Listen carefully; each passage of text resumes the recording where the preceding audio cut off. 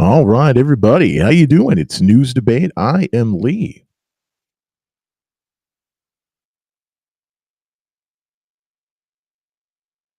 All right, everything is as it should be. We got Frankie J and Apostate Nate joining us over on Twitter Spaces. Great to have them as always. They add a lot of stuff to the show, and of course, they support me over on patreon.com/NEWZ debates, as well as a bunch of other people like Better Vibes, Lola, Shannon, Mojo, Sneaky Elbow, Ron, Natasha, Nick, MC Funk, Bjorn, and Glenn. Glenn up in Canada land. It is News Debates. I am Lee.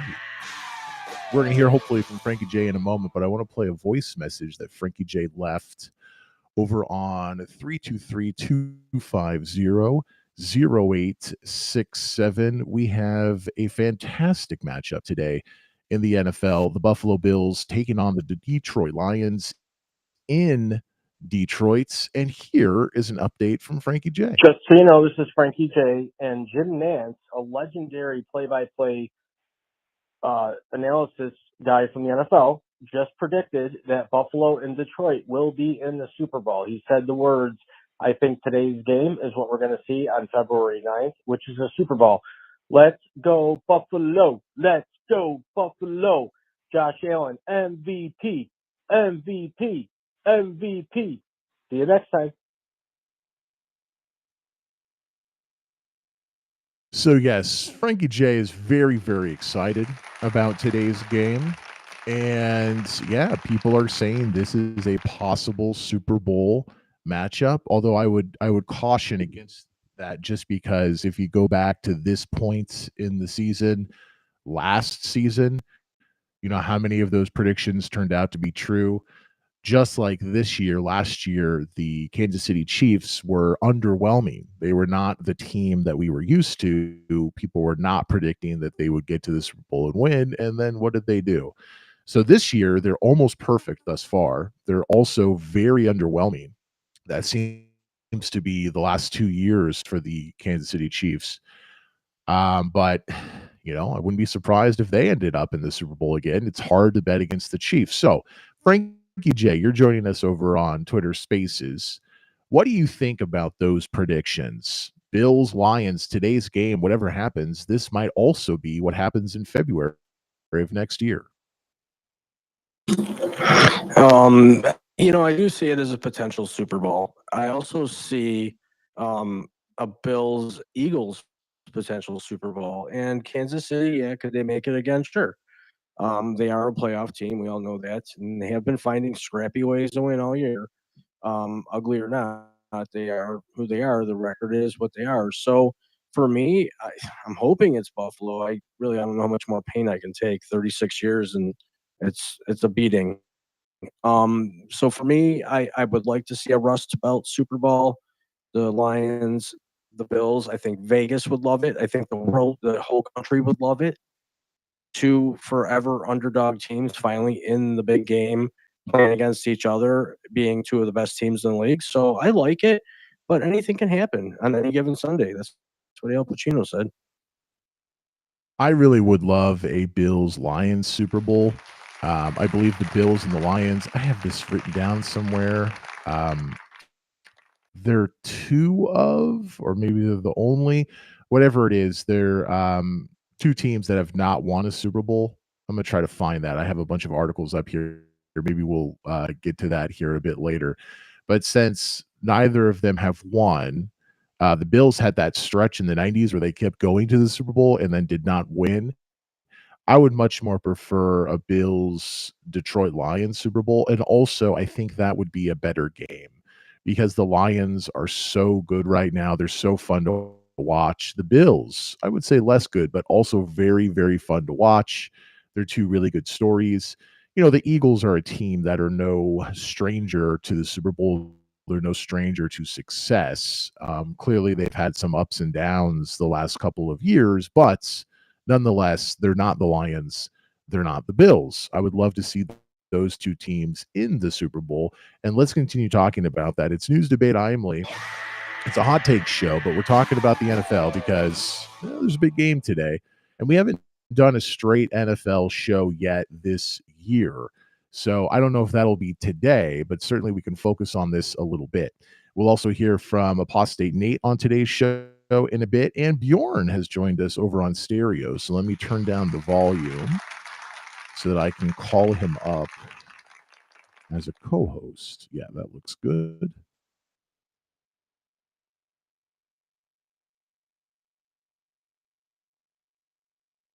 So we're doing that. Bjorn is with us, and I will now put the volume back up. Why am I telling you this? So that if Bjorn jumps in, we will be able to hear him.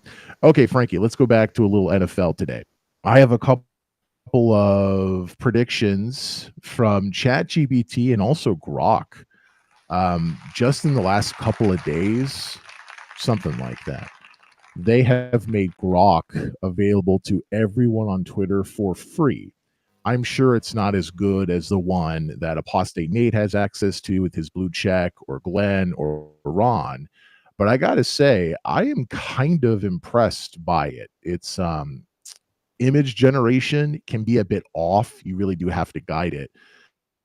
But once you guide it, which I think ChatGPT is better at having less guidance, but the product that you get on Grok in many ways is preferable to what I've been getting over on ChatGPT. So I'm excited to continue to use Grok. And I thought, when these AIs first came out, they really did have a lag of a couple of years, but I just thought, what the hell?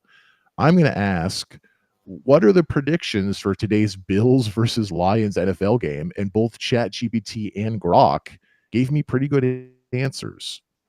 So, Frankie, what do you think about this? Let's jump over to ChatGPT first. So, once again, what are the predictions? Today's game between the 10-3 Bills and the 12-1 Lions at Ford Field, highly anticipated. Here are some key insights.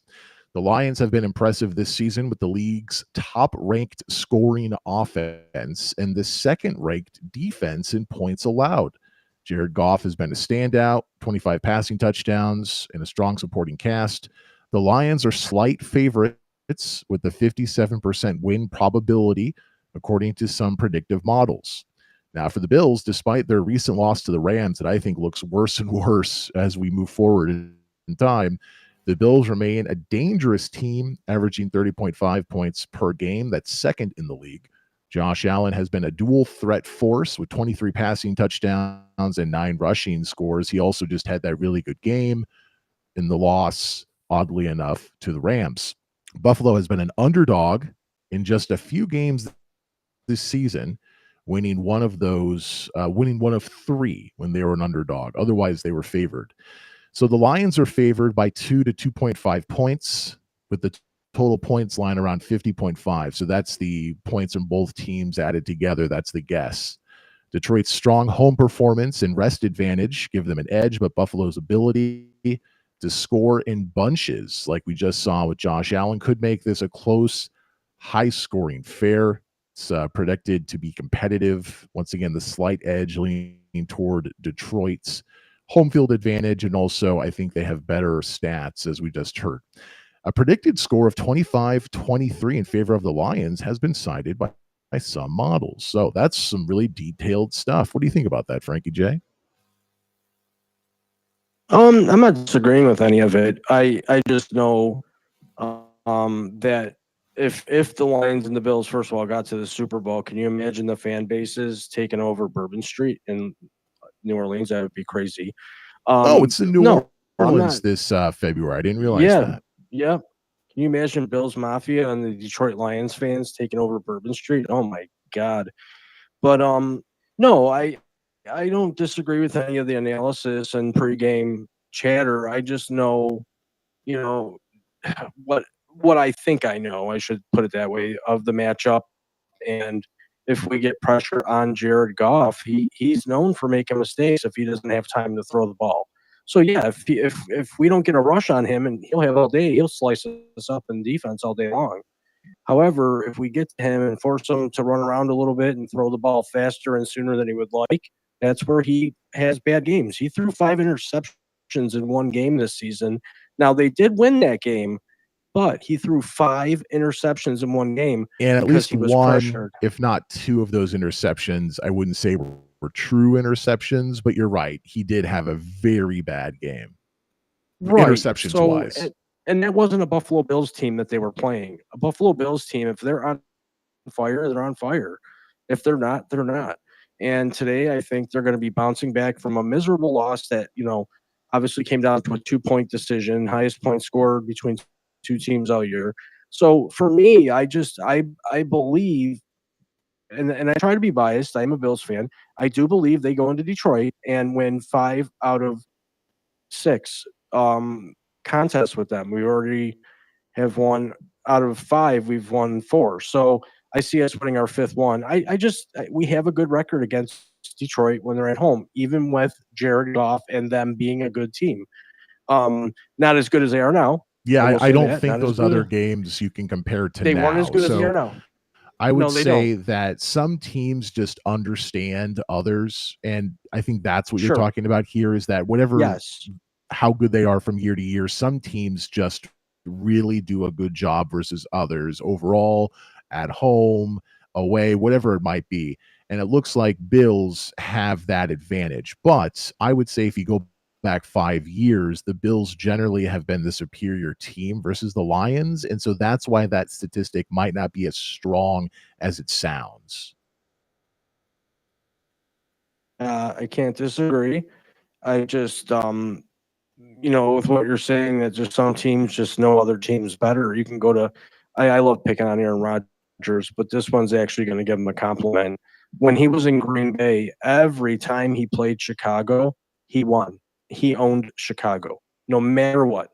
And I think that could be the case where Josh owns Detroit. I mean, Josh owns Miami. He owns the Jets. He owns the AFC East right now.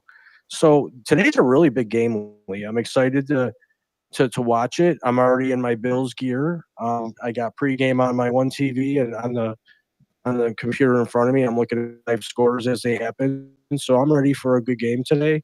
And I'm excited about the Battle of Pennsylvania. I'm excited to see Russell Wilson go into Philadelphia and give them a loss. I really believe Russell Wilson is the starter in that franchise, and Fields is going to learn quite a bit from watching. So yeah, we can get to Steelers and Eagles, as you just mentioned, the Battle of Pennsylvania. And I'd love to hear about Apostate Nate's opinion of that because he hates Mike Tomlin. But while we stick on the Bills Lions right now, Apostate Nate, great to have you on the show. Do you have a prediction at all for the Bills and the Lions? Do you have any alliance No, to my either goodness, of those? no, I do not. I regret to say that I haven't followed much of the sports I love as closely as I should this fall. It's just my mental health has made it difficult to enjoy things, so I'm much more out of the loop. Even with teams like the closest team to my heart is the Pittsburgh Penguins, and I'm half out of the loop right now because I'm just trying to get out of bed in the morning. As far as the Steelers go, in town, most of the sports intelligentsia in Pittsburgh are expecting a Steelers loss today, but they kind of don't care because they look at the next week at Baltimore as more important. I don't think I can disagree with that. It would be rude of me to talk about the Bills and the Lions in detail because it's just not there. It's still the regular season, so I would still have faith in Mike Tomlin doing well in the regular season. There's no question that he can get things done and make it look respectable in the rest. Waiting to see, after so many years removed from Cowher's locker room, what he can do once he gets to the playoffs. And I think, admittedly, those results are very much lacking. But this still being the regular season, Lee, I wouldn't count the Steelers out.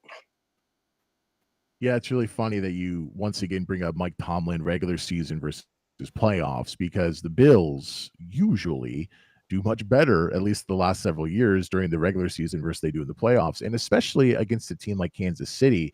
So they snapped their undefeated streak, but really it should have been Denver. They just had that crazy last second block of a field goal, but Denver, which is a team sort of like the Rams, is improving here towards the end of the season. Denver is not a great team. The fact that they should have beaten the Chiefs gives us yet again another indication that the Chiefs are an underwhelming, really good team right now. But if you look at the Bills, they have a really good record the past however many seasons versus the Chiefs during the season.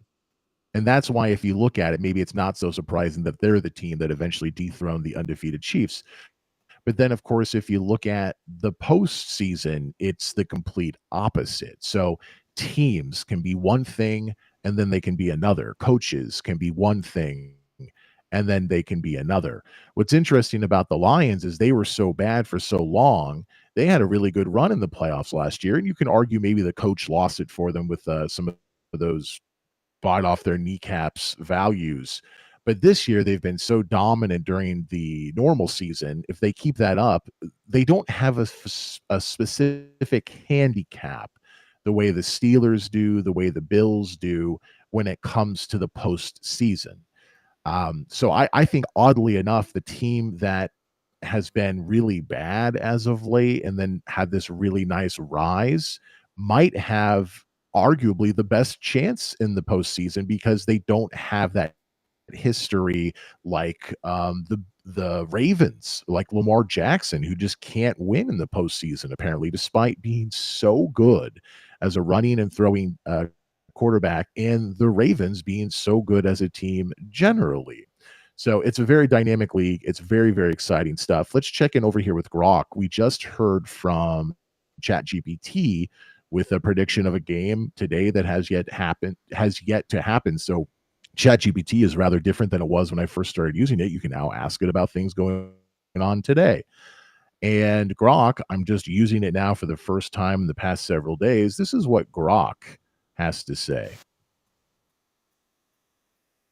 So, what are the predictions for today's game between the Bills and the Lions? Several sources suggest that the Lions are favored to win, so ChatGPT and Grok both agree with that, but the Bills might cover the spread. So that's what makes betting very interesting. You're not necessarily betting all the time who wins the game. There's a spread. So I think right now Detroit is favored by 2.5 points. So if the Buffalo Bills if the Buffalo Bills lose by 2 points or they lose by a point somehow, they would lose the game in that example, but they would still beat the spread. So you could bet on them not to win, but to be closer than 2.5 points. And that's one of the things that makes sport betting such a thing you can get lost in and lose your home. Expert analysis once again indicate that the Lions have a 57% win probability. And some predictions are Lions 31, Bills 28, or Bills 35, Lions 28. Even talks about fan predictions on social media.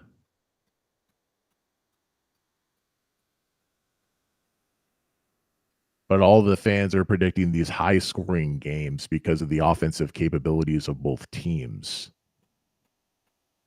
Analysts point out that while the Bills have been scoring consistently and a lot as of late, their defense might struggle against Detroit's rushing attack. The Lions defense, despite injuries, and Frankie J and I have talked about those injuries, the Lions defense is expected to be somewhat bolstered by returning players.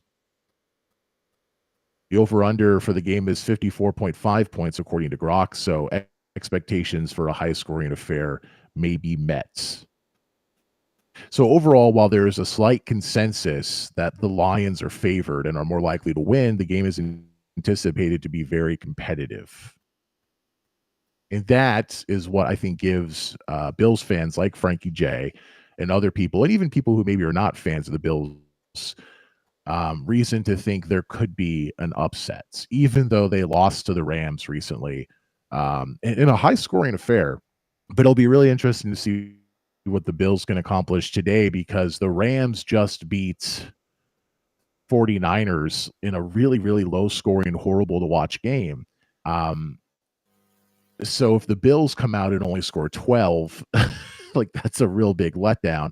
I don't think the Bills are going to be limited to 12 today.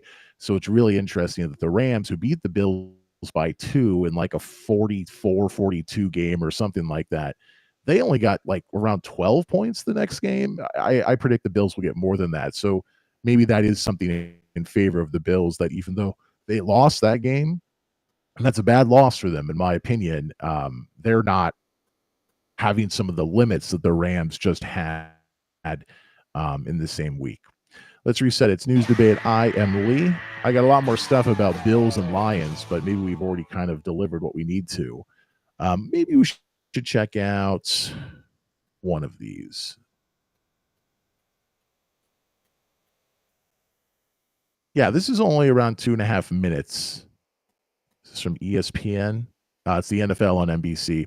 Let's check in and see what some of the television show pundits are saying about the Bills and the Lions. It's News Debate. I am Lee. Let's check in over on YouTube with the NFL on NBC. Lions hosting the Buffalo Bills, a rematch of a Thanksgiving game from a couple of years ago that went down to the wire, even though the Lions weren't good. Now they're great. The Bills gave up 44 points. Their defense is going to get steamrolled by that offensive line. Hopefully this will be another high-scoring game. Like all of these Lions games seem to be. They've only had 3 blowouts this year. 7 of their games have been one-score games. They've been in a lot of close games like the Chiefs are. I think this is going to be another one, Michael. Yeah, I hope so. And I think you're right. You know, you look at Detroit, nobody really can deal with their offensive line, and their running game is great with both of those guys. But I'm looking at it on the other side, too, with the injuries that Detroit has had on defense and the way Josh Allen is playing. What are they going to do with him? Like, what are you going to do with Josh Allen? Let's say, okay, well, we're going to keep him in the pocket. All right, keep him in the pocket. He can beat you there. You know, we're not going to let him just throw the ball down the field. Then you got to tackle him. He's a load. And we saw, I mean, that wasn't just the crazy Rams game. 3 touchdown passes and 3 rushing touchdowns. It's all season. So this is going to be, I think, last night has me a little cautious, Mike, because I thought that would be a high-scoring game too. And that was really boring. But I think this is going to be a high-scoring game. Well, unless they take the lid off of Ford Field, we won't have to worry about weather screwing things up, because I think that had a lot to do with last night.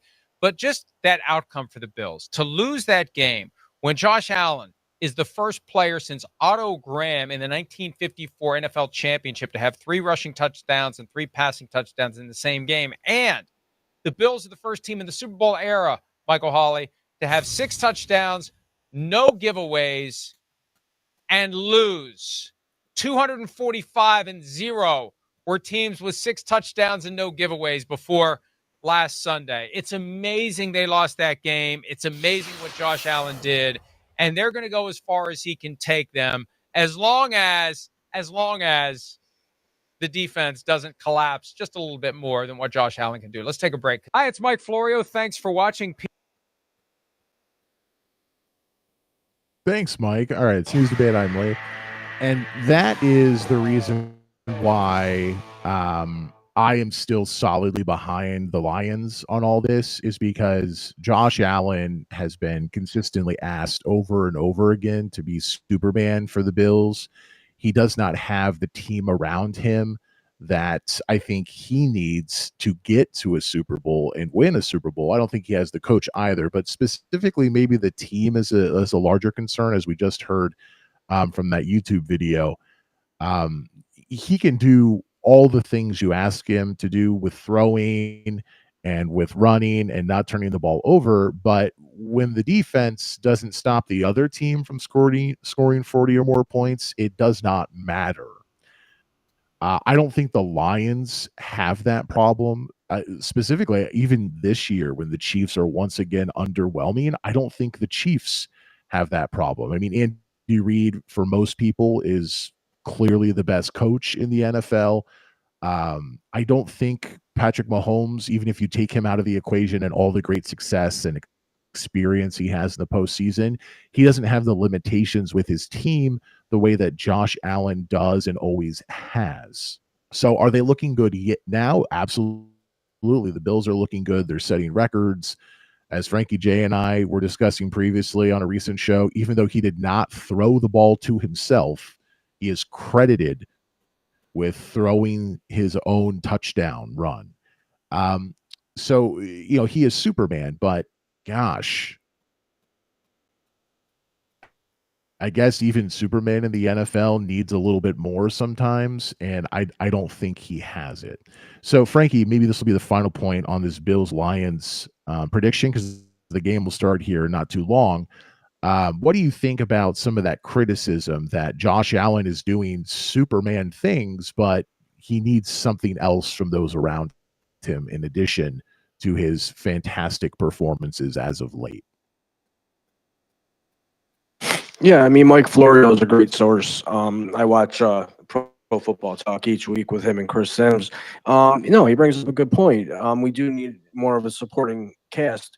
And, this week we do have one of our main receivers coming back, which might, draw a little bit more coverage to open up other receivers. So it's going to be a very interesting game to see. And that's why you hear a lot of these analysts kind of going back and forth on who they think and why they think, and they're not coming out and saying the Bills are going to lose miserably, the Lions are going to win. They're saying it's going to be a high scoring game. They're all covering their asses because they don't know. It's that game. It's the game of the year right now to this point in the season. It is the game of the year, Week 15, Bills at Lions, possible Super Bowl preview. So, I mean, that's all I could really say about it, Lee. I predict the Bills win. I predicted they win comfortably. So I'm excited to see if I'm right, because if I'm wrong, I'm probably going to hide for a couple months. Just kidding. I'll show back up. But no, I predict it being I don't know necessarily a shootout where there's going to be like 70 points combined scored. I think that each team will get a few touchdowns, possibly 4, but there will be turnovers.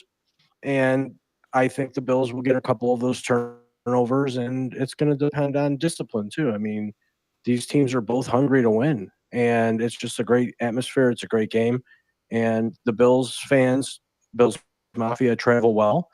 So we'll see if we can take the crowd out of it, make a few mistakes, maybe take control of the game. I don't know. I'm just eager to see it. I won't be hanging out too much longer because I do want to listen to my one pregame show that's out of Buffalo before the game that I usually don't miss on Sundays. So I appreciate you allowing me to talk about the Bills, and I'm just hoping that I'm right on my 2 predictions this week with Pittsburgh and Buffalo. I'm surprised Nate took off. I think with well, I think he's still trying to track down a cat, as we discussed on the recent show.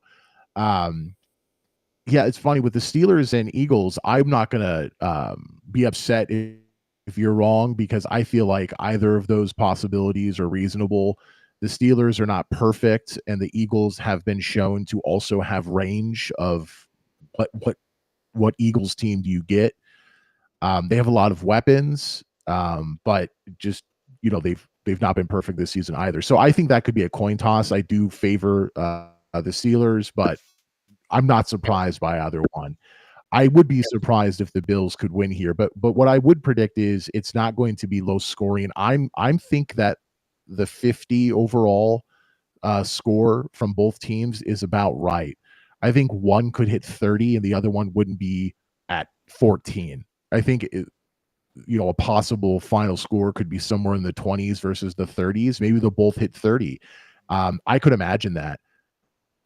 It's not going to be a low scoring game. We're not going to see what we just saw with the Rams beating the 49ers.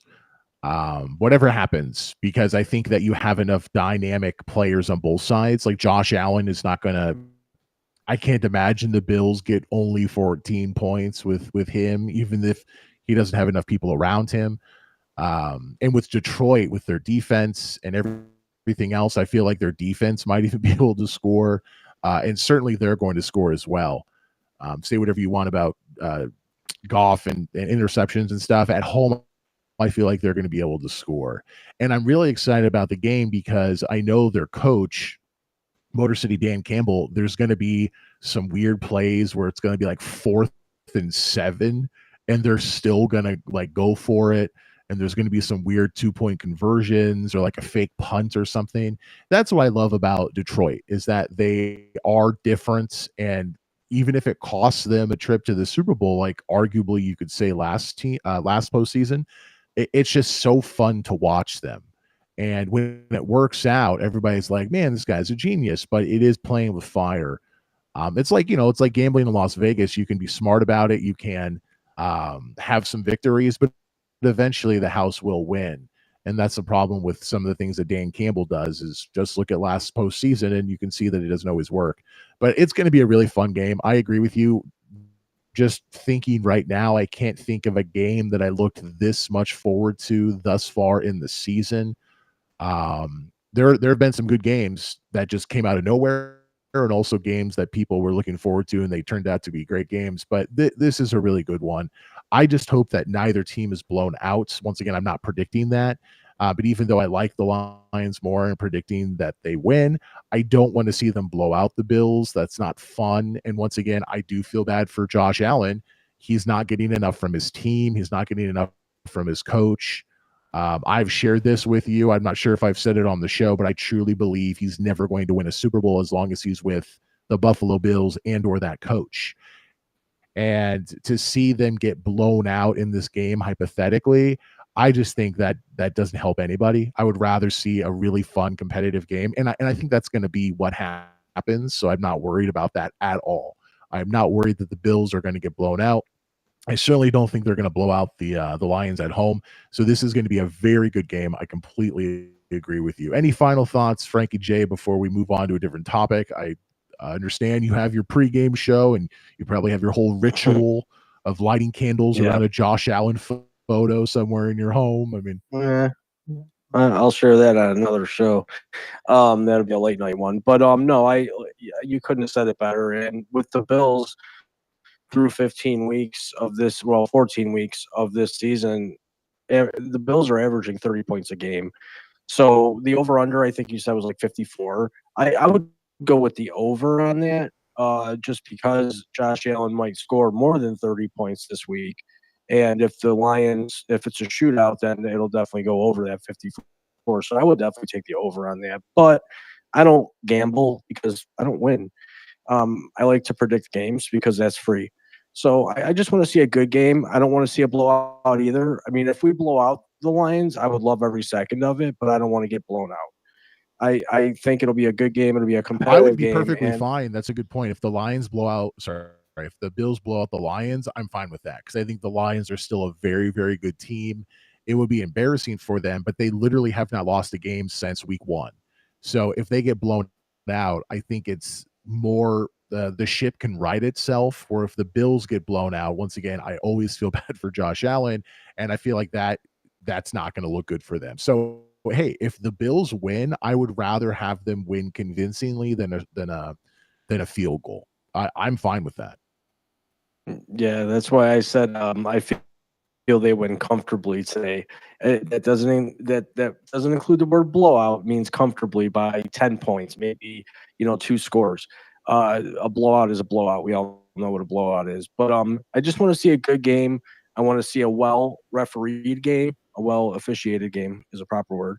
And I want to see some, the Bills are known, and it's been proven all season long, they're good on those 4th down conversions. They're good at stopping those plays, like the 4th and 2, the 4th and 5.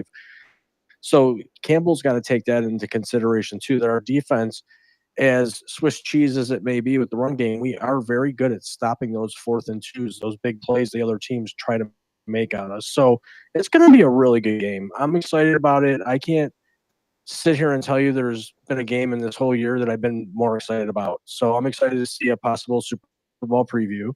I just know the matchup, and I just know what we're capable of if we're running on all cylinders. So thanks, Lee, for allowing me to talk my Bills, and I'll mute here and probably dip out.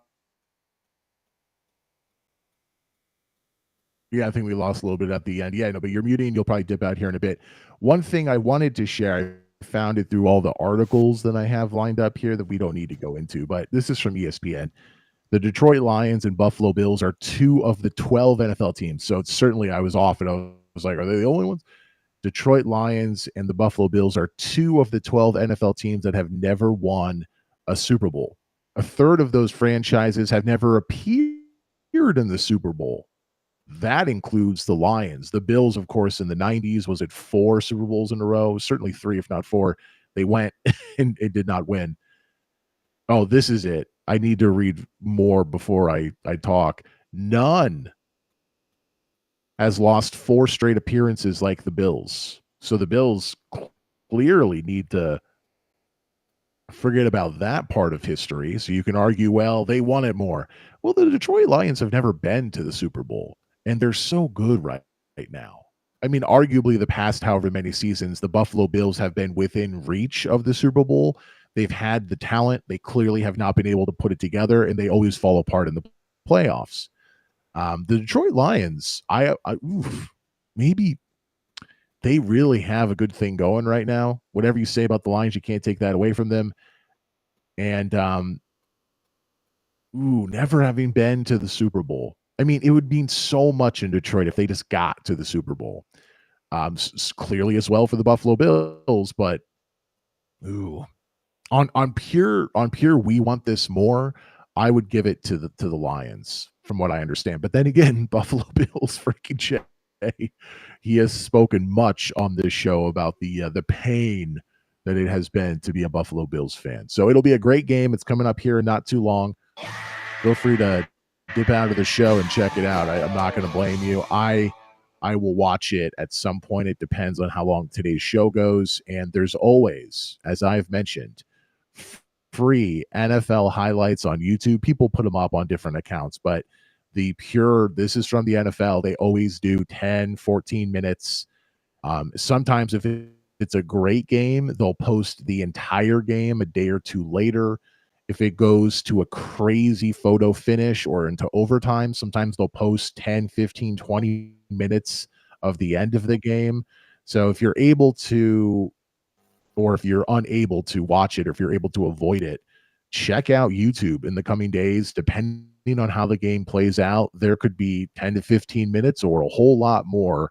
And once again, these teams have a lot of power. They have a lot of ability to hurt the other team.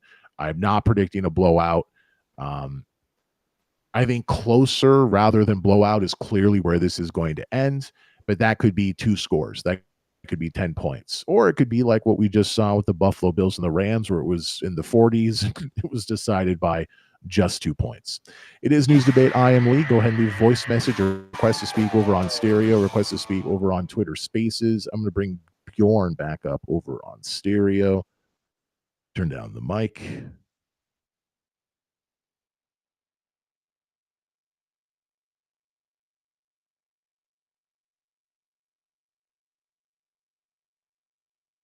And we do have a voice message over on stereo as well. Once I get Bjorn back up, I'll go ahead and check that out.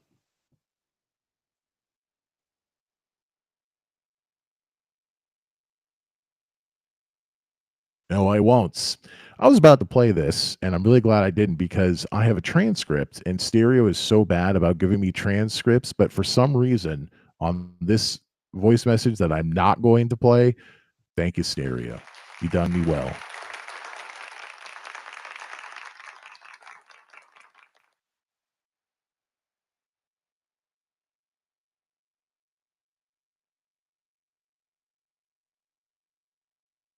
All right, Apostate Nate, you're back with us over on Twitter Spaces. And Frankie, you're still here. And Bjorn, if you want to jump in, I have the mic up. Does anybody have any hot takes? I was looking forward to perhaps continuing our previous discussion about abortion between different states. So a New York doctor sent abortion pills to a woman in Texas, and now it's doctor.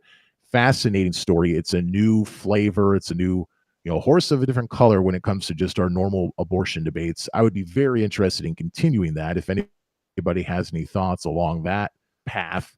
But we can also go in any other directions. It's News Debate. This is a hot take show. I want to hear what is on your mind.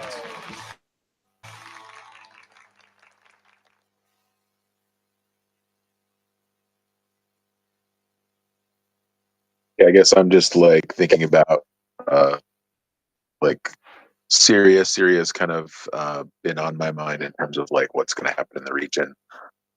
Just as a reminder, in the destabilization in the region with everything else going on. I mean, like the Syrian Venn diagram of who's fighting in Syria is like insane, and I don't really purport to understand it fully. But it's been interesting. You know, it's been pretty quiet the last few days after HTS, which is a offshoot of formerly Al Qaeda folks, have like taken over. And they're, I think that was on one of the, maybe Comedy Central or something. I saw them in like posting news articles about the leader, and they're like, former Al Qaeda takes over and everything. Let's hear all the terrible things they have to say. And it was them basically saying like, we need to have peace and we need to like help people out. We need to be friendly and all these things. And so, you know, and I think they directly asked him like, well, didn't you all used to be former Al Qaeda? And he was basically, it's like, yeah, that was in my younger days. You know, I think things have changed and I think I've like chilled out a little bit basically. And so I saw that we had tried to contact them as United States by meeting us. And I think, you know, currently they are designated a terror group by the United States, but I could see a path that if they were friendly with us, then we potentially could be friendly with them and remove them off our terror group list and maybe normalize relationships. I know that there's a missing journalist that they're trying to like connect with and everything. The other impact of that is like, how does this affect the region? Again, Hezbollah, which was who Assad used to like fight against a lot of his own people, have been kneecapped by Israel, and also, of course, were supported by Iran. And with Iran and Assad fleeing to Russia, as Russia was supporting Assad as well. Like I think I could see where the United States is like, hey, we're basically like we could flip the Syrian board from Iran and Russia over to United States, maybe pseudo ally, if we like walked a narrow enough path. So it's kind of interesting. I also saw another thing where some of the Druze populations in Syria requesting to um, move over and become Israeli citizens. They're basically requesting to be annexed. Now, not everyone in that area next to Israel is Druze, so I don't think that's 100% sent by all people in the area. But I know that there are a lot of Druze people who lives in Israel, and Druze is like a shoot from Shia Islam. They don't consider themselves Muslim, but it was kind of a branch from that. But a lot of Druze are in the Israeli army and serve in like politics and judges and things like that. But I think that they are worried about how it will be accepted in the new government. So I thought that was an interesting thing where they were requesting to be annexed. That being said, I'm sure that Syria wouldn't really like more territory being annexed by Israel there. So that was my at least hot take and update on Syria as I'm trying to understand more what's going on.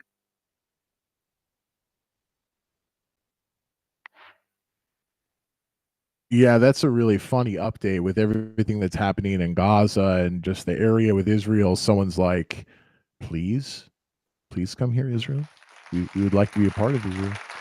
Not that that's what they're doing in Gaza. So even that being an example to connect it to is different. But yeah, you have mentioned Jews before.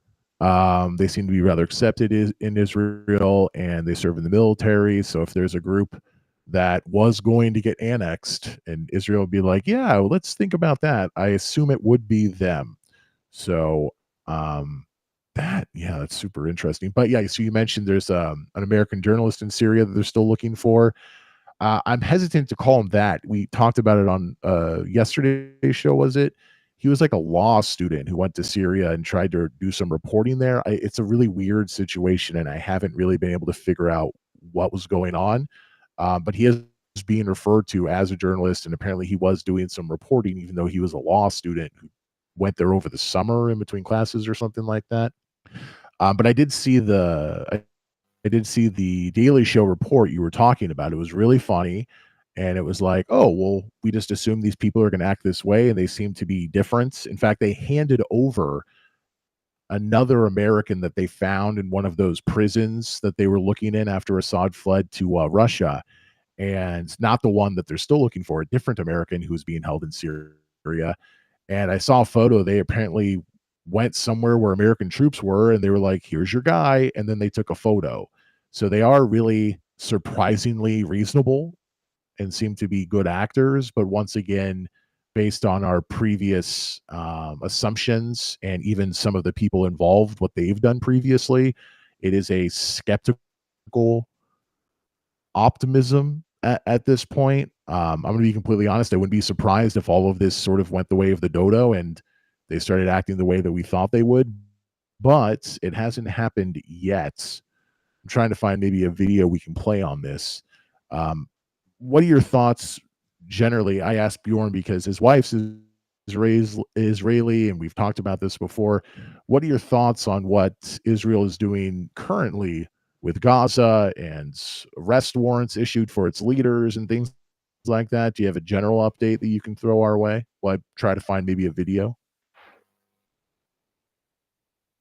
Yeah, I mean, it sounds like at least the ceasefire with Lebanon is holding. I haven't really heard much from that sense. So, I mean, I was pretty skeptical of them going in, but they seem to have very quickly basically decimated Hezbollah in a very short amount of time. So maybe it was a good operation, at least from their standpoint. Gaza is still going on. I haven't really heard a lot about those, if there's any things. My hope was after, the ceasefire for Lebanon was there, they would have basically now, there's no, extra force from the north that's kind of hanging over them and saying, well, because Hezbollah has been supporting Gaza by bombing northern Israel this whole time. And I think that kind of the threat of how big Hezbollah's fighting army was kind of a source of kind of support and comfort for the Gazans, because they're like, well, maybe Hezbollah will come down and fight, and that would give us a chance to kind of fight back against Israel. But that has evaporated now, and so I guess that might put more pressure on the Gaza, the folks who have the hostages, whoever they are, Hamas, to maybe hand them over or find some sort of ceasefire deal. I don't know. And this is kind of Israel's basically gambit: is if we militarily crush Hamas and take away all hope for winning, then they will acquiesce and give us the hostages. Maybe, I don't know. I think most people are questioning whether Bibi or Netanyahu really cares much about the hostages, or if he's only using this as kind of cover to kind of prosecute a more aggressive war in Gaza than has been done in a long, long time. So I don't know. It's a thing. I mean, I think most people in Israel, especially the people who have hostages, are clamoring and desiring for a quick ceasefire. And I think the other question is how does this roll in with Trump and Biden? I know that Biden would like to have this be the capstone of his career, maybe of his presidency, to secure a ceasefire before he's gone. But who knows? Trump would really love it if he also would do the same thing. So it'll be interesting to see what EB is able to kind of pull through. And I don't know if it's even going on right now. I haven't heard much updates, so I don't know if I'm a great update on the Gaza situation, but it's definitely interesting to think of all the different factors at play about how it's going to.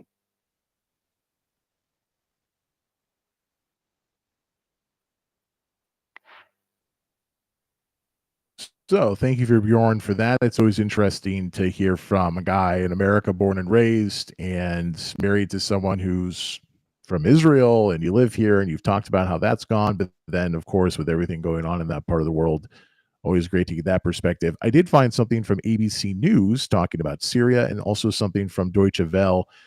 They are going to talk about the future of Syria, but also specifically, what do we think about the people who are now in control of that part of the world, which is what we originally started with this conversation, Bjorn giving his 2 cents. So let's hear from ABC News. It's News Debate. I am Lee.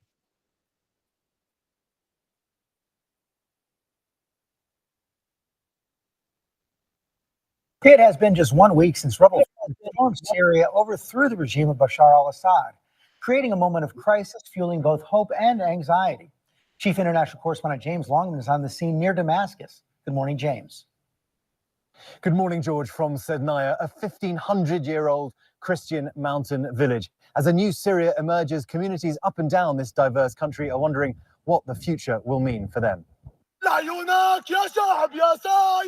It's been a week since Syrians reclaimed their country after 5 decades of Assad rule, joy and relief. You've got the 2 generations here. You feel good? You feel good? Celebrations in every town and city. When crowds like these assembled to protest Assad's rule, they were crushed with brutal force. Now they are free to sing. And in the ancient Christian town of Sednaya, they're giving thanks. The monastery here dates back an astonishing 1,500 years. These mountain communities have stood through centuries of turmoil. Now they face a new challenge. As soon as Assad was gone, the people he made refugees flooded back. Like Yusuf. Yusuf is 29 years old. He left Syria when he was 17, and today he's going back. But the return was painful, discovering the brutal reality of Assad's Syria. At the country's most notorious prison, the remnants of decades of tyranny. They want to show us, they want to show the world proof of Assad's brutality. The ropes that hanged probably hundreds, maybe thousands of detainees. And at a Damascus hospital, the search for answers. Thousands vanished under the Assads. These people traced the photographs of the dead, hoping to recognize a relative. But in the morgue, discovery does not bring relief. This man's son is Mohammed. He's 20 years old, and he missed out on the revolution by 2 months. He was killed 2 months ago. All this horror while Assad lived like a king. The opulence of his palace, even looted, clear. This is what was a ballroom, clearly ravaged by fire now. You can see all the chandeliers smashed and burned. At his private home, hints of family life. A picture of the dictator as drawn, presumably, by his kids. Assad and his wife. All these revelations, hopefully providing closure for a people oppressed for so long. For some, returning to the scenes of Assad's crimes brings comfort. He was held here in 2012. I said, "You haven't forgotten?" And he goes, "How am I supposed to forget? I saw people die here." The only place he could come to get just a tiny bit of fresh air was when he stood next to this window in the toilet. I can breathe at last, he says. Another person freed, American Travis Timmerman, who'd been jailed for months after crossing into Syria, now on his way home to Missouri. His ordeal over. Syria's journey to freedom has only just started. Events here. So you heard some clapping there. I was like trying to figure out why the audio was not going to stereo, but apparently the clapping showed up. Maybe it wasn't the best time to press the clapping during that video, but that's what I was trying to do there. It's Newz Debate. I'm Lee. So I'm trying to figure out what was wrong, because it was definitely going out to my video streams and it was definitely going out to Twitter Spaces, but Bjorn let me know it was not going over to stereo, and clearly it was not. No idea why. Let's see if we can fix that. And we are going to go with a second video that is slightly different, but will hopefully help people over on stereo who missed that first video. Let's see if I can bring that up and make it work. If not, maybe we'll just forego videos for the rest of today, but that's really weird. It should have happened. So let's hear now from Deutsche Welle, specifically talking about the people who are now in control of Syria. And let's see if this plays over on stereo. It's Newz Debate. I'm Lee. Okay, let's move on now. Diplomats from the US and the European Union and Arab countries have been meeting in Jordan as the international community tries to help stabilize Syria. The US Secretary of State Antony Blinken has been touring the Middle East, hoping to establish a joint approach, while Syria's new leaders put an... So not working over on stereo. So what I'm going to do is I'm going to try to reset something and try one more time. And if not, we'll forget videos. Give me 1 second here.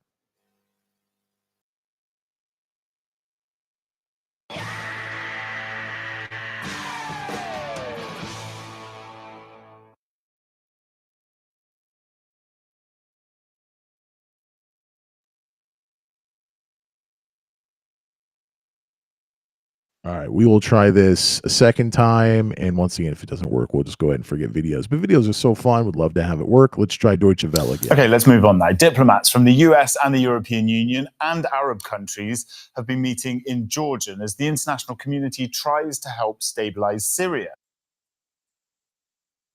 Wow, that's really funny. For some reason, I can't. Yeah, I'm trying to have everything going through my head, and I'm like, there's no reason this should not work over on stereo, but it is now working on stereo. So, okay, let's go ahead and stop that. It's News Debate. I'm Lee. Yeah. Bjorn says, still no audio, Lee. That's really funny. Okay. All right. Hot dang. Well, Apostate Nate, you are with us over on Twitter Spaces. I know you've been hearing it because I know the audio has been going over to Twitter Spaces. Do you have any other hot takes? We just heard from Bjorn. One thing we haven't talked about yet that I wanted to really discuss was Biden's pardons, but we don't have to do that today. And of course, we still have the abortion topic from yesterday that is fascinating. Anything on your mind, though, Apostate Nate?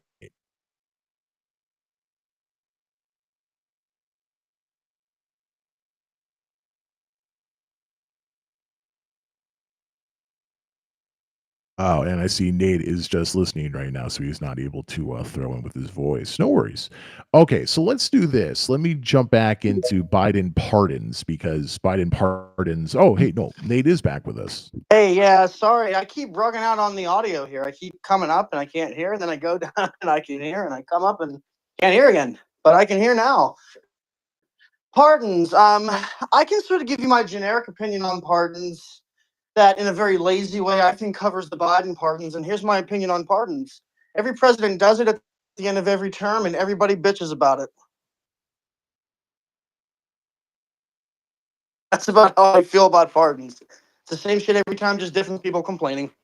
So you're not wrong. It is very, very normal for a long list of people to be fully pardoned by an outgoing president, as well as having sentences commuted for many other people, perhaps even more than the pardons. I believe that's what's happened here with President Biden. I'm looking at CNN Politics, so CNN.com. Victims of major public corruption cases in Pennsylvania, hey, that's your state, Apostate Nate, as well as Illinois, are angry that President Joe Biden granted clemency this week to two convicted officials. So once again, it's not a pardon, but he said they don't have to serve any more prison time. The commutations, which is a weird word, the commutations were announced Thursday as part of a historic clemency package for 1,500 convicted criminals who, according to the White House, deserve a second chance. So that was the big number. 1,500 people who now don't have to be in prison, and the pardons were much less than that. But the pardons did include, not just recently, but even before that, Hunter Biden, Joe Biden's son, who he said he would not pardon, and clearly he lied about. Two convicted officials whose cases sparked outrage, a crooked Pennsylvania judge and a notorious Illinois fraudster. Both had already been released from prison early and put on house arrest during COVID-19. Biden's actions now end their house arrest. So it's really weird. These people were just in their homes. They were not in prison. They've been in prison previously. And they're people who clearly did very, very bad things. Like, no debate, very, very bad things. And yet, President Biden thought it was worthwhile to free them from their homes at a time when he's already very unpopular for his pardon of his son Hunter, which is a wide-ranging pardon of like almost 11 years, something like 10, 11 years, for crimes that he may have committed. It was written so it was things he's done, things he may have done, and things he did that we do not yet know about. So it was basically, sorry, my remaining son is a huge piece of shit, and I don't want him to be in prison. Yeah, Hunter Biden was convicted earlier this year of 12 tax and gun crimes, and anything else he could have done, it doesn't matter now. A Biden administration official tells CNN the latest commutations, so once again, not pardons, but people who no longer have to be serving any kind of sentence, were not individual decisions, and instead, it was a uniform decision granted to people who met certain criteria, like having a track record of good behavior while on house arrest. So it makes even less sense they're just saying we're not pardoning we're not letting individuals out of their remaining sentences. It was just a formula. We asked ChatGPT, what are the people who are in prison and haven't done anything while they've been in prison and had pretty good records before they were sent to the slammer? That's even more infuriating for me, if I'm going to be honest. Former Pennsylvania Judge Michael Conahan, we'll call him Judge Michael, was convicted in 2011 in what has been infamously called the Kids for Cash scandal. This is the person who Joe Biden decided to use some sort of AI formula to let out of house arrest, where the judge took kickbacks from for-profit detention centers in exchange for wrongly sending juveniles to those facilities. The case was widely considered to be one of the worst judicial scandals in Pennsylvania history. Like all of the other nearly 1,500 people who got commutations from Biden this week, Judge Mike was freed from prison due to COVID. His house arrest was set to end in 2026. So literally he has 1 to 2 years left of house arrest for sending kids to jail because he was being paid to do so. And then Biden says, you know what? Maybe I didn't look at him specifically, but clearly he fits the target goal of the type of person we want to let out of jail and or house arrest. Great job, Joe. The misconduct of Judge Mike and another judge in Pennsylvania led the state Supreme Court to throw out 4,000 juvenile convictions. And the discredited state judges were ordered to pay $200 million to the victims. I don't think the judges have that money, so how could they possibly pay it? But that's what they were ordered to pay. One mother whose son killed himself after spending time behind bars as part of the kickback scheme says she was shocked and hurt after learning of Biden's decision to commute the rest of Judge Mike's punishment. She said his actions destroyed families, including hers. Her son's death is a tragic reminder of the consequences of his abuse of power. This pardon feels like an injustice for all of us who still suffer. Right now, I am processing and doing the best I can cope with for the pain that has been brought back by this pardon. I paraphrased. And the governor of Pennsylvania, who for a while was considered a strong Kamala Harris VP possibility, Governor Josh Shapiro, so a Democrat, also said Friday at an unrelated news conference that Biden's decision to grant these commutations, quote, I do feel strongly that President Biden got it absolutely wrong and created a lot of pain here in northeastern Pennsylvania. And it turns out that news conference was also in Biden's hometown of Scranton, Pennsylvania, which I believe also has Dunder Mifflin. So that's a fun town. Nate, your hand is up over on Twitter Spaces. So your original hot take, hey, everyone gets pissed off by these presidential pardons and commutations. This is just the most recent version of that. What do you think now? I'm still not too far from that, Lee. And here's what I think. I think Biden is correctly gambling on the fact that the backlash for his son's pardon is not going to be hot forever. And I think by the next cycle, it's going to be a thread, but it ain't going to be what makes a difference. So I think he's betting, and I think he's going to win his bet.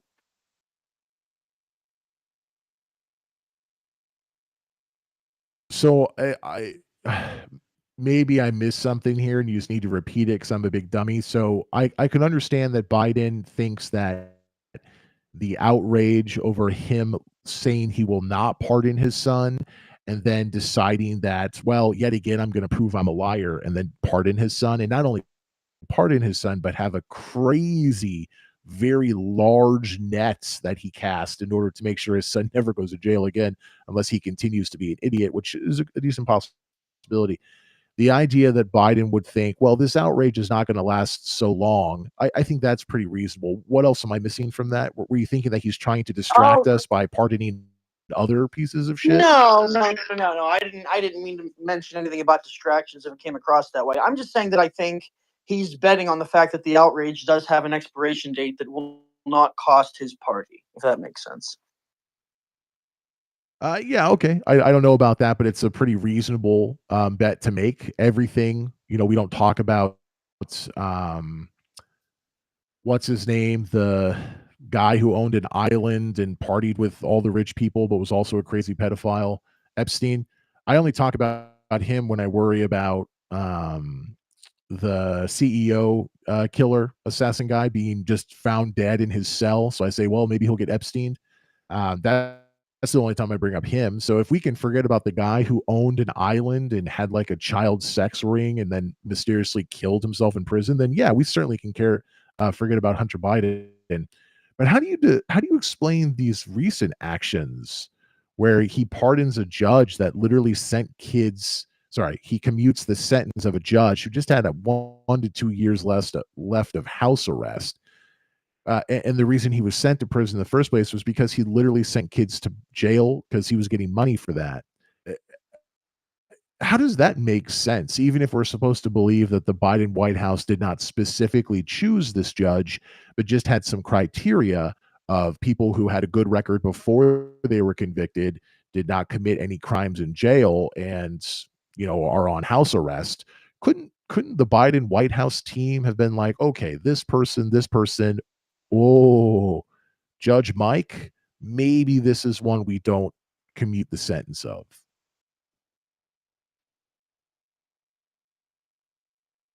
I think, Lee, my answer to this "how could this happen" question, I'm just going to go ahead and steal from the late George Carlin and say this ruling class, this ruling elite, Lee, it's a big club.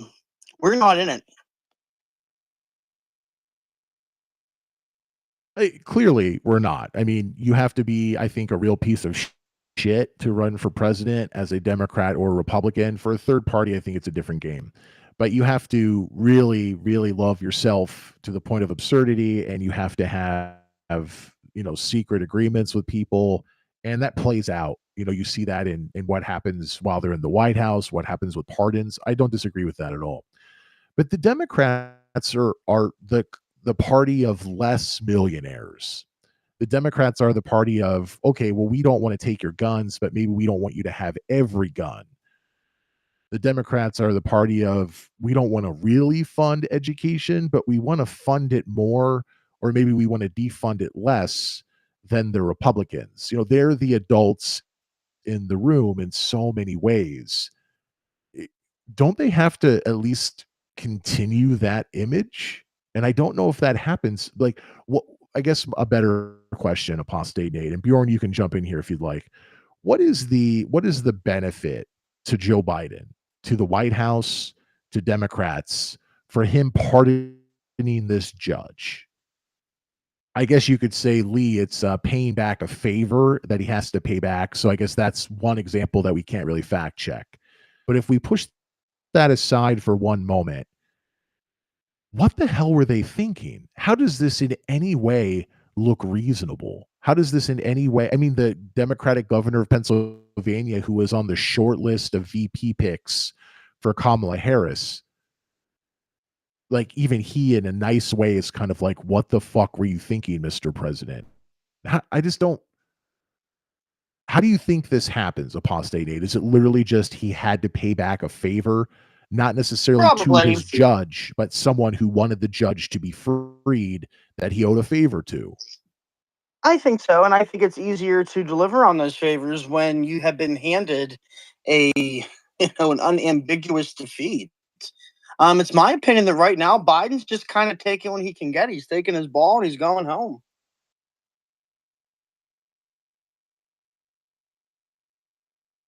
Do we agree that this pardon helps Trump?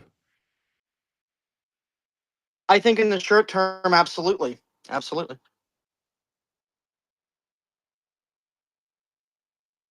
In the short term, it looks bad. And sure, yeah, I wouldn't disagree with that, Lee. It's just one of those things that you can kind of forgive the Democrats for not being better at winning elections, because a lot of the ways Republicans win elections is by lying or gerrymandering or whatever we can think of that's bad. Those are the tools that are in the Republican toolbox much more often than the Democrats. So The fact that the Democrats lose a certain amount of elections, I can understand that. I can totally get it. But then when you get these blatant, this helps Republicans, this helps Trump, that's what I don't understand. So once again, it could literally just be repaying a favor. But there's a difference between, wow, we just got our asses handed to us. Let's continue to make bad choices versus let's learn from those choices. And unfortunately, I think this is more of the former than the latter. Boss Nate, continue to give me your opinions on this. Feel free to go on because I need to check something. I got a text message from Bjorn. Feel free to expand. At this point, I think what would be fun, and I haven't done this before, that I'm sure that we could get some answers, semi-useful answers from Grok, would be to compare the sheer number of pardons between Biden and his predecessors. But I think even that's a little bit sticky, right? Because then you have to get down into the weeds and say, what are the nature of these pardons? And one thing that has me concerned is 1,500 pardons / commutations. How the hell does he even know who he's pardoning and why? That's quite a few people. I guess maybe our federal government has the resources. Like, do we have an official Department of Pardons? I don't know. But you would think you would have to have a team of people vetting and working on that sheer number of pardons. I mean, I just can't. I can't imagine that out of the 1,500 people he pardoned, he knew why he was really pardoning a third of those numbers. I think that's the thought I would sort of leave for the moment, Lee. Yeah, and that also really, really doesn't look good and makes no sense. Like, okay, you pardon this Judge Mike, horrible guy in Pennsylvania, who's just on house arrest now. And maybe you just don't make any comments, but literally they said, we did not pardon, or sorry, not pardon, commutes. We did not commute the sentences of individuals. We commuted the sentences of about 1,500 people who met the criteria that we set forth. That is when a woman whose son committed suicide after being sent to like juvenile detention because the judge wanted to make money. This is not debatable. This is all proven to be the case. To then on top of, hey, we commuted the sentence of that judge who basically killed your son. We didn't actually do that. We just were unwilling to take out a few bad apples from the group that the algorithm gave us. It makes no sense on top of no sense on top of no sense. Okay, I think I figured it out over on stereo. For some reason, my computer hates me today and I wasn't able to get the audio from the videos, but Bjorn has something he wants to say, and I believe we should be able to hear you, Bjorn. Yeah, I was just going to say that there's like I think each administration at the end of the day has like some sort of informal, like hidden process for people who are applying to like commutations and these pardons, and every one of them like handles it differently. And so who knows? And it's all completely secretive. And maybe there should be like, maybe this is something that should be like more in the, out of the goal of transparency. Maybe we should demand that, like, why are you pardoning them? Like, what's the reasoning? Like, you should like put out a statement about all these instead of just like, sending out a thing. And I think that part of this is just politics, is that there's some reason, there's some special favor, something that reason, or maybe there's an ethical thing, or like feel like the justice wasn't served, or whatever it wasn't fair, it's too harsh, whatever it is. But I think it'd be interesting to know those things. But I think at the end of the day, these are reason that these are done at the end of someone's time in the office is that they're often forgotten. And it's like the last thing, and we're like, okay, we pardon all these people that we don't know about, but Trump's taking over, and then the news cycle just switches over. And so I think it's partially done in very concentrated manners just to take advantage of like the lack of memory of the news cycle.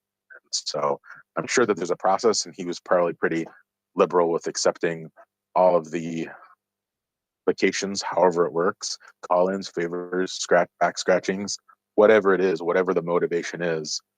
He was just liberal with doing it. But that's interesting to know. And what do other people do, or why did they have less? Why did they have more? Who knows?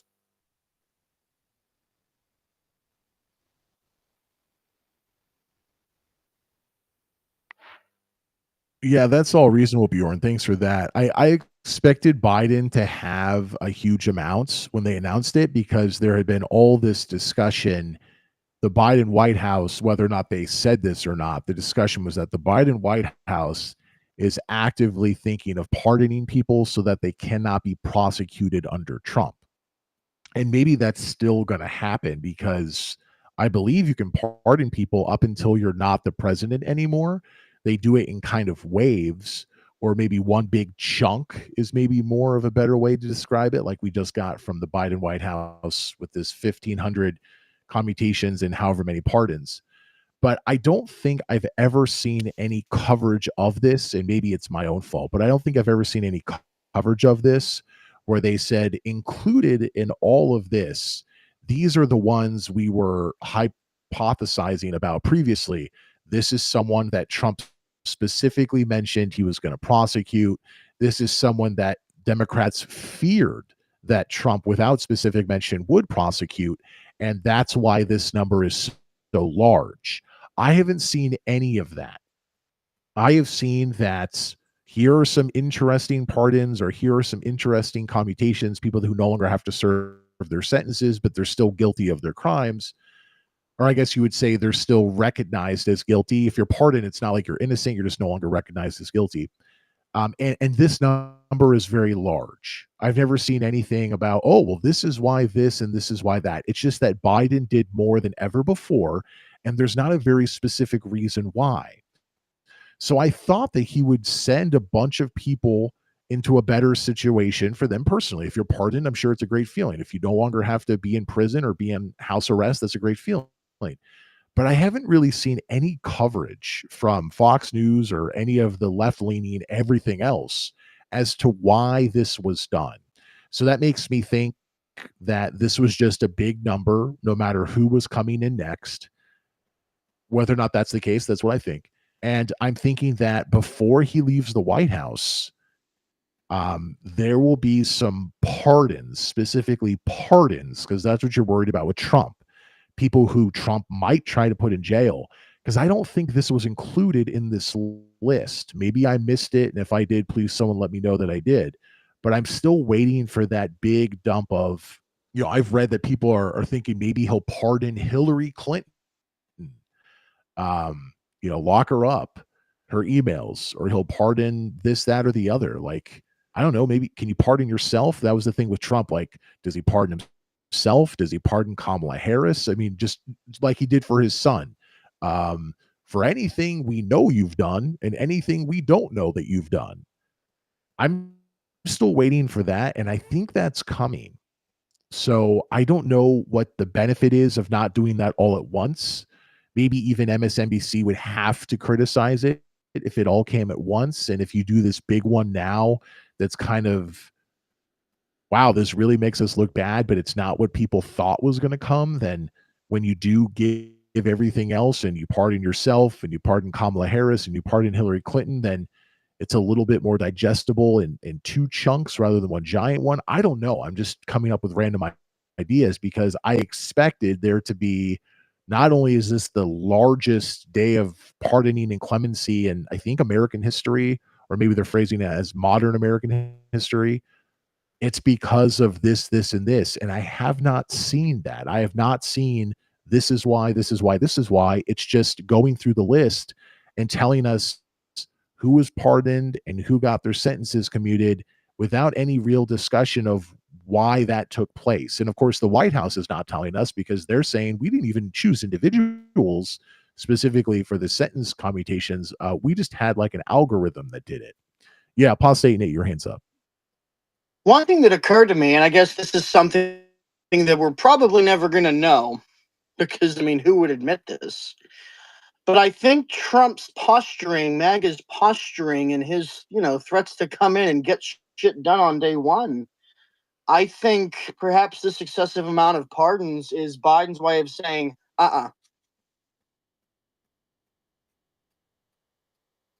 but he didn't pardon the people that they're worried about Trump coming after. So wouldn't that have been the as if this big dump had included Hillary Clinton cannot be prosecuted unless she kills someone starting the day after my presidential term, right? So how does this send a message to Trump?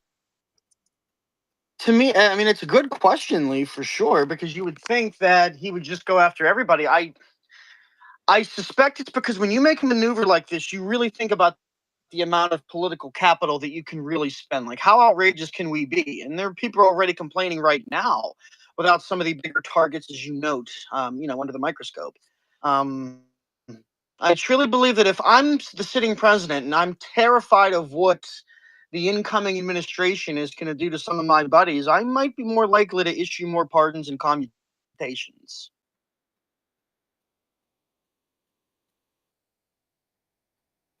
So one thing that I think is important that I did not read, because I read the top half of the article. I'm very guilty of this.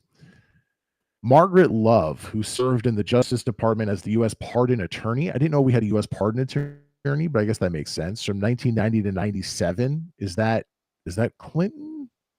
Said the fallout from Biden's latest commutations, so specifically commutations, cutting down the sentence, not actually pardons, was a consequence of how the prison population was reduced during COVID, which took place under the Trump administration. Congress passed the bipartisan CARES Act in March of 2020, which, among many different things, paved the way for the federal government to move about 12,000 inmates from federal prisons to home confinement. Many of these people have since completed their sentences, though plenty remain on house arrest, like this judge in Pennsylvania that Biden said, you don't have to do that anymore. With grumblings among some Republicans about sending these convicts back to prison, this former pardon attorney says Biden simply cleaned out this population and took that option off the table. So in one way, this is what I was talking about earlier. There's all this conjecture that he's going to pardon people that Trump is going to try to send to prison when he gets back in the White House. I haven't seen that yet when it comes to high profile people. But in this way, this former pardon attorney from the early and mid 90s is saying that Biden basically did that for all the people who were at home since COVID because of that bipartisan CARES Act. So in one way, this is exactly what we thought was going to come. But in another way, it's not, because it doesn't include those high profile people. It's just commutations, letting people still be guilty, but no longer have to stay under house arrest, as opposed to, the elephant in the room, pardoning Hillary Clinton, pardoning yourself, pardoning Kamala Harris. And then it finishes, to those upset that Biden let these criminals out of house arrest early, quote, you should have complained 4 years ago when they were released from prison. I think that's different. I don't think that's fair at all. It makes me not like that person. But I think the point they made nonetheless is a good one. This is a population of house arrest people that did not exist previously. It was kind of artificial in that way. And so it makes sense that maybe he was preventing them from going back to prison. But do you do that for everyone? Or do you say, not this guy, not Judge Mikey in Pennsylvania, who literally sent kids to prison to get money? So I still think you can easily and should blame the Democrats, blame Joe Biden for that commutation. It shows that he doesn't care or he's inept. That's a horrible decision. The Democratic governor of Pennsylvania said it was not a good choice and does not support it. But I guess you can generally understand that as a whole, this happened because this is an artificial house arrest population that would not have existed had it not been for COVID-19. So I think it softens the blow a little bit. But as I missed that until just now, I think most people are not going to know that. They're not going to learn that ever. And if they do, especially if they read from that other quote of hers, where were you 4 years ago when they were let out of prison? that's a very different situation. And I think that shows kind of what's in that person's heart, unfortunately. Okay, it's News Debate. I'm Lee. Request to speak, leave a voice message, raise your hand, just start talking if you're Bjorn over on stereo, if you have hot takes, if you have opinions. We've been going for an hour and a half. Maybe this will be one of our shorter shows. I like doing the afternoons on the weekends, but sometimes the weekends are hit or miss. I didn't do a lot of Friday evening shows for at least a year as of late because I had a bad experience, but then every once in a while I do them and they work out. So it's kind of hit or miss. So that was the story I wanted to get to that happened recently. On the show. Oh, sorry. Bjorn, continue. What was that? Oh, sorry. I was just asking. I missed why you booted the guy yesterday from the show, and I was just interested to hear what happened.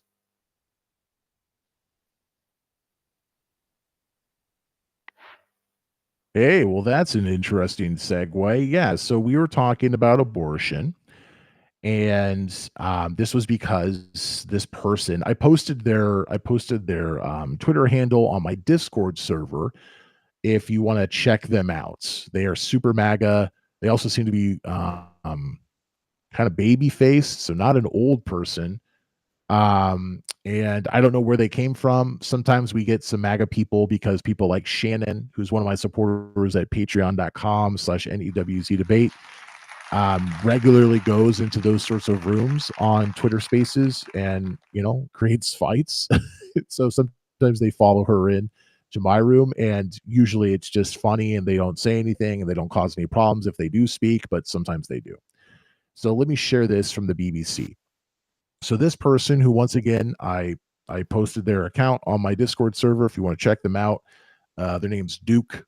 And you can go to my Discord server by going to bit.ly/NEWZ debate. That's bit.ly/news debate. They joined the show. They requested to speak. And I said, hey, what's up? And they said, do we have to talk about what you're talking about now, or can I go in a different direction? I said, well, feel free, go in a direction. And he just wanted to talk about abortion. And I love talking about abortion. It's a really interesting, fun topic that gets people riled up. And that's what I want to do on this show. And I said, oh, okay, well, give me a moment because you want to talk about abortion. I literally have a story prepared for today that has to do with abortion. And they said they were in Texas. And I said, oh, so you've heard about this? And they said, no, I don't know what you're talking about. So I explained from the BBC, the same article here. Texas Attorney General Ken Paxton has filed a lawsuit against New York State Dr. Margaret Daly Carpenter because apparently Dr. Carpenter sent the 2 abortion pill mix via post, so via the mail system, to a 20-year-old woman who continues to live in the Dallas area. This Dallas area woman was 9 weeks pregnant. So actually right around the time that people first realize they are pregnant. So this is actually surprising. I would have thought maybe she would have been further along, but okay, 9 weeks. And actually, no, because if she was further along, she probably couldn't have taken the pills. So I take that back. This makes sense. So whatever the situation, she was 9 weeks pregnant. She knew. She asked this Dr. Carpenter in New York to send her the pills because you can't get them in Texas. And the more I learned about the story, it made sense because this Dr. Carpenter is not a licensed physician in the state of Texas. So according to Texas law, she's not authorized to give that medication, nor I think would she have been able to if she was in Texas. But this Dr. Carpenter is the creator of the founder of the Abortion Coalition for Telemedicine, a national group that helps doctors and states with shield laws like New York. New York has a shield law. They try to protect you, provide appointments and abortion medication to patients in states with strict abortion bans.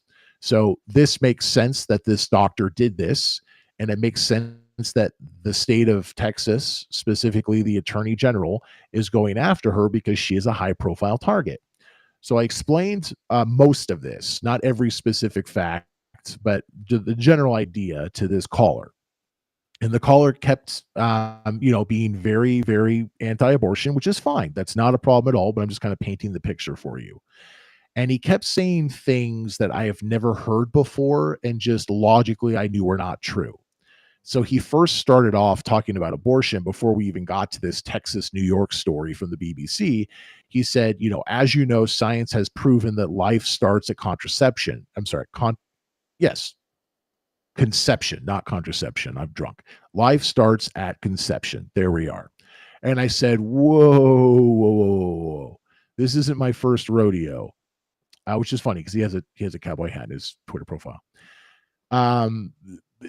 There are ways you can say that science, says this, and therefore life does start at conception. Okay.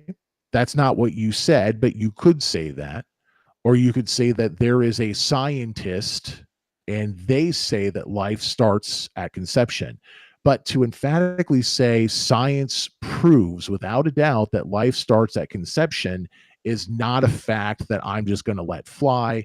Like, we have to discuss that. But as I started talking with him, I realized that probably wouldn't be good and it wouldn't end well. So I just said, okay, let's just move on from that. And as we're continuing to discuss abortion, this is my recollection. You can literally go back and listen to the entire show. It was in the first half of the show when this happened. Rumble.com/user/NEWZ debate or twitch.tv/NEWZ debate. That Twitch show will probably be up for another 5 days. And then after, 7 days or whatever, Twitch gets rid of your content. That's how Twitch works. So check it out now on Twitch. And check it out always on rumble.com/user/NEWZ debate. So as we continue to have this discussion, because this guy so far is reasonable, he's very anti-abortion. He clearly does not have a full grasp of basic facts about abortion, but he does know some things very well. He knew the Roe v. Wade decision. I always forget the name, the one that dismantled Roe v. Wade. He remembered the name and he remembered exactly when it happened. So he clearly does know some things. And we started talking about the 2-pill mix that you take for the medication abortion, and he knew those pills by name. But then he said things that about specifically the 2-pill abortion that I've never heard before and I did not think were correct. And so I told him that, well, you say these things, I've never seen that. So unless I see that, I'm going to disagree with that. But let's move on and continue having the discussion. And then he said something like, well, 96, 97, can't remember exactly, 97% of biologists agree that life begins at conception, which is different than what he said previously. He first started with literally his first thing he said was like, as you know, science proves that life begins at conception. So as I push back, we get kind of different versions of what he said previously. And then I said, well, I can't remember exactly what I said, but I pushed back on that. I said, I've never seen that. What does that even mean? Like, why are we talking about biologists? Are they the ones who are prescribing these pills? Biology has a lot of range. And then he got very upset and it just seemed very clear. I asked him, I said, we can continue this conversation, but I don't want to talk about 97% of biologists say it's clearly life at conception. So if we can push that aside and continue the conversation, we can do that. Otherwise, we have to stop here. And then there was a pause. He said a few things. And, I've dealt with many people like this before. And so I just made an executive decision. This is not going anywhere. And then he said, oh, okay, well, you can only have people on the show who agree with you. And I said, no, I just don't want assholes. And I blocked him from the show. And then a little bit later on, I think after the show, I posted his Twitter handle over on my Discord server that once again, you can check out by going to bit.ly/NEWZ debate and join my Discord community, not to shame him or anything, but just in case people who were interested, because I looked him up on Twitter after the show ended on Twitter Spaces. It tells you all the people who spoke. And even though I blocked him, he was listed and I checked out his account. He's very pro MAGA. Like everything he posts is that. And I got to say, actually, looking at his posts and seeing his pictures, he has a picture of him right next to Trump on stage, like a selfie. I'm actually surprised the conversation was as reasonable as it was based on what I see on his Twitter profile, which I didn't check out until after the show was over. So I have to give him a little bit of credit. We did have a conversation that lasted minutes, and he was able to continue to have this conversation with me. But when I pushed back on certain things that just sounded nuts and not true, he got very, very upset and would not continue the conversation, which I can sort of understand. I can get it. And in the past, like many years ago, I used to try to argue with these people and try to better explain how I run my show and try to see if we could continue the conversation. And sometimes I was successful, but I was unsuccessful so many times. And I've listened back to some of those moments in my show and realized that it just was not content I thought was good and entertaining and useful to people, that usually I just move on. And I don't have to block them because I want them to be able to participate in the show. So sometimes I say, okay, well, let's end this discussion. You're more than welcome to keep listening, and maybe we can have you on a future show, but I think we're done for today. But for whatever reason, I don't remember every detail. When I was speaking with him, I decided that was not the case. I was just going to wash my hands of it, and I was going to block him. And then it turned out, and this is reasonable, it's not the worst thing in the world. After I blocked him, immediately someone jumped in as an anonymous listener, because you can do that on Twitter Spaces, and I use that feature sometimes too. You can go listen to a really crazy Twitter Space and not have your profile be splashed around. So I support that feature. But apparently, right after I blocked him, someone texted me and was like, "Lee, well, he's back," and that's fine. And I think he did that a couple different times, and then he left the room. I checked out his Twitter afterwards. He did not post anything that I saw negative about his experience, which I appreciate. I think it was contained within our conversation. I don't need to tag him. He doesn't need to tag me. I think it's done. I wish him no ill will, but it just wasn't working out. And that's sort of what happened. But it did get me riled up a little bit to talk about abortion, because abortion is this evergreen, as they say, story that we talk about on the show constantly. Everybody has an opinion. It's so interesting. And I'm really fascinated by the ways that the abortion topic changes from day to day, week to week, month to month, specifically in the United States, but also around the world. So this latest version of it, that the state of Texas is suing a doctor in New York, because I don't think this is debatable. It's not decided by a court yet, but I think the facts are that the doctor sent the 2-pill medicine abortion to Texas for a woman living in Dallas. She was 9 weeks pregnant. She took it. Apparently she had some bleeding afterwards. She asked the father of the child, who was unaware that she was pregnant, that she needed to go to the hospital. Could he bring her there? And when he brought her there, I guess maybe she didn't explain why she needed to go to the hospital. Or when he brought her there, apparently at the home, he discovered the box from the abortion medication, and he put 2 and 2 together. And then apparently that's how this was found out by the authorities in Texas. I don't believe it says it, but my guess is he probably contacted someone and was rightfully pissed off. The woman he was sleeping with, who clearly had a relationship with, because he drove her to the hospital when she was bleeding, she did not tell him that she was pregnant. He did not have a say. Not that legally he does have a say, but they didn't have a conversation where he was able to share his thoughts and hear her thoughts. She just did it without him.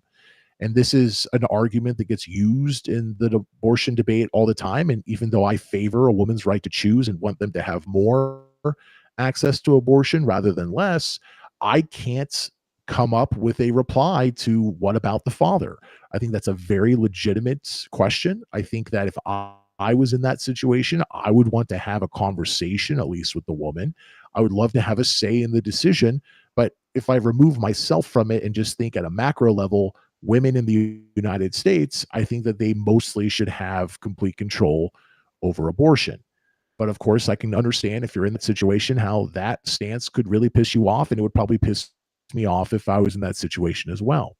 So I think those are the general facts of the case. I have not seen any updates in the last day since we did the previous show, but that's what happened with the caller, at least according to me. Go back and listen to the show if you want this is exactly what happened. And it's unfortunate. I wish I would have been able to have a conversation with him, because he represented a perspective that most people who listen to my show long term and support me on Patreon and are members of my Discord community do not feel that way. And so it's a self-fulfilling prophecy. I'm a liberal person, and I think a lot of people who listen to me share some of those values. And it's a bit of an echo chamber at times, even though, boy, do we have disagreements. And so it's great to get someone on the show who feels differently. But unfortunately, with this, I think this kid, he looks like a kid in this photo, a little bit too MAGA, a little bit too. I'm going to find something that's written down somewhere and blow it out of proportion. Everything he said, I think there was a grain of truth to it, but he used it in an inappropriate way and really emphasized things that did not make sense to emphasize.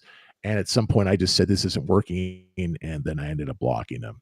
So, Bjorn, what do you think of all that? Do you have any thoughts? Yeah, thanks, Lee. I was curious, and thanks for the recap about all of that. Sounds like a wild ride. Yeah, and I think as you mentioned, or as we have discussed on previous shows, I'm more to the left on you and in abortion, in multiple ways.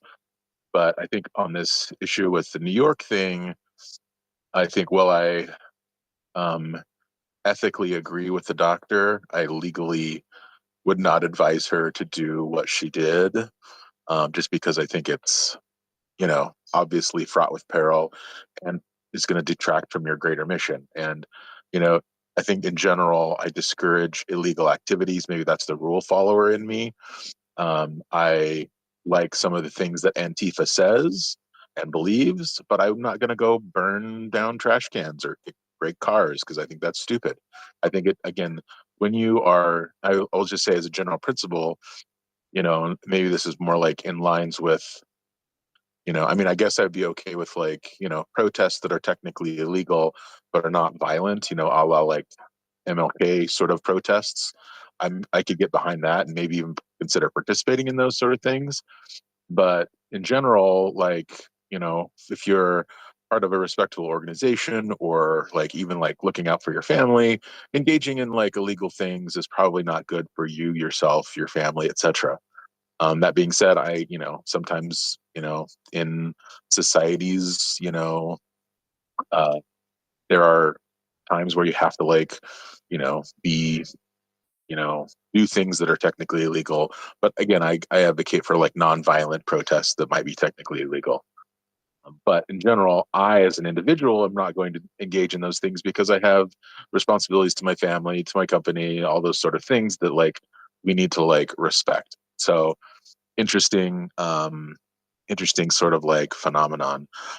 One comment onto what you said earlier about you would be pissed off if somebody like made that decision without you. I agree. And I think that most people who have abortions do that in concert with their partners. And I would say that's majority of what happens in this whole country. And so, but if you were to make a law that mandated that, I think you can get into some really bad situations, whether that be a rapist or someone who maybe has a bad relationship, someone with domestic violence. There are reasons why women may want to keep that secret. And at the end of the day, ultimately it is her body. And so having someone else tell you, I will not sign off on this abortion. So that had legal teeth, I would definitely be opposed to that.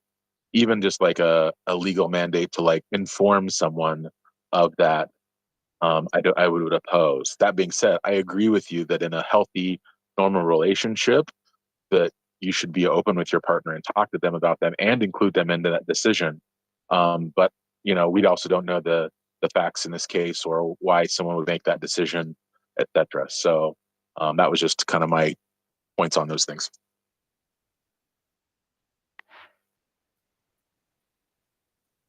Yeah, no, despite the fact that you've mentioned correctly that you're left of my positions on abortion, we do really do line up quite nicely. I would differ though. I think that maybe if we said a certain amount of weeks, because you also have the people sometimes don't tell others that a couple will not, even if they both know, they don't say that they're pregnant, the woman's pregnant, because, you know, you have miscarriages. So sometimes people don't broadcast that until they hit a certain, you know, month, a certain week, whatever. So if we use that as criteria, maybe not at 9 weeks, maybe not at 12 weeks, but at a certain point, maybe when we would say that someone could be prosecuted. So if you are 9 weeks pregnant and you're hit by a drunk driver and you lose the pregnancy, I'm not sure that they would charge someone with that crime. But if you were 6 months pregnant or 8 months pregnant and you were hit by a drunk driver and you lost the pregnancy, I think that they would. And in fact, I think they have in certain instances, you know, maybe different from state to state. So if we're going to say that certain, let's just say Texas, or maybe New York makes more sense here. Let's say the state of New York, just hypothetically, if you're 4 months pregnant and you get in a car accident, and you lose the pregnancy, they don't consider that a crime. But let's say if you're 6, 7, or 8, they do. Let's say 8, just to be very clear, because that's late term. You could induce labor, and on average, that's not going to be a problem. The baby will be fine. If you're 8 months pregnant, I think you should legally be forced to tell who you think the father is. I don't need that law today. I'm not asking for that law. But if we're going to discuss that, I think that there's a time when you have to tell the father. And maybe it's even before 8 months, but I'm just trying to pick a time in the pregnancy that is clear. The pregnancy is viable. You could induce labor. The child would be alive. Probably if you got in a car accident with a drunk driver, they would charge you with a crime if that pregnancy was lost. The father should know at that point. But 9 weeks, that's a different discussion. So I don't know where that line is. Maybe it's the viability. So 24 weeks. We learned from this BBC article on yesterday's show, 24 weeks is when the state of New York starts putting restrictions on abortion because the fetus is viable outside of the uterus. You could induce labor, and there's a very solid chance that the baby will grow up and be a perfectly fine child and adult. 24 weeks. That's based on technology and methods. And as time goes on, that will inch further down. Who knows when it will get much further down than 24 weeks, but that's what the state of New York says today. Maybe in the state of New York, if you're 24 weeks pregnant, you are legally required to tell who you think the father is. Now, there will be some problems because maybe you'll tell someone and it turns out he's not the father. But for your average woman, I think they know who that is. And like you said, Bjorn, maybe the average woman would have already made that choice to discuss that with the father very quickly or before 24 weeks. But since I agree with you that it's a woman's body and therefore she has to have the absolute choice of what happens to that pregnancy with reason attached to that. So in the state of New York, there are more restrictions after 24 weeks, as we've already discussed. Since she has that monopoly, in theory, in a state like New York, you got to give the father something. You got to give the father something. And maybe it's something so simple that if you do not tell the father by a certain time that you are pregnant, then you cannot require that father to pay child support, because then there's a clear consequence. And of course, that's going to affect the child negatively. Don't get me wrong. But I wouldn't be opposed to it being tied to a consequence, because if you just find out you have a kid out of nowhere and the kid already exists and the kid's been born, and then you're like, well, where was the discussion? Not to say you would have asked for an abortion, but then all of a sudden, oh, also you're on for child support. But I feel like there has to be something for men in this equation. And the longer it goes on when men have nothing in the equation, the more pushback there's going to be, because I think the pushback is legitimate. I agree with you. It's really hard to mandate that legally, but without a single thing that the father has, and then get the father, well, we're going to favor the woman when it comes to custody. That's always been the case. Maybe it's less the case now, but it certainly has been the case in the past, at the very least. And the father is going to be on the hook for child support in most situations. You got to give the the father something. And so I agree with you. It's not a say in the abortion, but you got to at least let them know that there's a kid in the works, or there is a kid if it's past delivery. So I guess that's maybe where I would disagree with you, or you could respond if you have some more thoughts. But yeah, we need to give guys something. I don't think that's bending over backwards to meet Republicans in the middle, like I always say Obama did, and that's one of the reasons I always hate Obama. I think it's reasonable.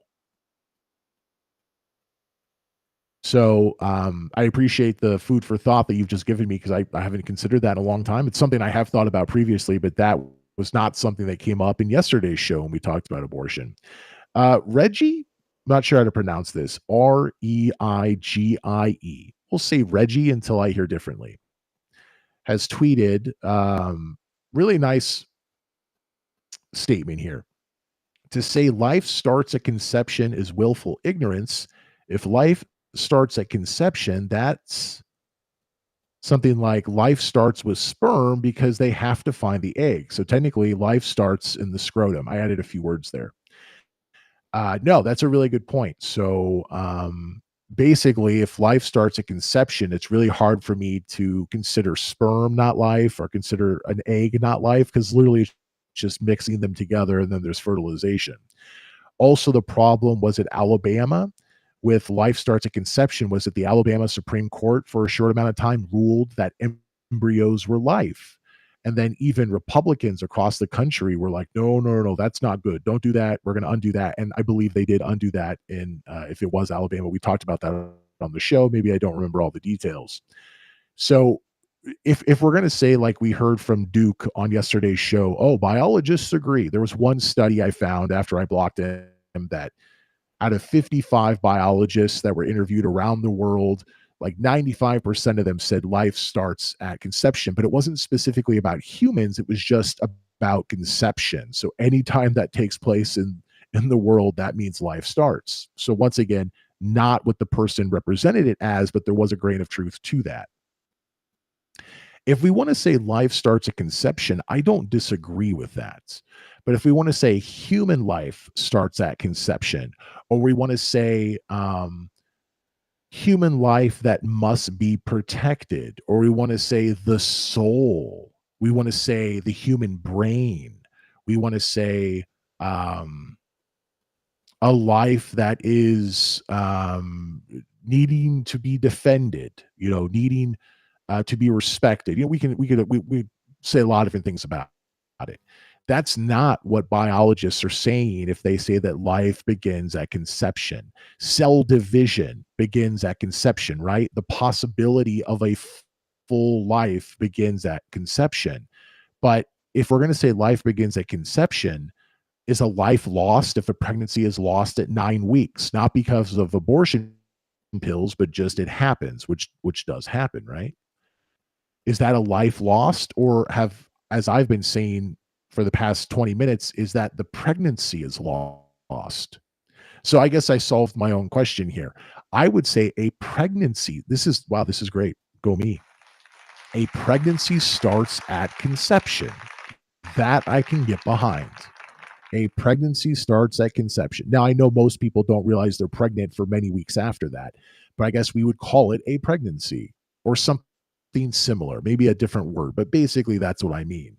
But at what point does a pregnancy become a life? I would say at viability around 24 weeks. There are also things you can look at when it comes to the development of the brain and other parts of the body.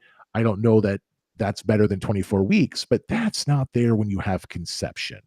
And if we're going to say life begins at conception, then that means when someone has an egg fertilized in a lab somewhere, that's life. And that's not any different than when someone becomes pregnant through natural sex, right? And clearly that is different. That was the problem in Alabama, is that if life begins at conception, we have to treat these embryos as life. A lot of time embryos are destroyed in the artificial insemination process, and they would have to change that drastically. And a lot of rich Republicans use artificial insemination. This is what happened with Alabama, and why there was this huge cringe from the GOP, like, oh, we got to get rid of this, because if you say legally life begins at conception, that is a problem for everybody. So pregnancy begins at conception. Cell division starts after conception. These are all things I can get behind, but it's not a life. If I was going to say life, once again, I would point to 24 weeks viability, or 22 weeks, whatever it is. New York does 24 weeks. I don't think that that's absurd. I don't demand that people agree with me. That's not what I'm asking. But I believe, unless I'm wrong, please call me out if you think I'm clearly wrong. I believe that's reasonable. It's backed up by science. It's backed up by common sense.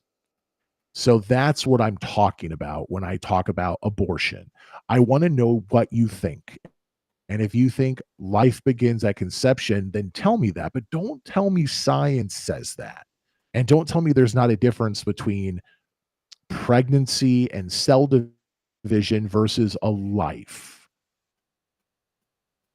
We can disagree whether or not that's important, but there are differences from conception moving forward. And when people tell me that there's not, okay, that's valuable. We can have those conversations, but tell me that it's your opinion. Don't tell me it's fact, because I won't tell you that life begins at 24 weeks as a fact. I will explain it to you the way I just did. And that's what I'm looking for on the show. Reggie, if that's how you say that name, I requested you to speak because you left me that great tweet over on twitter.com/NEWC debate. It took you a while, but you accepted the speaker role and you are ready to talk. What's on your mind? Yeah, I've been back and forth. I haven't actually been able to hear everything, but to what I was tweeting, fundamentally, if you really think about it, life cannot begin at conception because life never ended. Because for that to happen, the sperm has to find its way, which means the sperm is in some form or another alive, which means life never ended because life can't start because it never ended. So you have a live thing going to that's an find interesting something perspective. else. I guess so. It's really just down to how much of, and I bring this up to some women, how much of an inconvenience is this going to be to you that you're going to get rid of it? Me personally, I'm pro-choice. Do whatever the fuck you want. But let's call a spade a spade. You're getting rid of it because it's inconvenient to you. I think you can switch out inconvenient with a different word, but yes, it's a problem. It's inconvenience. It is an issue that they need to have resolved because it's their body. And it's because it is their DNA. It's their child. Now you can say that about the father as well, but specifically it's their body. So I don't know if inconvenience is the term that I would choose, but I think it's somewhere in the ballpark. I mean, the women who choose to do it, you're getting rid of the thing. What are you barking at? There's nothing to bark at. You see me.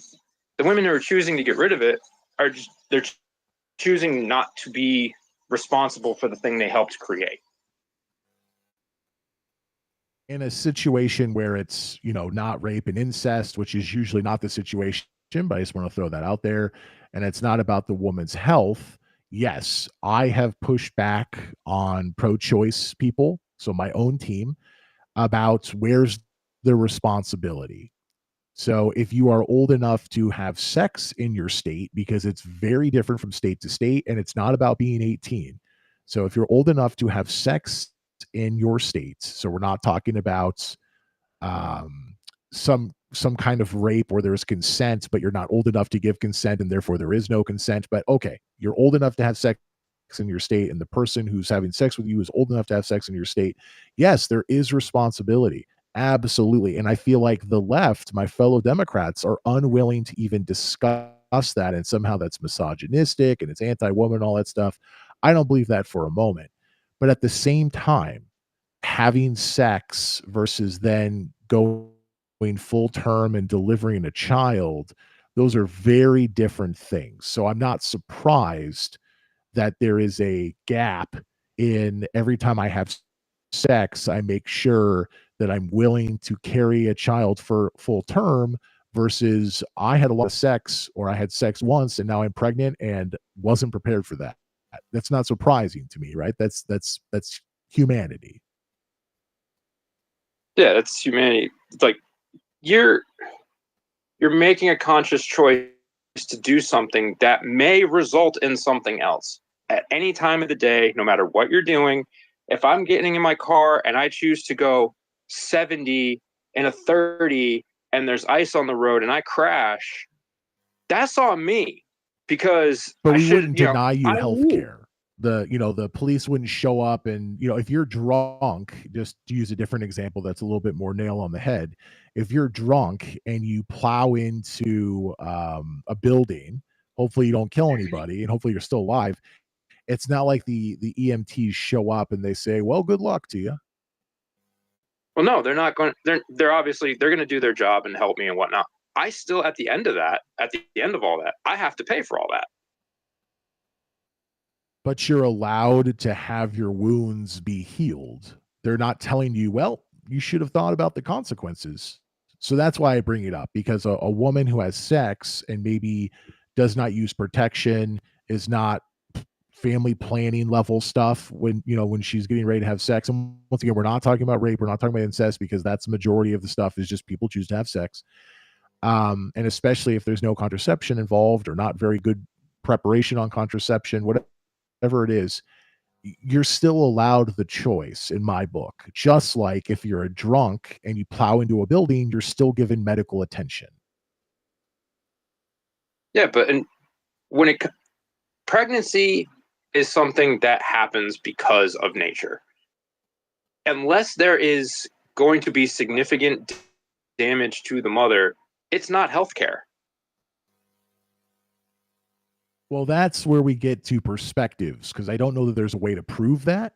What I can prove is that if you're drunk and plow into a building, even without insurance, they will take you to the hospital and they will help you. Now, afterwards, that's a different discussion, but they will take you to the ER. They will help you, depending on what part of the country you're in and what kind of ER they take you, maybe different wait times, but generally that's true across the country. And in, I don't know, half the states, I forget what the number is, let's say pre-dismantling of Roe v. Wade, so a few years ago, in all 50 states, technically, even though the states like Texas tried to do things illegally, you were allowed, after having sex of any kind, to have, I forget what the previous restriction was. I think it was around 22, 24 weeks was Roe v. Wade. You were allowed to have access, in theory. Okay, maybe reality is a little bit different, but in theory, you were allowed to have access to abortion services no matter why you became pregnant. And I see those things as very similar. But when we say they're not, because one's not healthcare, I don't think there's a way to prove that. It's just a perspective, right? Like, how do you prove it is healthcare or it's not healthcare? That's a perspective. Well, I mean, when you go to the doctor, you're not going there to be like, hey, pull out my perfectly healthy kidney because I don't want it anymore. Like, that wouldn't be considered healthcare. Do you need to grab that phone? Feel free to if you need to. Yes, I do. One moment. Okay, why don't you do that? It's Newz Debate. I guess I can jump in here and Oh yeah, Bjorn. We'll hear from Bjorn now over on stereo for a bit. while he's answering his phone call, I guess I would just say, making an arbitrary decision as someone, who probably doesn't have a lot of experience with these things. I'm making assumptions about what is healthcare and what is not healthcare. Like you said, clearly it's a perspective. I guess my question is, like, let's think of all the things that we do that's considered healthcare, and from talking to someone about how they're feeling in terms of like their anxiety and depression, is that healthcare? What about talking to them about avoiding salt because it's going to cause high blood pressure? Is that healthcare? And if someone has a major decision in their life that could result in their death potentially, there's a percentage of chance that every pregnancy ends in a death. talking to a healthcare person and weighing the pros and cons of that. That seems to be solidly in the realm of healthcare to me. And again, I think this is going back to just like societal judgments. Like your point, Lee, is if you get in a car accident and you were a drunk driver, clearly that person was being irresponsible, and we don't deny them for healthcare. Similarly, like if you're out like eating McDonald's every day and drinking lots of soda and you develop diabetes, we're not going to say, oh, you drank that soda. We have your credit card records here that shows how often you visited McDonald's, sir. Therefore, you will be denied your diabetes treatment. That's not something we do. And I'm not claiming that some people who get pregnant aren't being irresponsible. Clearly, there's some responsibility that needs to go there, but we don't deny them things that are within the realm of technology. And this is just kind of going back to like sort of like societal judgment on sex and anything with stigma, and this can be applied to lots of things, whether this be substance use. We don't really fund, substance use treatment because there's a societal stigma. We don't fund obesity treatments because there's a societal stigma. So partially that's true. We don't fund, lots of things because of societal stigmas. Now, cancer, that's something that happens to you that you had you didn't really normally have anything to do with. So society says that was no fault of your own. We're going to pay gajillions of dollars for that, as much as you want, even if you're 2 weeks from the end of your life. And does that make sense? But that's all healthcare. So I would say that taking an expansive view of what is healthcare, I would posture that clearly it's healthcare, regardless of your view on the social stigmas of the society.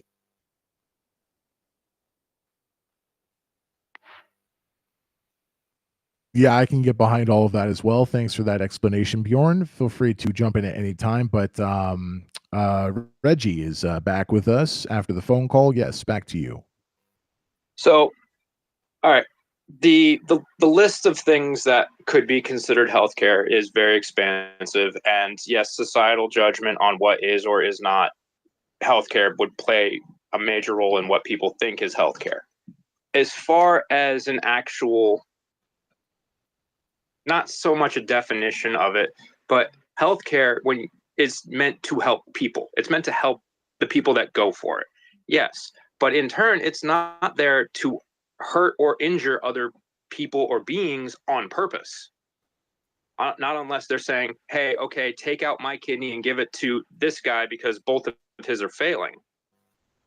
Whereas an abortion is, well, take this thing out of me and, kill it, do whatever with it, because I either can't, if you can't have it, fine, for physical reasons, but because you don't want it, that's, and again, opinion, not healthcare, because healthcare is not there to injure, maim, and kill others. So that's not a bad point. Thank you for bringing that up. At the very least, if someone like myself or Bjorn or anyone else claims that abortion access, family planning stuff, so we can talk about all the things you can do before you have sex, but specifically abortion access to a certain extent. I'm not talking about getting an abortion at 8 months if it's just a choice. So I always place it around 22, 23, 24 weeks. That's, while I believe it is health care, is not the same as 99.9% of other healthcare. You are not wrong, but it is not something that is on its own unique. So Bjorn and I, we're on the same page, and Bjorn, you can jump in if you'd like, but I'll start the process. There is a push in the United States, just like there is in other countries, and some places have already been successful.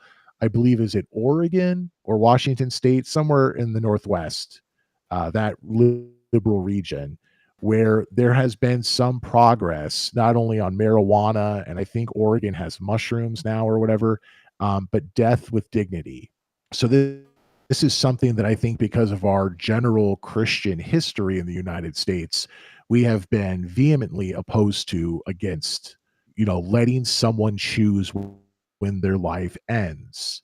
We have some things that have been enshrined for some time now. So you can say that if you are in an accident, you don't want to have extraordinary measures taken to save your life. So once you're brain dead, once your heart stops, that sort of a thing. I'm just generalizing. I don't know the finer details, but I know that that's something you can say beforehand, just being diligent, like if this happens to me. And then also, if you're having a health crisis, you can then go ahead and say, if this gets worse, I want my wishes to be known now in writing legally, that I do not want this sort of thing done to prolong my life. I don't want this sort of thing done to prolong my life. And if this happens, just go ahead and unplug me. That's something that I think exists across the country. I could be wrong about that, but certainly that's more accepted than allowing someone who has a terminal illness, or in some cases around the world, just having pain. So I think in the US, I could be wrong. I'll have to look up some of these details. And Bjorn, jump in after I finish if you have some of them. But I think in the US, the only places that have death with dignity that is legal is because you don't have much more time to live.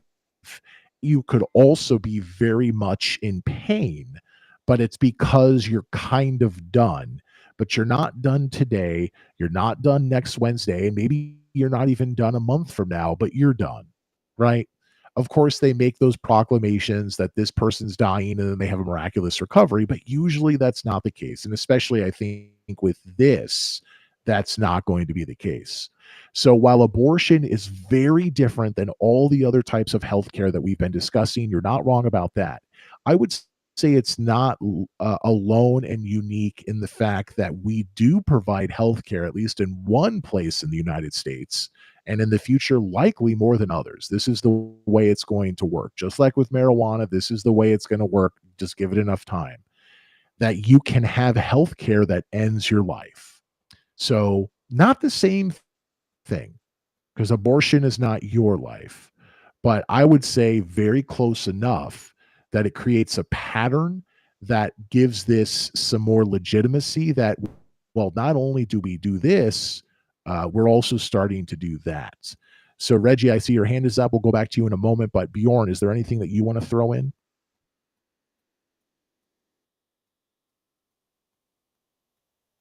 Yeah, I just wanted to clarify just some of the rules about death with dignity, or they're starting to transition to medical aid in dying for whatever reason. But yes, in the United States, in order for those things, all the movements that have happened in the states, and I think there's like maybe 6 states or more now that have legalized it. They all have to be terminal patients. So that's usually, I think, within 6 months of death. And in the Oregon process, which I'm more familiar with, you need a second physician to agree. You also need to make sure that they are basically within sound mind and that they're not just like suicidal or having an acute mood disorder, and all these other things. So there's lots of sort of different criteria for that. Yes, that's kind of the main criteria for medical aid in dying.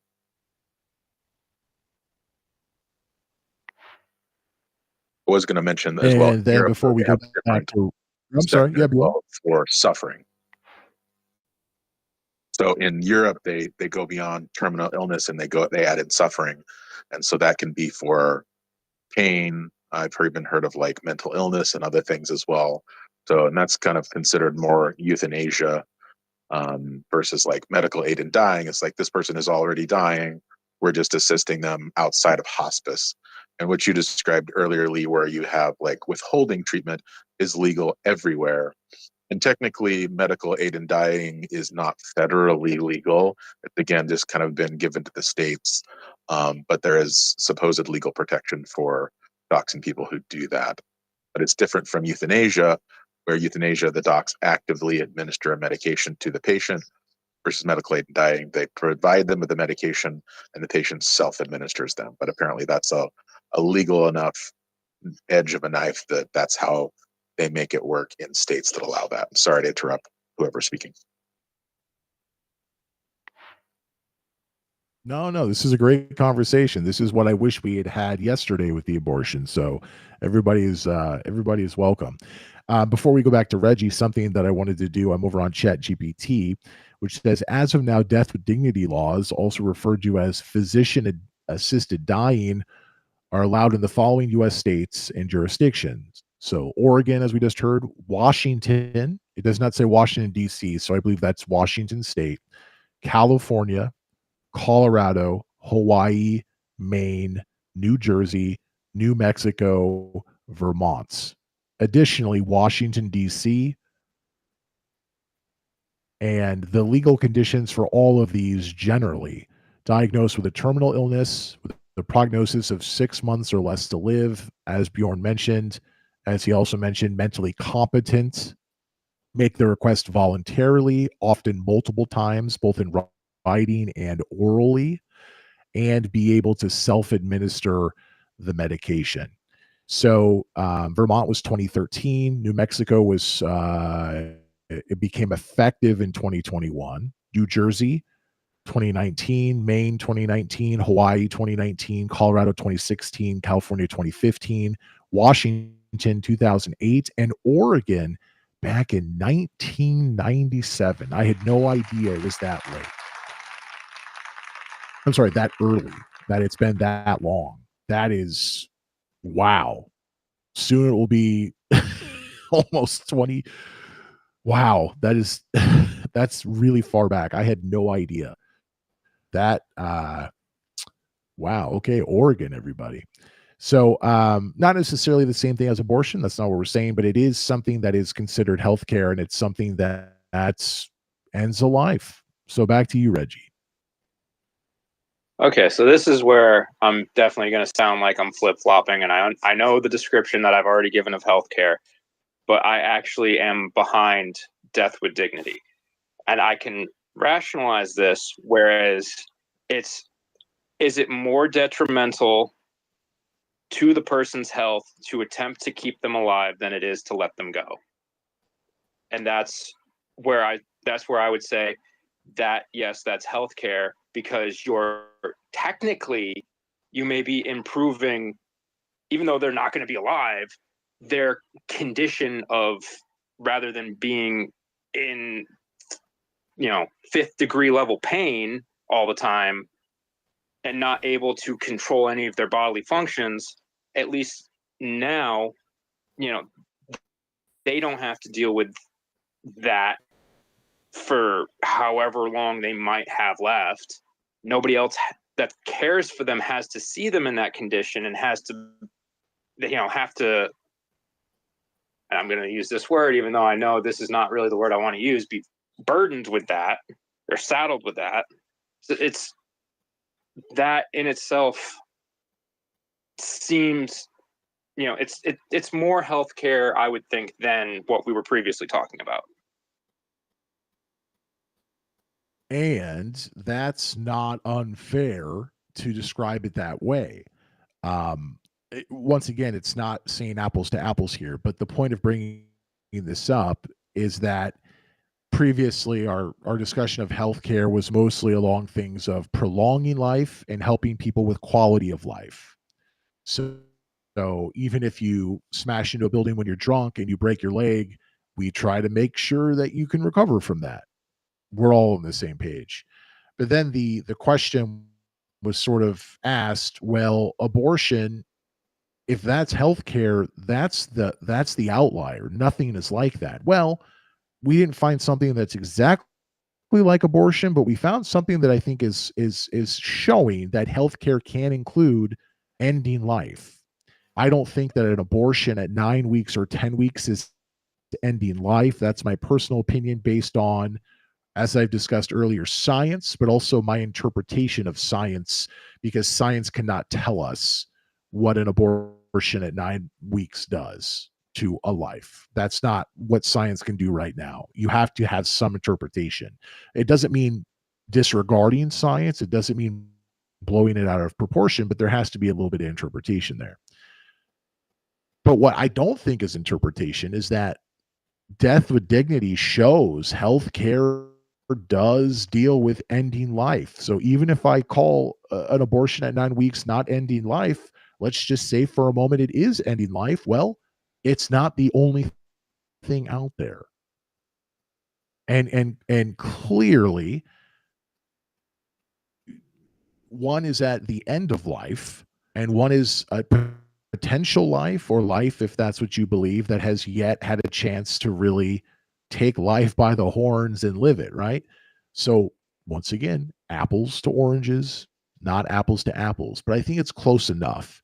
And it shows that not only have we developed, okay, maybe like 10 states thus far, but one as far back as 1997, holy cow, that we have healthcare that deals with the end of life. We also have healthcare that deals with the quality of life.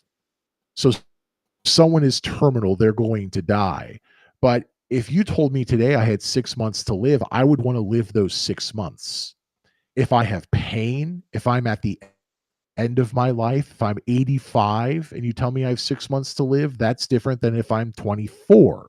So there's quality of life connected to I'm also going to die in 6 months. It's also about quality of life. Because it's not just pulling the plug. These are people who could live 6 months in some instances. Sometimes maybe they are on a respirator, whatever it is. It's not just, oh, someone's in a coma and they're brain dead and we think they'll last 4 more months. These are people who can talk and make decisions, and they're mentally capable of making these decisions. So the reason I focus on that is because a woman who has a child inside of her, as some people would put it, who has a fetus inside of her, a woman who is pregnant, that's something we can all agree on. Whatever weeks there are, okay, she's pregnant. She has a pregnancy going on inside of her. I would argue abortion can also be framed not only in a woman's right to choose what to do with her body, and the government not telling her what she has to do, and the father not telling her what she has to do, but hopefully being made aware and having a chance to voice his opinion. It also revolves around quality of life. Should she be forced to carry that child to term, give birth to that child, and then have to give it up for adoption, have to raise it? It's a weird way to look at it. I know it's not a perfect fit. It's like O.J. Simpson trying to put on that glove. It just doesn't quite fit. I think it can also be described as quality of life. As a woman, do you want to live in a country where your quality of life is limited because you do not have control of what happens with your body? You are forced to carry a child to term. You are then forced to give it up for adoption, which is a struggle. You just gave birth to a child. You probably don't want to do that, or you have to take care of it. In a weird way, I think that's also quality of life. Are you a woman who's able to be sexually active and hopefully use contraception? But if for some reason the contraception doesn't work, which is very uncommon, don't believe people when they tell you that, oh, the contraception didn't work. Usually that's not the case. But if for some reason it doesn't work, your quality of life is affected by being forced to carry that child to term. Not a perfect fit. Once again, that glove just doesn't fit, OJ. But I think it works. And I think it connects it even more so to this idea of death with dignity, which clearly has to do with quality of life, but in a very different way. Yes, Reggie, back to you. Yeah, I mean, when you say the child will affect the quality of life, yes, but in turn, those two people that helped create that are the ones that are affecting their own quality of life by doing that. Whereas if somebody has 3 months to live because of cancer, it's not like they, looked inside their body and threw some cells together to create cancer for themselves. You're right. It's not exactly the same, and you're not wrong to point that out. But once again, it goes to drunk driver. We still provide you health care, even though you're the cause of that. And before Roe v. Wade was thrown out, no matter the reason you were pregnant, not talking about very young women, but women who I guess would be able to be sexually active in their states, of age, or adults, whatever we want to say, they were allowed that choice as well, even though you could argue, well, aren't you the reason you're in this situation? So it goes back to our previous discussion, and whether or not someone agrees, we've already kind of addressed that, right? Just because you're the cause of your situation. I mean, being obese increases your risk of cancer. Drinking, smoking increases your risk of all cancers, not just liver and lung. So if you have death with dignity, do we say, well, were you a drinker? Were you a smoker? Were you overweight? No, we don't.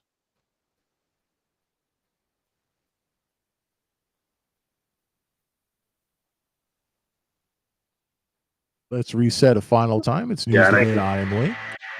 We'll wrap this up. Oh, yes, Bjorn, and then Apostate Nate has his hand up.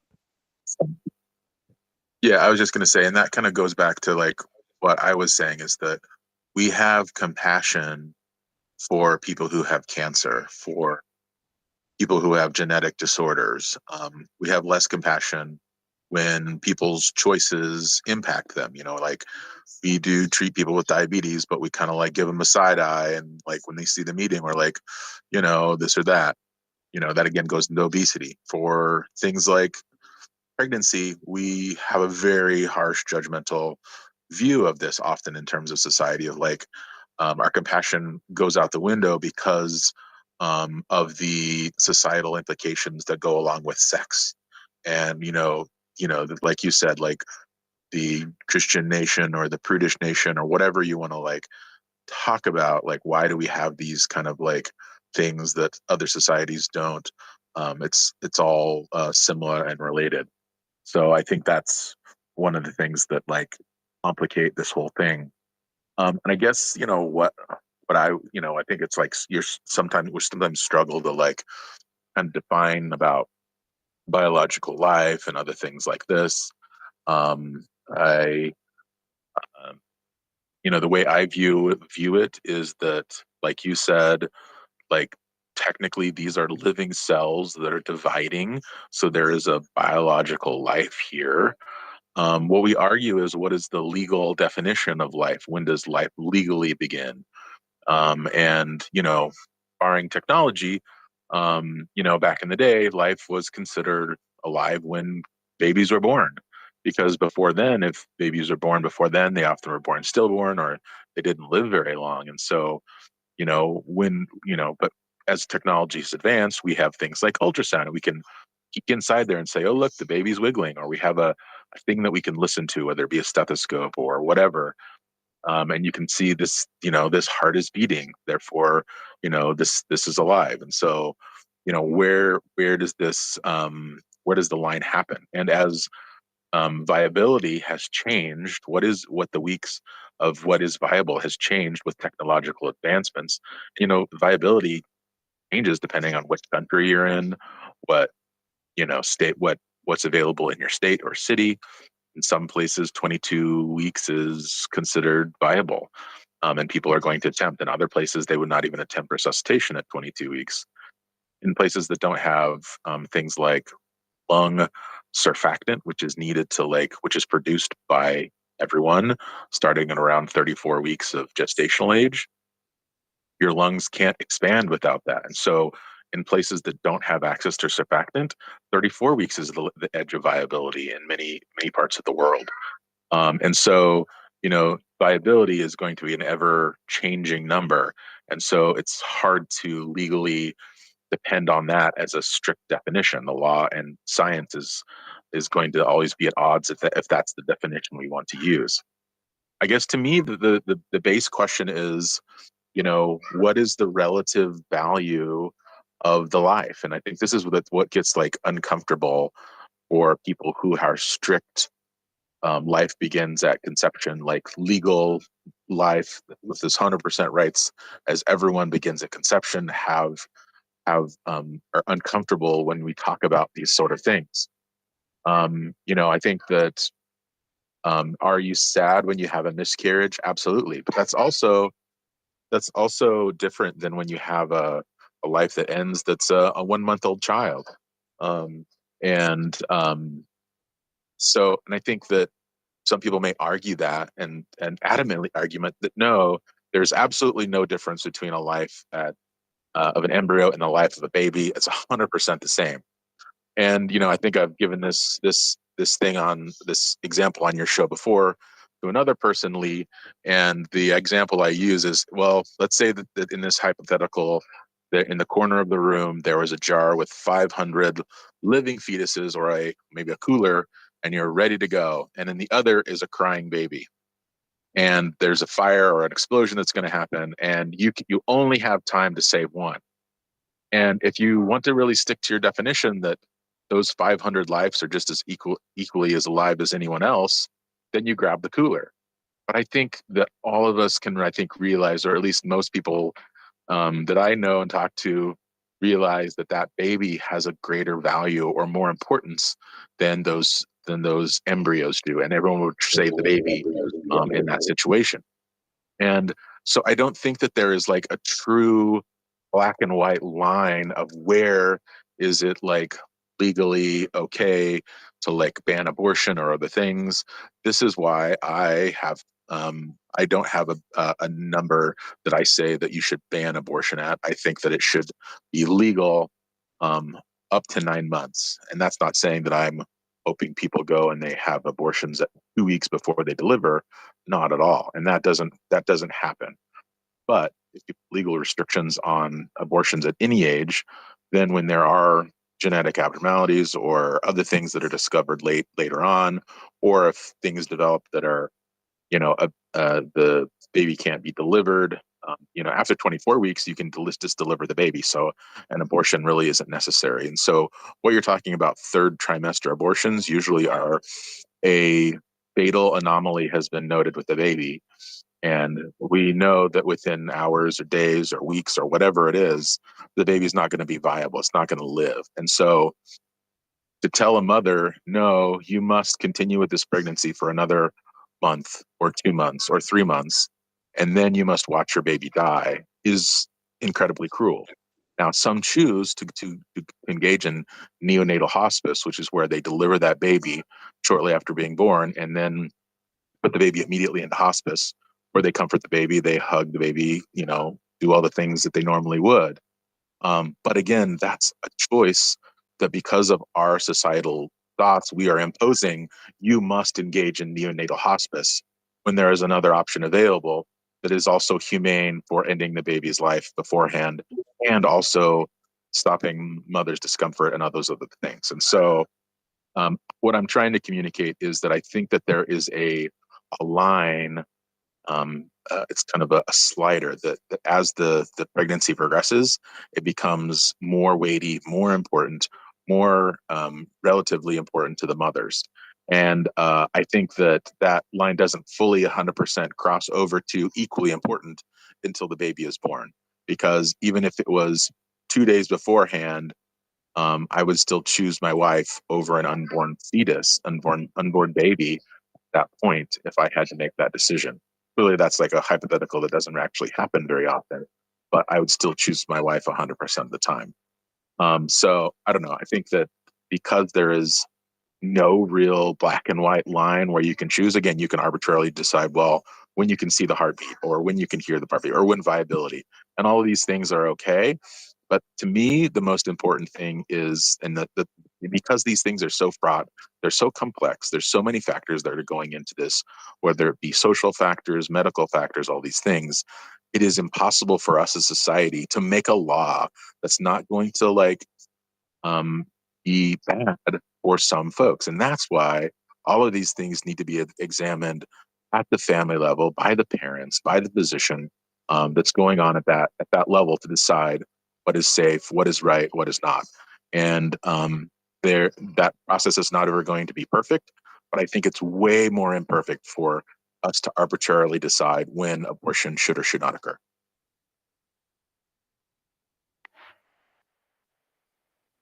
So all of that was great, but one thing I want to thank you for pointing out is something that I should know better, because we've discussed this a lot and I've used it as a reason why I think, once again, abortion access should be provided, but I completely forgot. You have those weird situations where the baby can be born, but it will die immediately it will die within weeks, it will not survive after the first year, you name it, it exists.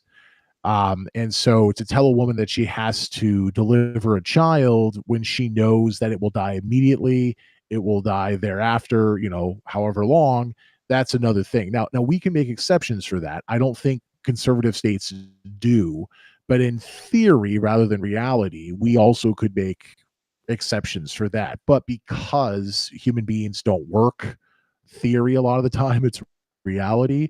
Like you were saying, I think it's a much better situation to just offer, maybe not until 9 months, but like 24, 22, like we were saying, because otherwise it creates so many problems. I mean, there was a woman in Texas just recently who had something that was a legitimate concern with the fetus, and I believe eventually she had to leave Texas to get an abortion, because even though she was found by the courts to be able to access abortion services due to that specific exception to the Texas law, they then appealed it, and it was taking a long time, and she just had to leave the state.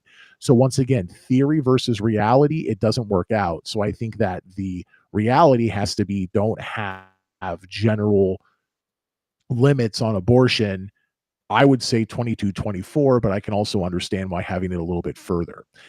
Reggie was with us. I think he just dropped, but Apostate Nate, your hand was up a moment ago. Do you have something to add? I did have a comment when I put my hand up, a brief comment about euthanasia, if that's okay. Yes, please continue. And this is one of the more common threads. I did step away from the conversations a couple of times, so my apologies if this point's been covered already. And that's that, I just lost a cat, and pets are routinely given what I consider the dignified death of euthanasia. Why do we treat our pets better than our people? Yeah, that's a point that I've never considered. So thank you for bringing that up. But the more that people get into pets and not having kids, I think the more legitimate of a comment that becomes. So let me try to explain myself. 50 years ago, if you wanted to have a kid, you had a kid, unless there was something physically preventing you from doing that.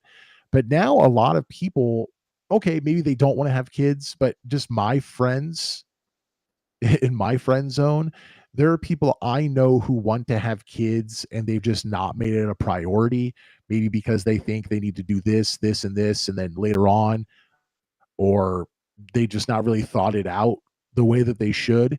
And so they have dogs or they have cats, usually those two animals, and they basically become dog parents or cat parents, and they treat the dog or the cat or both as if it's a child. They'll have a birthday party. They'll buy it a birthday cake. Don't just give your dog or cat a cake. They have special ones that you can buy, and I'm sure they're fucking expensive and a waste of time, but buy that if you're going to buy them a cake. They will do everything for their animals. And I can understand it. It makes sense. It's not who I am, but it makes sense. So since that's become so much more of a thing than it was 50 years ago, the way we treat animals, specifically cats and dogs, I think should be a bit of an indicator of how we should treat human beings. So for instance, 50 years ago, who had health insurance for their cat or a dog? Probably no one. Wasn't even a thing, most likely. Does anyone know people who have health insurance for their cats and dogs? I do, because it's so I do, and expensive. actually my employer used to offer it. Wow. They don't anymore, but I knew several people that carried insurance for their pets. Wait, time out. Your employer offered it and then they pulled the plug? Yeah, and I don't know when they did, because I was going to sign up my elderly cat for it this coming period, because the early winter is when I have to re-up all my benefits. Okay, but the pet option was gone. I don't know how long it's been gone. I know that around 2017, 2018, it was still there. But yeah, my employer offered pet insurance at one time. Fantastic. Just proving my points for me, Nate. This is great. So once again, 50 years ago, who had this? No one. Who has it now? Some people will get it out of pocket. Some people, their employers, Jesus Christ, will carry it. And it makes sense. If you have an animal, that you care about and want to regularly bring to a veterinary clinic, I'm sure it's gotten ridiculously expensive compared to 10 years ago, 5 years ago, 25 years ago. And if you have some insurance to help you with that, just like a human being, maybe that's a great idea. Once again, it's not the person I am, but I get it. And especially I don't understand the birthday cake. I understand the pet insurance. That makes more sense to me. They have dentists for animals now, not just a veterinarian that does a little dental work, but they have dentists for animals. We treat our animals more and more like we would treat our kids. And sometimes it's in place of kids. Other times it's a family that also has children. So it doesn't have to be what I'm describing specifically. And if we have this open door policy of, oh boy, that's that cat getting up there, quality of life. We need to start thinking about quality of life. It's not even terminal, doesn't have an illness. It's just getting old. Its hair is getting a little ragged. You know, old cats that don't take care of themselves as much because they can't as much. Their hair gets a little kind of dready, you know, that sort of thing. Old dogs smell horribly. You know, dogs go blind, that sort of a thing. They don't even have to be sick. You start thinking we need to have a conversation about at what point we let our dogs pass on with a little help from our friend down the road, the veterinarian. And then of course, if your dog has an illness and is in pain, Jesus Christ, I can only imagine being in that situation, and you're definitely going to put it to sleep, as they say. So if we do that for dogs and cats, which are becoming more and more an actual member of the family, as opposed to a way the family can have fun. I guess that would be my description of 50 years ago. I think absolutely that can be an indicator of how we should treat ourselves. We should want to have health insurance. We should want to have dental coverage. We should want to be cared for. We should want to have people worrying about our physical limitations, our quality of life. And wow, if we get into a situation where we have quality of life issues and we know we're not going to live that much longer, and wow, there's some pain as well, why would you let a dog continue to be alive? How is that different than a human being? I know it is different, but how is it different? You have to think about how is it different. And if you're having trouble describing how it's different, well, I think you have your answer right there. It's News Debate. I am Link.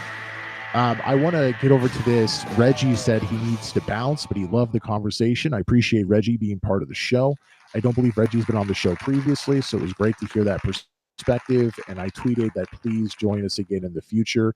Twitter.com/NEWZ debate. I always schedule my shows in advance. So if you follow me, you'll see that I have a show tomorrow or the next day. Usually it's only 1 or 2 days in advance, but I do schedule them.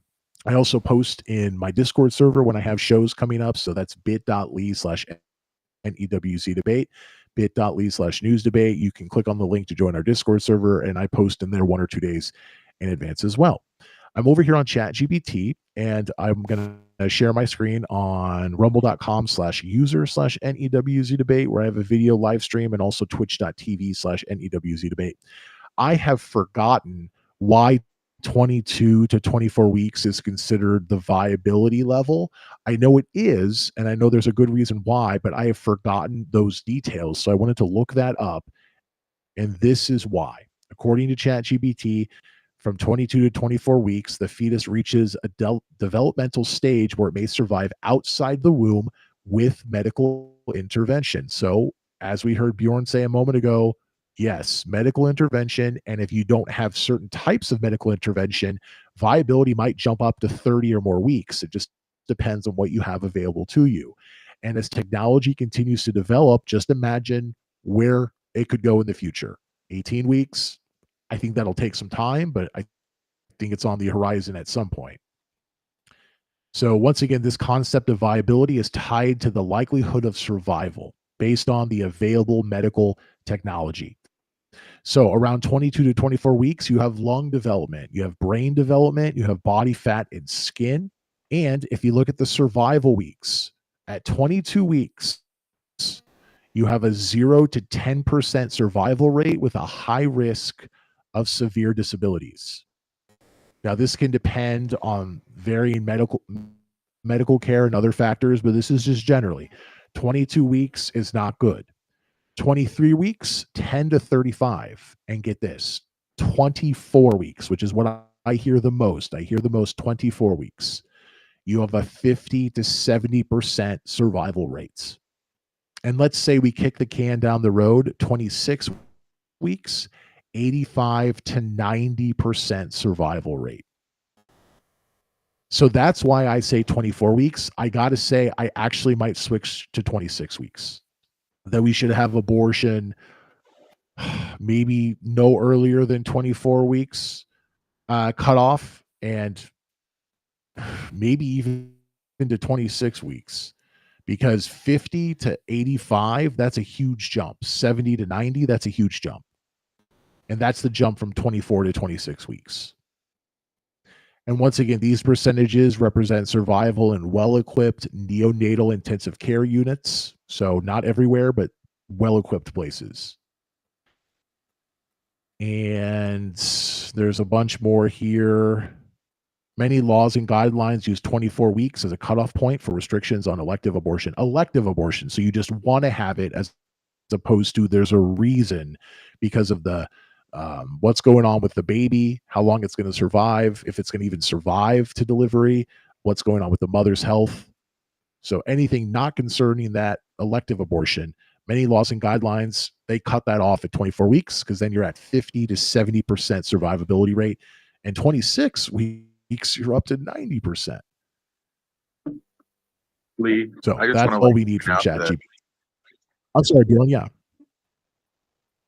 I just want to point out like that in those kind of like rate, let's just say if we would use 26 weeks as your cutoff for allowing abortion, that if someone were to like have a problem, say, you know, now the mother's healthcare is affected and she may have developed something like preeclampsia. With preeclampsia is where you can basically get high blood pressure and you can die from preeclampsia. And so at 26 weeks, this has to happen. At that point, what happens is people don't just say, okay, we're going to have an abortion. You induce. So you electively induce. So you induce labor. You don't do an abortion. So you say, well, your baby's 26 weeks. It's probably going to be fine, but you're not doing well. We need to have the baby now.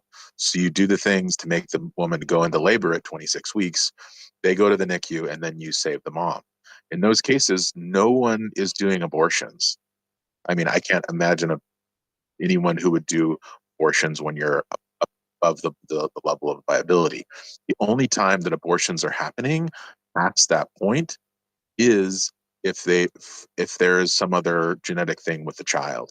Again, elective abortion, and maybe using the word elective abortion for like, you know, I think someone for like who has a fatal anomaly for their fetus in the third trimester, would that be considered an elective abortion? I guess so. And that's again why I don't think that we should cut it off at any point. But like the propaganda that's put forth by anti-abortionists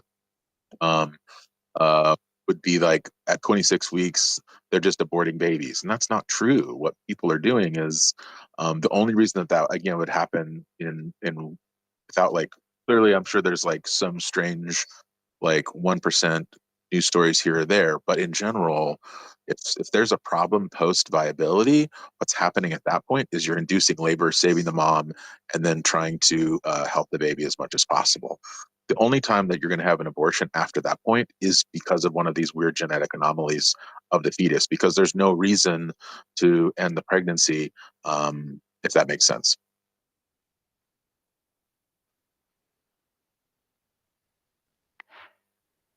Yes, well said. Thanks for that. We're going to check in with Apostate Nate in a moment, but something to add on top of that, I understand that limiting abortion after 24, 25, 26 weeks, whatever it is, and that's where I would limit it, somewhere in there, although I am really leaning to 26 weeks now. It would make it harder for people who, after that point, have a legitimate reason, mother's health, they discover something's wrong with the fetus and it's not going to survive, whatever it is. I understand it would make it harder for them to get an abortion.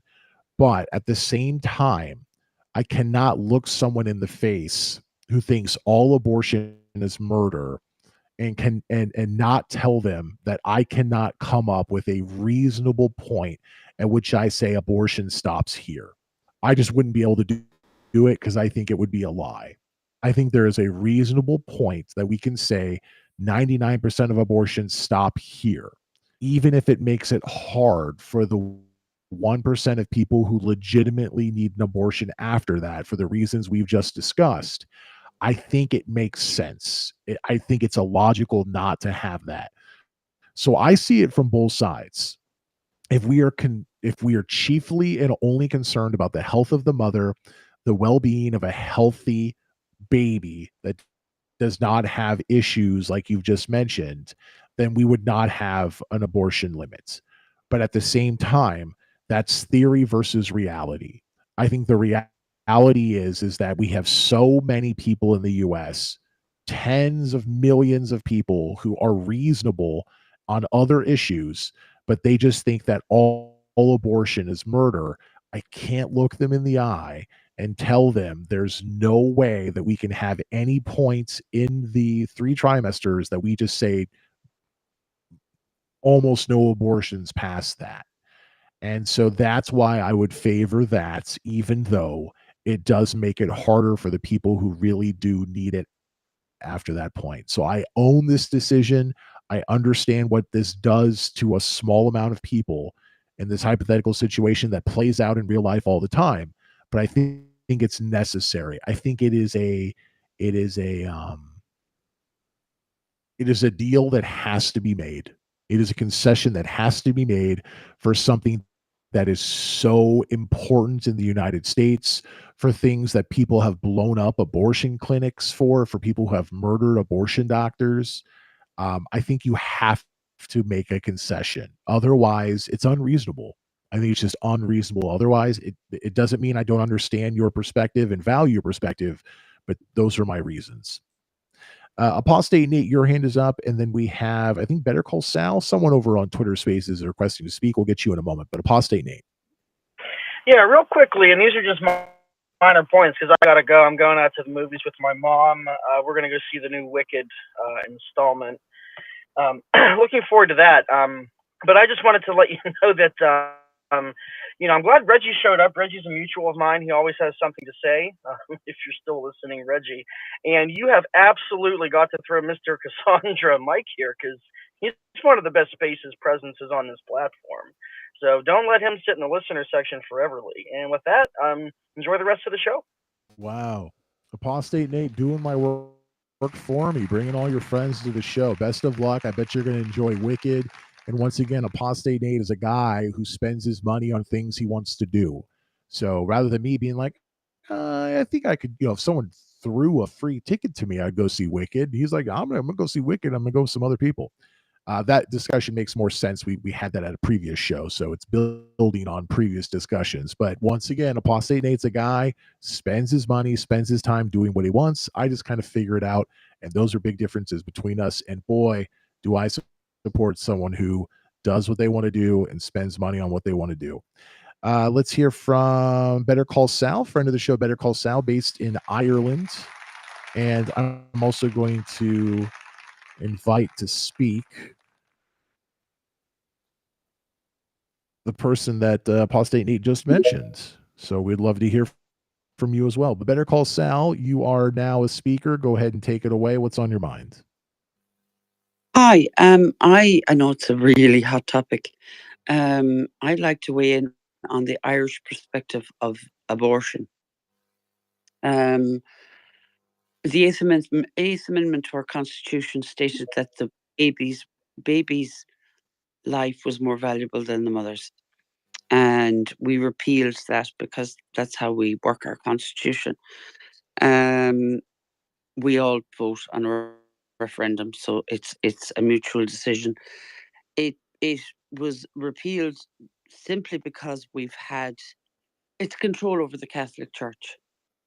It's the control that we've suffered under the Catholic Church for eons. And if a woman wanted an abortion here, she had to, as we would say, take the boat. You would have to go to England to get an abortion. Even in the case where the mother's life was at risk, there was absolutely zero abortion here in Ireland. We capped it, I'm not quite sure, I think it was 12 weeks. We've capped it as that unless the mother's life is in danger. We had a serious incident here in my local town, which is Galway, in the west of Ireland, where a woman died because the baby still had a heartbeat. And she was told, I mean, it was just absolutely astronomical what she went through. And was basically told, well, you live in a Catholic area, and this is our laws and our moral compass. And literally there was protests daily, weekly, monthly. That woman died because her life wasn't more important than the baby's. They couldn't give her D&C until the baby's heartbeat stopped. Now, it just happened that the baby survived longer than she did. But they both died, and her husband basically led the cause. I think they were Indian. I'm not sure. But women have been repressed in this country for eons. 12 weeks is a perfectly acceptable amount of time, as far as I'm concerned, to have an abortion, unless the mother's life is at risk. I do agree that, I mean, I'm a mother of 3. Well, not that I'd get pregnant now. I don't think I would have abortion, but I don't have the right to tell somebody else that they can't. Simple as that. It's a general procedure in Japan. There's no ethics involved. It's just a procedure. And yeah, I mean, it's horrific. And when we don't get abortions, the women were thrown into Magdalene laundries. Their babies were sold to rich Americans or rich English people or people who couldn't have children. And yeah, they were misused, mistreated, abused. So yeah, that's about it, really. That's my stance on the whole abortion take. So as always, it's always great to hear from you, and it's great to hear from someone who's outside of the United States. One thing that stuck out in my mind, I've looked up some Ireland abortion material, and I'm going to read that. But one thing that stuck in my mind is that you said that 12 weeks was a perfectly reasonable amount of time for someone to get an abortion. That's actually very conservative in the United States. And maybe that's not a surprise to you, but it was surprising for me to hear you say that, because that's actually better than, okay, no abortion. But 12 weeks is rather short. Before Roe v. Wade was dismantled, that was not the case anywhere. And so this is one of the major differences before Roe v. Wade was dismantled at the federal level that existed between the basic European, quote unquote European countries and the United States, where generally you guys are more liberal than us with healthcare and so many other things, with transgender issues, like you've told us about one of your children who was born a girl and now identifies as a boy. Make sure that that's not incorrect. But when it comes to abortion, we've almost always in my lifetime been to the left of you guys. So it's really interesting to hear that. A little bit about Ireland. Abortion laws are governed by the Health Act of 2018. It's up to 12 weeks of pregnancy. Abortion is permitted on request, but a mandatory 3-day waiting period applies before the procedure can be carried out. Beyond 12 weeks, it is allowed in a serious risk of life or health of the pregnant person and in fatal fetal abnormalities where the fetus is unlikely to survive outside the womb. However, performing an abortion outside of these conditions remains a criminal offense for healthcare providers. And then you mentioned a little bit about Japan. I don't know about abortion in Japan. It's regulated under the Maternal Protection Act and is permitted up to 21 weeks and 6 days. So not 22, but 21 weeks and 6 days of pregnancy.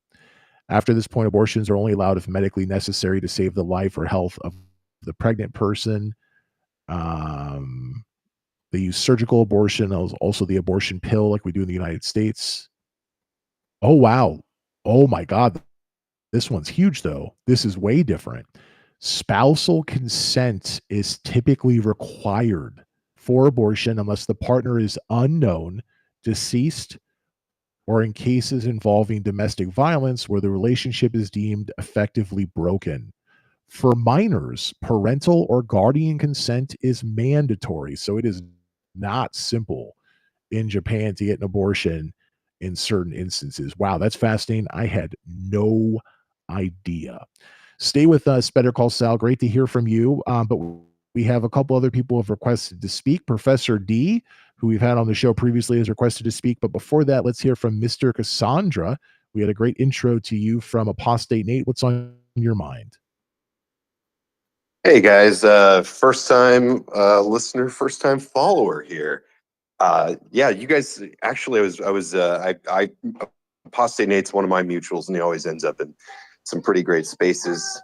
But he's put me onto you guys and I'm happy for it because you guys kind of come down exactly where I do on the abortion issue, right? Where both sides have some valid points. There just needs to be a discussion about when that cutoff should be. And I think largely I agree with you. The part of what I am going to try to do in real life advocacy as well as on here is to try to encourage more common ground around the issue, because one of the things I think that we lose track of in this discussion about abortion is we talk about, is it right? Is it wrong? Is it murder? Is it this? And we forget that the million or so abortions we have annually, at least in the US, are really the product of other factors. And it saddens me to a degree that we don't talk about those other factors, or that we don't work together on things that we could solve. So, for instance, if we're serious about curbing abortion, we should be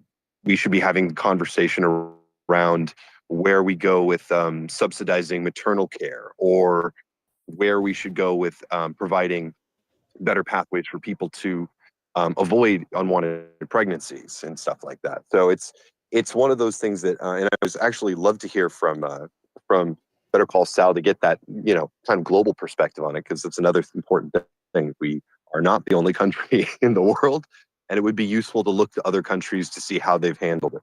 Some of what you mentioned about Japan, some of it I agree with, some of it not so much. But I think it again just harkens to the idea that we make this issue so much more polarizing and divisive than it really has to be. There are common sense middle ground points that we can not only agree on, but work towards to prevent it in other ways that aren't just 100% all abortion and 100% no abortion. But unfortunately, you took where I normally stand on it. So you've done all the heavy lifting for me, sir. Well, it's great to have someone who agrees with you. So great to have you on the show. And thanks again to Apostate Nate for sending you our way. Yeah, it's interesting because that has been the debate in the United States since the dismantling of Roe v. Wade. It's kind of moved away from that. But at first, when that happened, and very clearly it was like, ladies and gentlemen, this is real. You did not imagine this. Roe v. Wade is gone. So there's no federal protection anymore.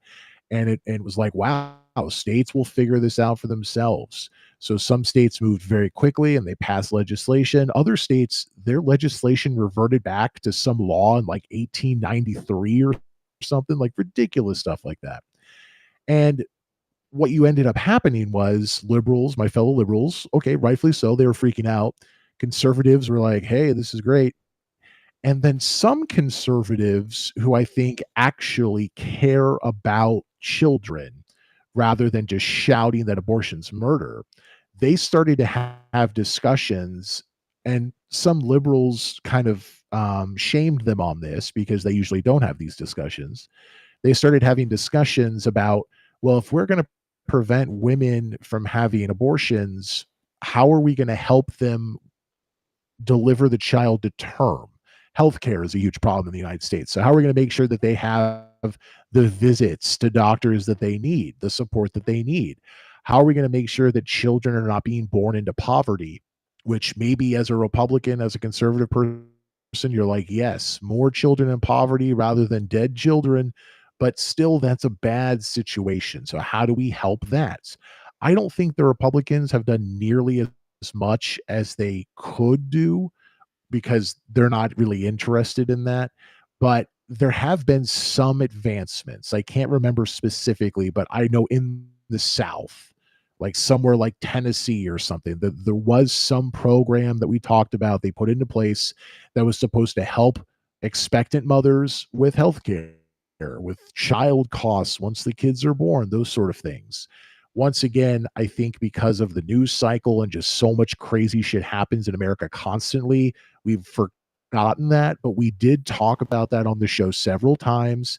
There were things that were being done, but basically nothing when you think of the grand scheme. And this is my problem with Republicans. Even though I admit with so many people who think abortion is murder, we have to have a great deal that is struck. You have to recognize that there is a very sizable group of people who think you're murdering kids. And even though in theory I agree more with Bjorn for the health of the mother and practical reasons, we have to make that grand compromise, if you will. At the same time, I will never forget that Republicans really don't, as a whole, care about children because they don't care about the foster system. They don't care about how bad so many foster families are across the country. They don't care about orphanages. They don't care about just poor children in general. They don't. For me, okay, maybe someone disagrees. I don't think it's a debate. They don't care about those things. And if they really truly believed that abortion was murder, I think the clear result of that is we also care about the well-being of children. And for me, that's almost completely been non-existent. So thank you for bringing that up. That is a really important point. I don't think we're ever going to get there. And I think we've moved on as a country from that issue, but it's an issue that exists nonetheless. It doesn't go away just because we stop paying attention to it. And if Republicans as a whole could go ahead and say, we're going to fund the foster system, we're going to try to repair it, we're going to help every pregnant woman in America has the health care that she needs, that sort of a thing. If they could do that, you know what, I kind of wouldn't care about the whole abortion in any way as murder, because they're walking the walk after they've talked the talk for so long.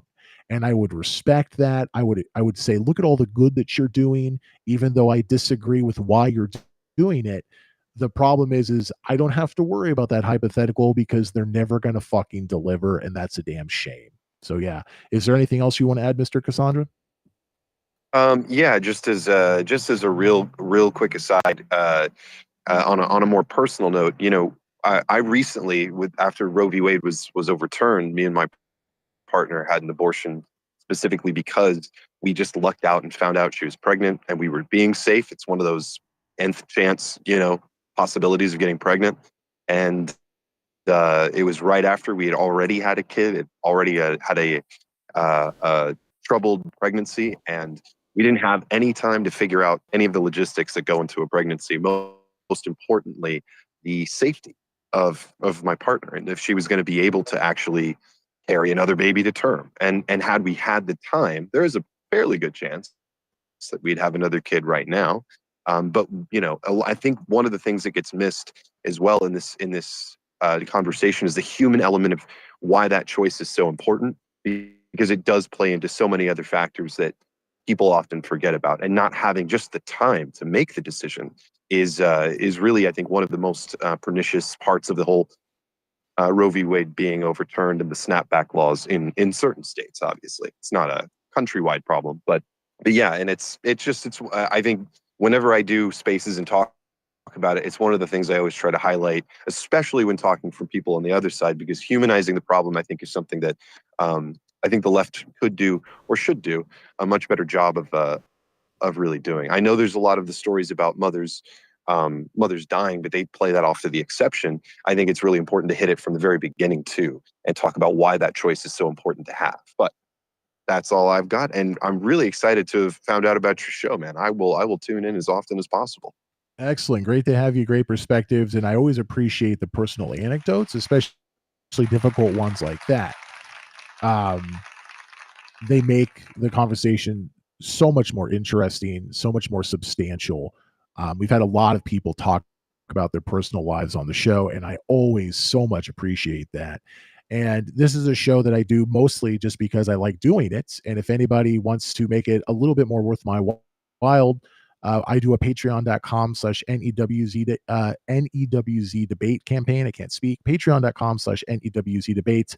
Apostate Nate is one of my supporters. Bjorn is one of my supporters. That makes you basically a co-host for the show, but otherwise people are always able to call in and share their perspectives. Let's continue doing that. Let's hear from Professor D, who joined us on a recent show. What do you think about all this?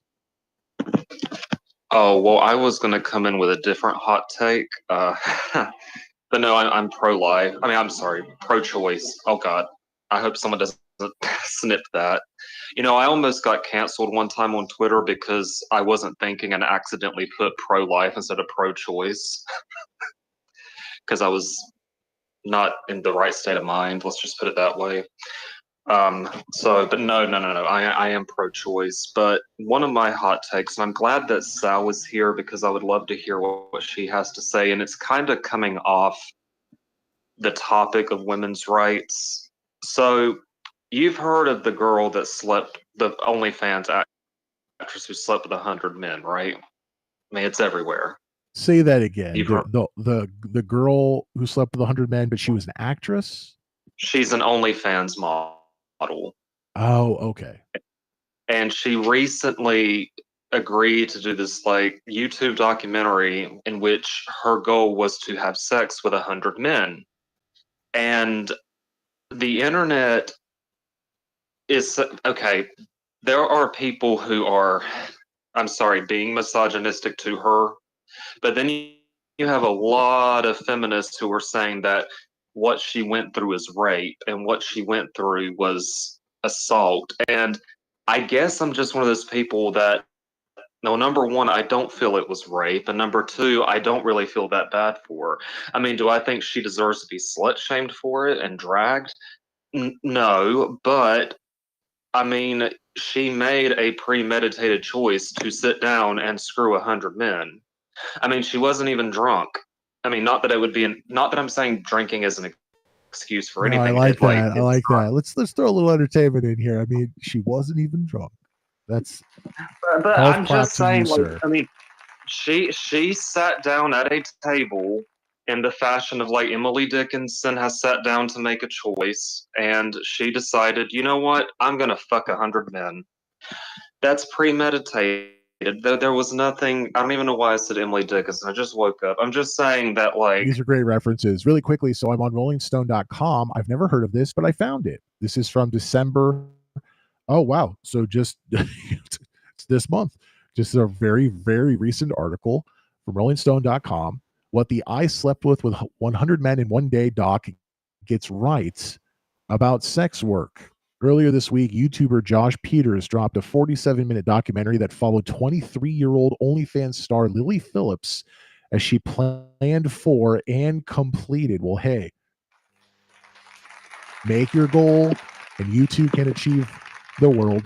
Completed her goal of having sex with 100 men in 20s as a stunt for her OnlyFans page. While she is certainly not the first woman to clear these numbers, in 2004, Lisa Sparks broke the world record by sleeping with 919 men in one day. Wow. Okay. Looks like you still have a goal. It is nevertheless a grueling feat, thanks Rolling Stone, that took months of planning and a team of assistants to accomplish.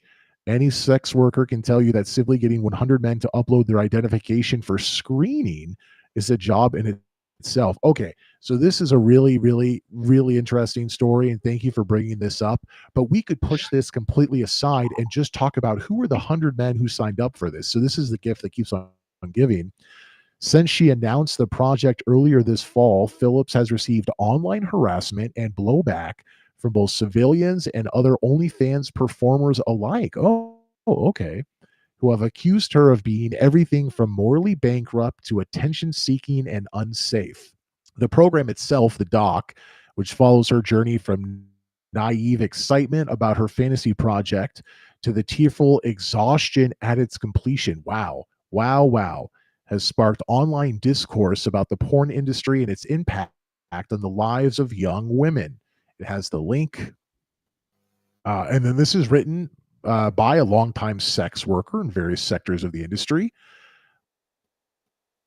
And then there's more, but yeah, please go on, Professor D. I'm gonna make this final comment. I'm gonna let Bitter Sal get in on it because she had her hand up. The thing is, no, I don't agree. There is such a thing as misogyny, and I don't agree with people on there saying that she's like morally bankrupt. She's a shell of a human. She's devoid of any. I don't agree with that. But then there's this complete other side, which I feel like is polluting most of social media, trying to say that this is rape. She was, but I feel like they're infantilizing her because, like you said, she planned this out.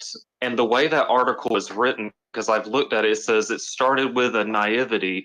There's nothing naive about you. The fact that screwing 100 men enters your mind and you actually legitimately entertain it and go through with it, there's nothing naive about that. She knew what she was doing. She did it. And that's just called responsibility. And so I just don't like this whole infantilization narrative going on. If I went out there and screwed 100 men, guess who that is on? It's on me. It's on me. So Sal, what do you think? Wow, wow, wow. Thanks for bringing this up. I've never heard of this. I feel like I'm going to bring this up on another show. There's so many different angles to attack this from. But yes, Sal, you have your hand up. Do you have some thoughts on this? I personally think it was a stunt, and she's getting what she wanted. She wanted the attention. I've no problem. She can shag as many people as she wants to shag. Prostitution is the oldest bloody occupation in the world. Yeah,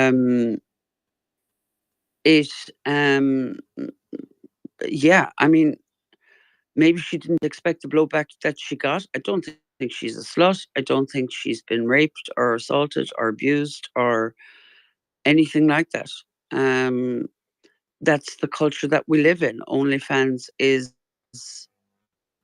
something that is in our zeitgeist now. It's there. It's there to stay. Yeah, to focus on something you just said is that, well, maybe she didn't predict all of the negative attention, but clearly attention is what she did this for. There's no Exactly. other reason that you could ever convince me that someone in her situation, as I've heard her described, OnlyFans, 23 years old, would ever think about, let alone go through and hire the assistants and have the guys upload their IDs and then actually do the song and dance in a 24-hour period unless she wanted to get attention. There's no other reason that you could ever think would be the reason. And she knew she would get some negative attention. Maybe she didn't expect all of that, but this is exactly what she wanted. This is, hey, she planned it, she pulled it off, and she's getting what she planned for. That's a really good point to bring up. Well, the one thing is I do want to bring up is that what a lot of people are pointing to, especially like the radical feminists, are that at the end, after she has went through and screwed a bunch of Sal, I don't know if you call them blokes, but I'm going to call them just men. Yeah, blokes. But the thing is, like when you watch the documentary, after she does it, she's in tears. And I'm not joking when I say this. Don't laugh, even though you probably are. Her eyes are bloodshot red because she says that's because of all the semen that got in her face. But the thing is, at the very end of it, she's crying and she looks like it took a toll on her. And it did. She says it takes a toll on her. And everybody is saying, you see, it damaged her, it traumatized her. But I'm like, at the end of the day, common sense kicks in. And I'm like, what do you expect screwing 100 men? Like, like I don't know. I don't know if I guess common the way sense. I would describe it is that I don't feel I- sorry for her. So if she has any negative effects like bloodshot eyes, she's like visibly shaken and crying, zero remorse from my end. But I don't think poorly of her because in fact I'm just like, holy cow, look at you achieving your dream. Like I'm impressed by this. I just don't understand. Like, yes, like, and this is the last thing I'll say on it, and then I'll let other people speak on it. But it's just, yes, on the one side, you have a lot of misogynistic Andrew Tate like people degrading her and calling her names. But I'm sorry, but common sense is not synonymous with misogyny. It's not. Like, power to her. She did it, but she made a choice. It wasn't rape. She says in the documentary that, like, actually she had started dissociating. So a lot of feminists are saying that that's a sign of trauma, that when people start dissociating, but I'm just like, y'all, stop it. Stop infantilizing her. She made a choice. She's a big girl.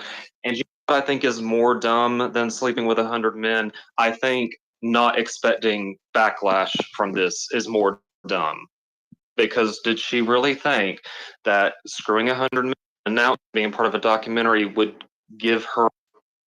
I don't know. Like, she had to expect there would have been negative attention from it. That's all I'm saying. Yeah, Common absolutely. sense. I completely agree with you. But until Better Call Saul had mentioned that, I didn't even think about what she would have expected. And so I just appreciate people bringing that up. I don't disagree when I go, oh my gosh, but I hadn't even thought about that. I thought about how people are viewing her, both positively and negatively. I thought about Jesus, what it must have been like to go through that. But I didn't think about as you start planning this versus a concept to this is what it's actually going to take and then actually going through with it, she had to expect that this was going to happen. So that once again kind of doubles down on my I don't feel sorry for her, even if it's because of how she reacted when she was finished or because how people are treating her now, because she did this clearly for attention. She got what she wanted. And as she obviously had to assume, some of that would be negative attention. And that happened too. So, in a way, I almost don't want to pay attention to this story because it's playing into what she wanted, just like the Logan Paul, Jake Paul, one of the Paul brothers who fought Mike Tyson. It was ripping off America and ripping off the world. Like they did not fight and they just wanted tons of money. So my response to that is I don't want to pay attention to it. And the next time that dude has another fight lined up or they try to do a rematch, I won't talk about it. I don't want people to pay attention to it. But you know what? If something crazy happens, I'll be the first one to talk about it and I'll break that rule. So that's kind of what I'm doing here is that this story is so fantastic. Like it is so over the top. It's something I cannot believe is a thing.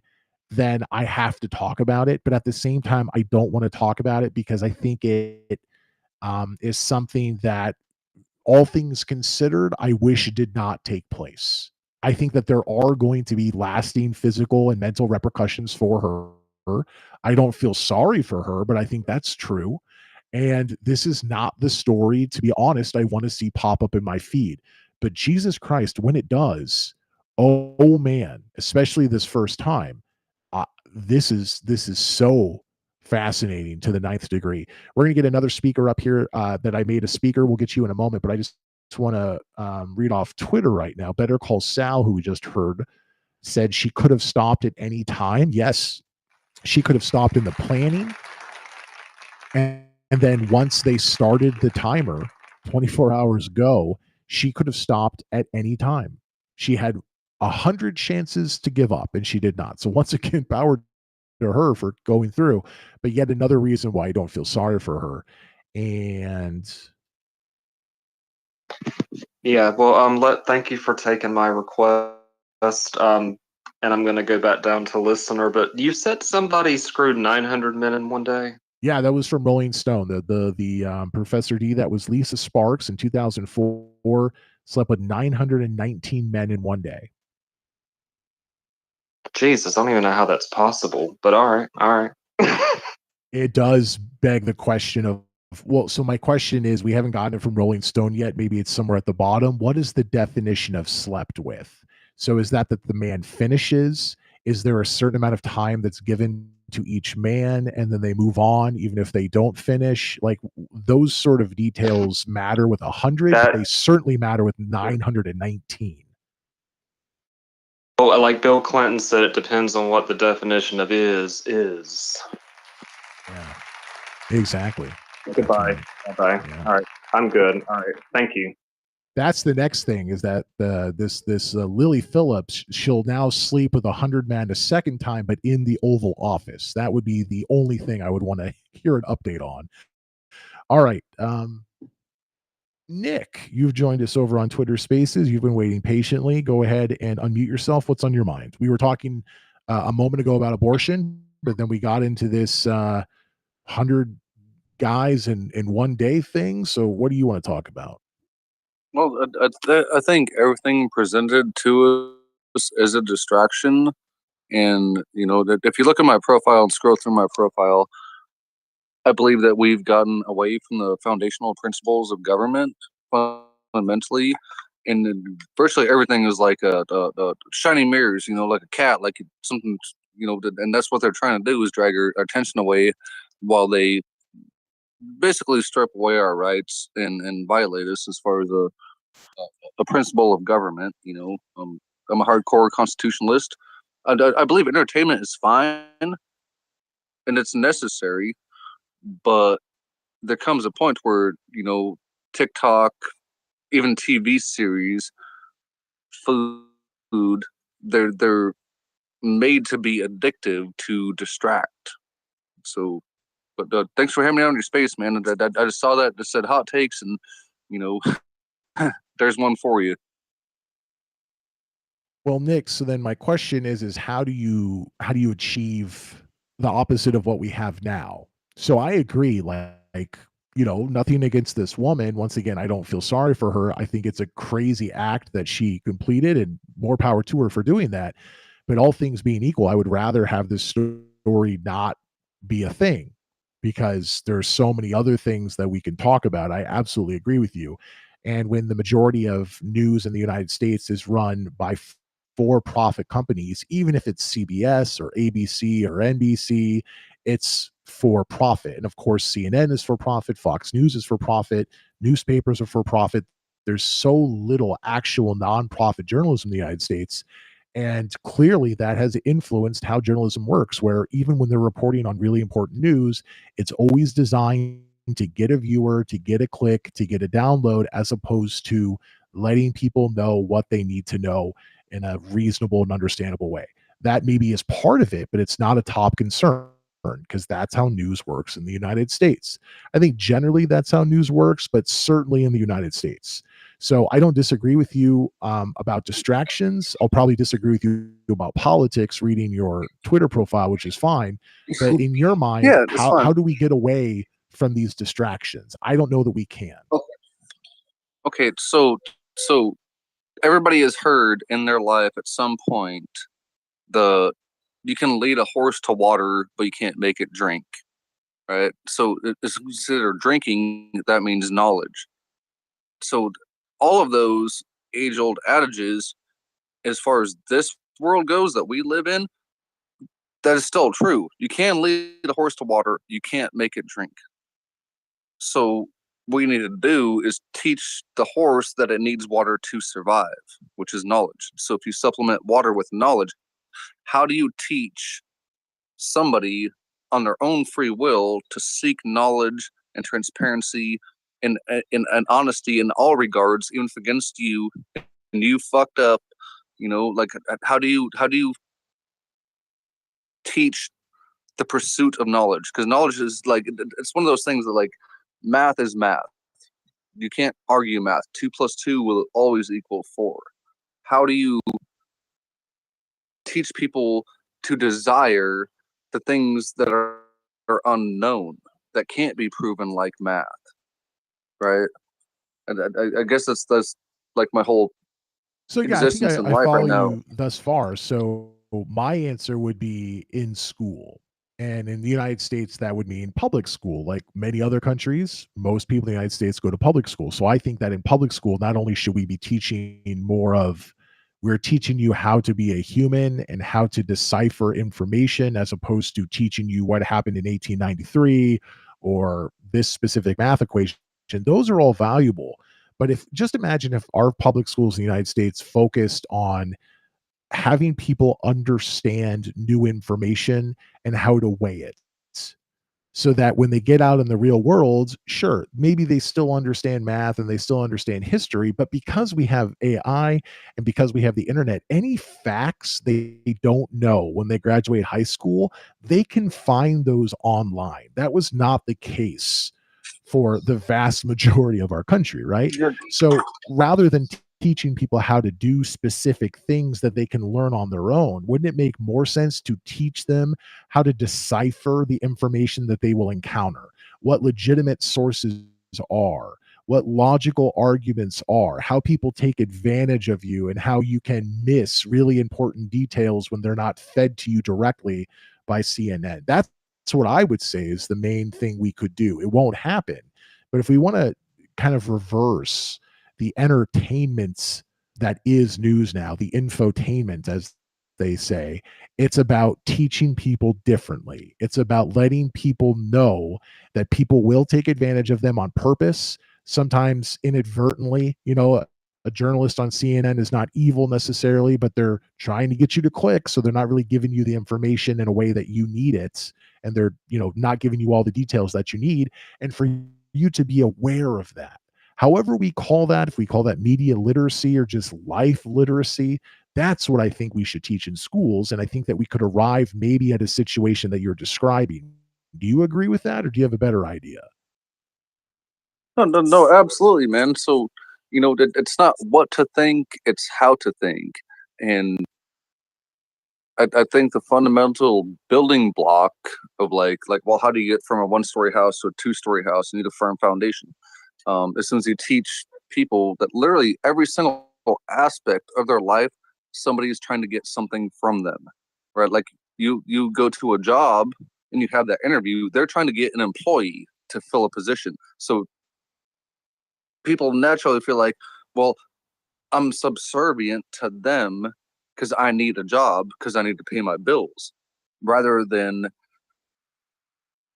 the fundamental just building blocks of life. Like, I'm the best person for this job, and they're missing out if they don't hire me. And it's not necessarily rocket science. Like the first couple times Elon Musk blew up rockets, like he might have said it, I don't know. I'm waiting for the tweet. Like the first time he blew up a rocket, like, come on guys, this isn't rocket science. And they're like, well, actually we're building rockets and this is rocket science. So basically, like, we all want something in life, or we want our desired outcome through every single interaction with other people, right? We want our desired outcome. So everybody does expect something from somebody else. And I think the only way to teach is to teach people how to expect something from themselves, and how to look at everything from just a stand back. Like we're taught with social media, especially the kids, the modern generation. I was born in 1988. We all have tunnel vision, right? And we fail to see the big picture. So as soon as somebody forces you into a tunnel vision, your job should automatically be to zoom out and see the motive and what they desire. And a lot of times they're just trying to get by, and it's no harm, no foul. But also a lot of times it's to minimize your worth or take advantage of you. And that's really how you teach people how to think, is to see the motive and the applied motive. There's a lot of times where you're down and out. You really need something, and you ignore what other people need. And the building blocks of life is to zoom out rather than create the tunnel vision. And universities have taught for a long period of time you need to specialize in something. Like a neurosurgeon can't weld. A neurosurgeon can't pick his pickup truck. That's what he does. He's a neurosurgeon. So the more you specialize, the more you zoom in rather than zoom out. But thanks for having me, man. Appreciate it. Yeah, no, really interesting perspective, Nick. So would love to have you on the show. Nick, would love to have you on the show anytime. So please follow and join us again in the future. But you just mentioned universities, and Martha Vasquez has been tweeting a few things. So I'll read her tweets, and I also invited you to speak, Martha, if you want to join us. You mentioned universities, and that's maybe where I'll disagree with you a little bit. For instance, in Europe, I've traveled to Europe a lot. I have a lot of friends in Europe, and the way that universities seem to work there is that, especially in certain countries like Germany, for instance, you go to a university because it is a kind of a chance to expand your mind and to learn how to do research and to basically become a professor or work in academia. It's much more geared towards that. And people who don't want that, or maybe society views them as not capable of that. So both of those, and so people probably want to go to university, but maybe they can't. They're learning technical skills because the education that's afforded to them is that we want to make you have a job, we want to make you have a career.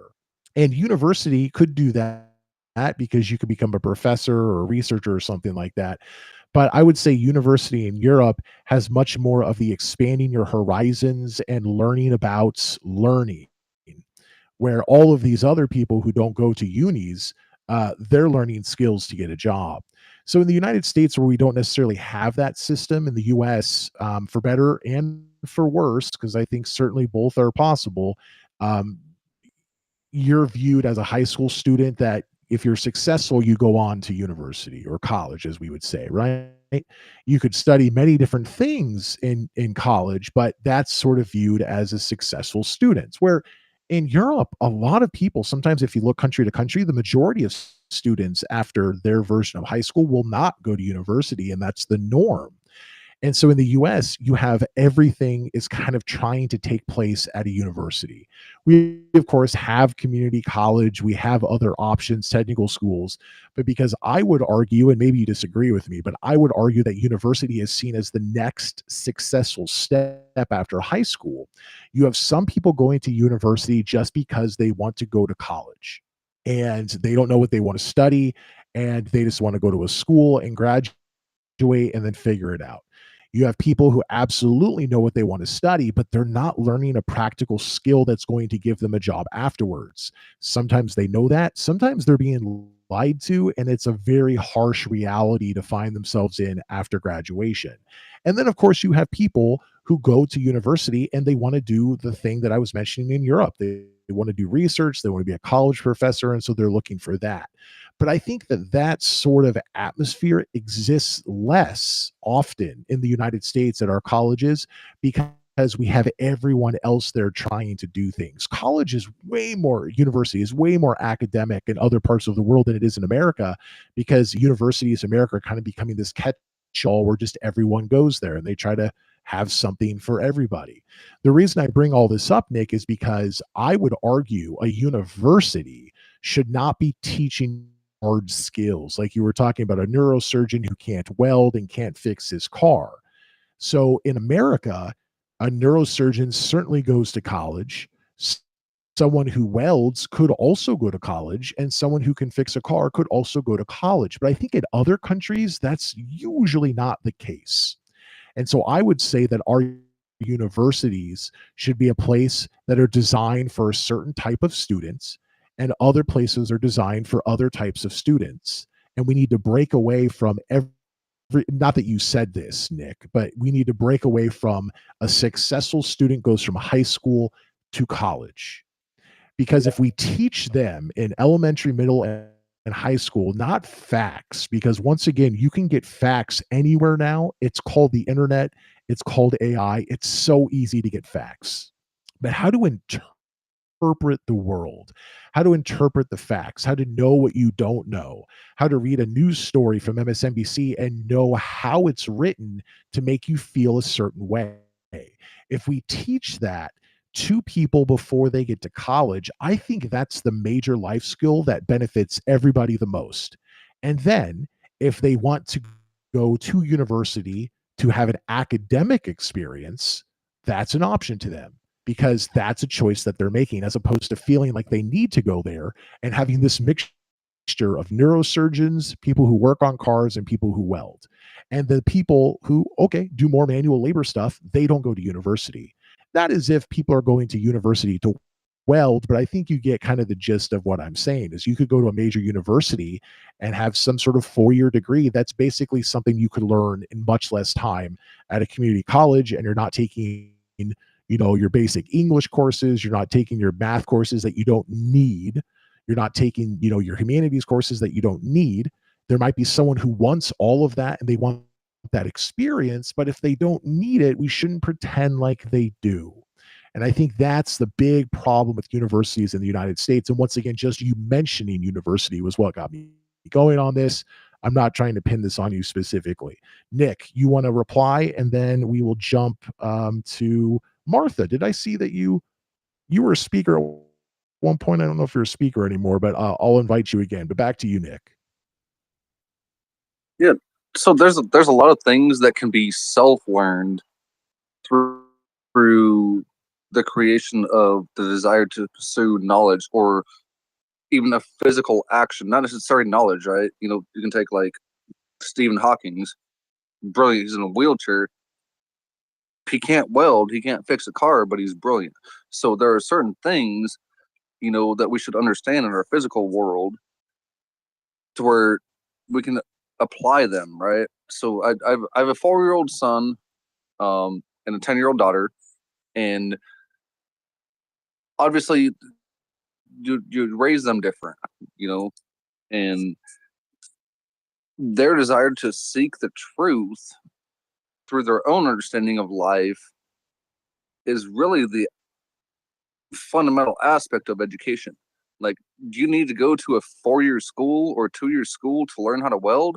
Do you need to become a doctor to suture a wound shut? My wife is a career vet tech. How long do you have to go to school and you witnessed the same? It's like 2 + 2 = 4. That's what they teach you in grade school. A suture. How long do you have to go to medicine school for people or for animals to be able to use the tools? Here's the answer. You give them the tools. My boy, 4 years old, he has a razor sharp pocket knife and he knows how to use it efficiently. Like you can see him, he like listens exactly to what I said, and he pushes down the safety and he closes it, and you can watch him move his little fingers out of the way, and he knows that he has a pocket knife. Same with my 10-year-old daughter. So, and then that's where I was saying earlier, it's not what to think, it's how to think,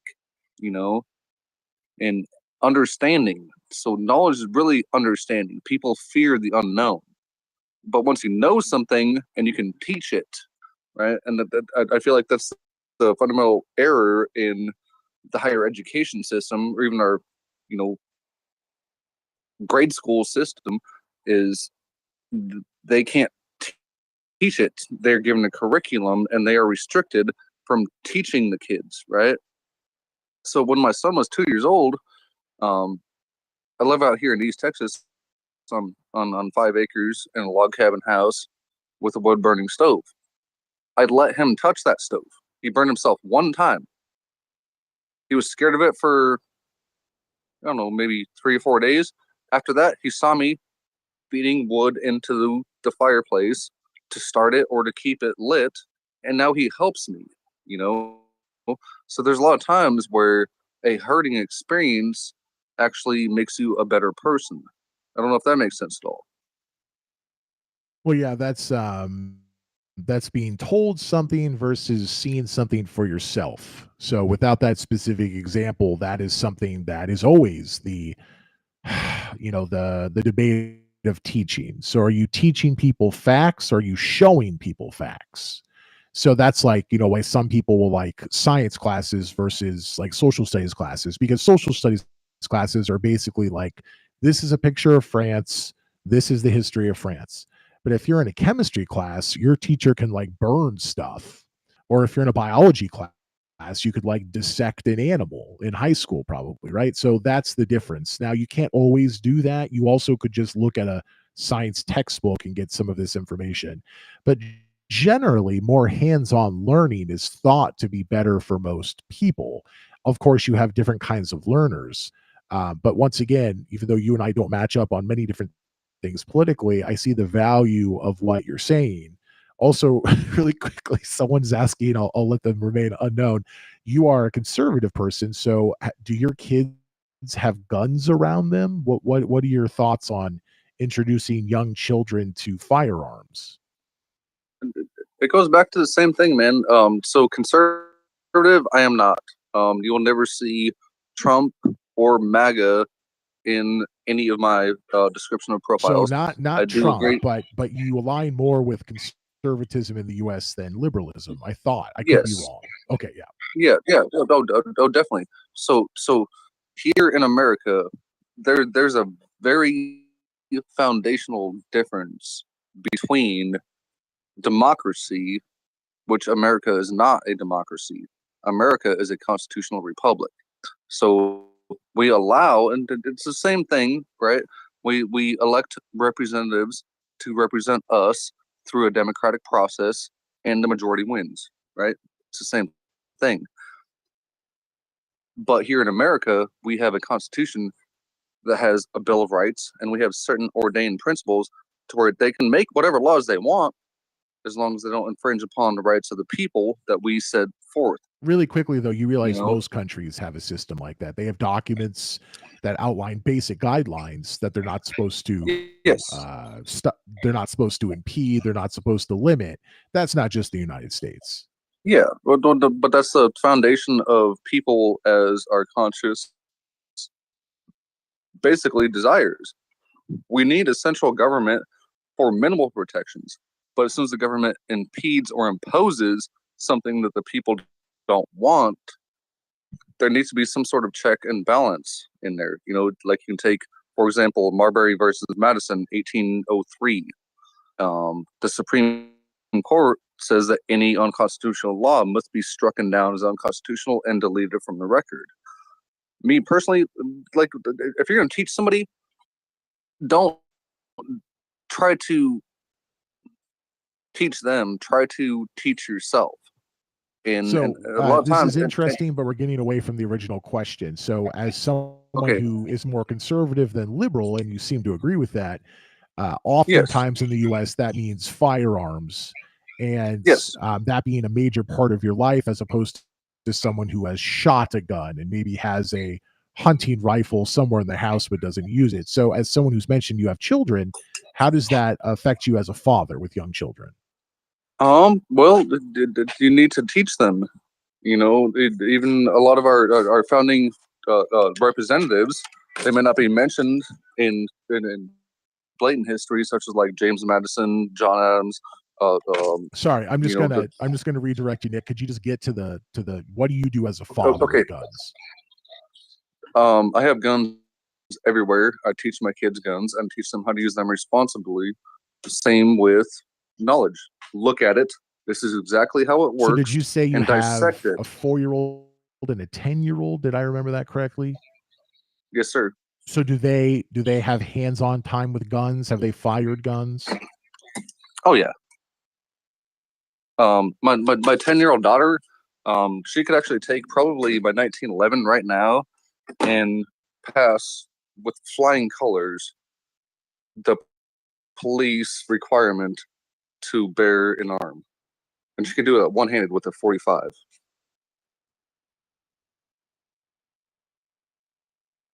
Wow. Okay, so Like that's 45 interesting.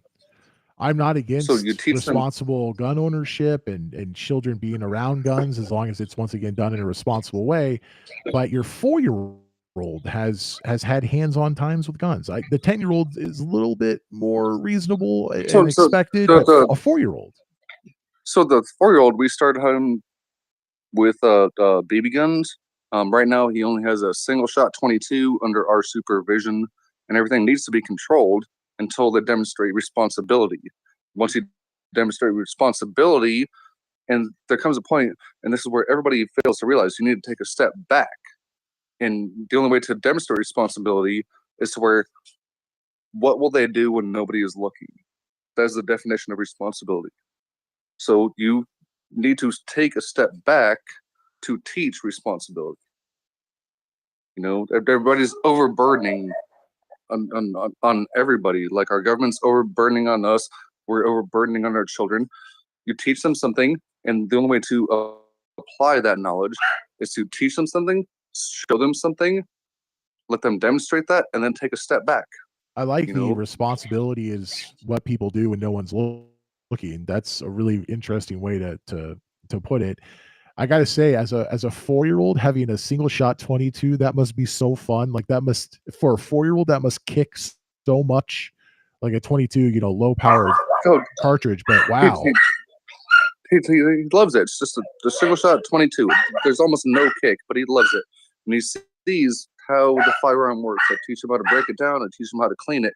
Not only how to use and hold a firearm or to aim a firearm, I teach him this is very dangerous. This will hurt you. And even the BB gun, I took an empty beer can, put it down with a BB gun, put a hole through it. Do you want that to happen to you? Think about this wherever you point that barrel. And I gotta say, I think a lot of people would have issue with a 4-year-old and even a 10-year-old having this much close connections to guns. But if it's going to happen, from what you've just described, that does seem to be a good way to do it. So someone might once again disagree, but if it's going to happen, the way you're describing it and the way you're getting them to think about things, and I love the way you describe responsibility. It's what you do when no one's looking, or at least when you think no one's looking, so they can check your responsibility level. It makes sense. It makes sense to me. Yeah, that's quite a tale. So I appreciate the once again, I won't out the person who asked this, but someone did ask this question, and boy, that's a response. No, but hear me out on this, man. It's the same principle, right? So we have kids in gymnastics, right? The Olympics, gymnastics, they swing on double bars upside down to where any single slight mistake, a slight slip of the hand, and they could snap their neck. Yeah, there's literally no difference. But them snapping their neck doesn't affect someone else. A gun can and does. So I get the point you're making. Anything is dangerous when you're a kid. I agree with that generally, but of course, guns are a little bit different. But why would somebody use a gun unless somebody is attacking them? Right? Like that's our fundamental principles countless of examples, being human. Countless examples. I don't think I have to answer that question. I mean, it's the same thing with cars. Every once in a while, someone plows into a Christmas market or plows into just people on the street and kills a bunch of people, injures so many people, and people say, "Well, we'll have to take cars away." Okay, I get that there is a danger with vehicles, but at least a car, it's a certain size. You hear it coming most cases. Cars drive on streets, so they're not just everywhere. Guns, especially certain guns, they can be everywhere. There's no notice until it's being fired or until you see it pointed at you. So knives kill people, baseball bats kill people, cars kill people, but nothing's quite like a gun.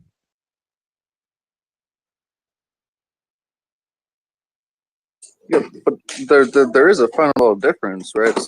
So everything is always out there, and a lot of people seem to misconstrue firearms as dangerous because they see them as danger, right? But unless you expose the mind to everything to see perceived danger rather than realistic danger, the whole argument kind of disappears out the window, right? So, I mean by that, you can can Like train look. people to understand guns and to know how guns work and not be afraid of guns just because they see them. And I agree with you. A lot of people in the United States and around the world, if they just see a gun, they're afraid. But the problem is if you're in a school or you're in an NFL game or you're in a grocery store and someone is shooting people with a gun in a sort of typical mass shooting situation, it doesn't matter whether or not you're afraid of a gun or you see the value in a gun and you understand how it works and you can strip it and all those different things. Bullets still kill people no matter how they feel about them. Oh, exactly. But say you're in a mass shooting situation. Say you work in an office building and somebody just goes in there blasting. The only thing that you want is for somebody to shoot them back and stop it.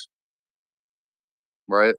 At You want the stopping. At that point, yes. But if we talk about before that day, before that moment, then no. A country that has gun restrictions has less gun deaths. The states in the United States that have the most gun restrictions have the least gun deaths, including gun suicides. You're more likely to commit suicide with a gun in a state that has less gun restrictions. You're more likely to be killed by a gun in a state that has less gun restrictions. That's proven. We've talked about it on the show. Look at different countries. It's very clear. But once the shooting happens, you're right. I do want a gun. I want someone shooting back at them. But that's once it's already taken place. That's like preventing cancer versus when you have cancer. Yeah, but at the same point, you need to look at the gun deaths even caused by medicine, right? So right now, our current medical people in this world, you probably have access to a computer. You probably have multiple screens. You seem like that kind of feller. Right now in this Nick, world, look at you. Yeah, good judge of character. I do have a computer and multiple screens in front of me. Guilty. yeah.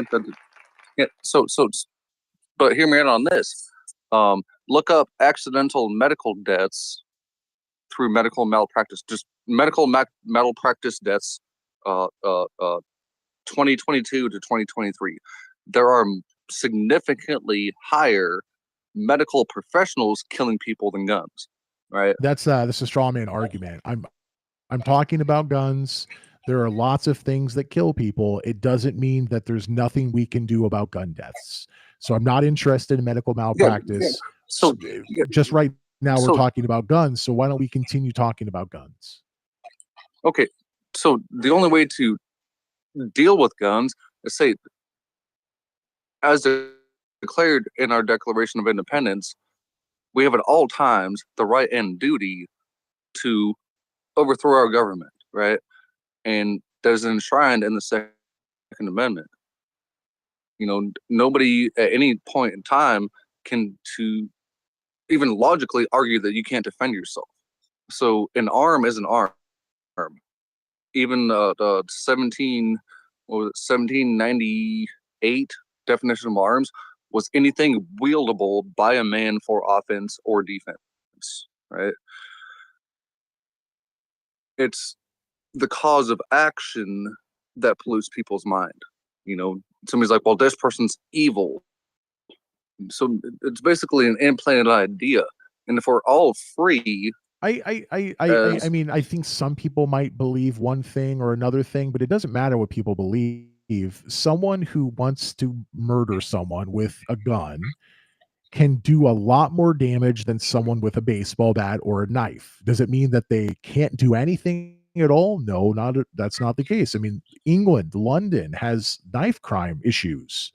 So that can happen. Exactly. There are parts of the world that if you have a baseball bat, it's considered a weapon in your car.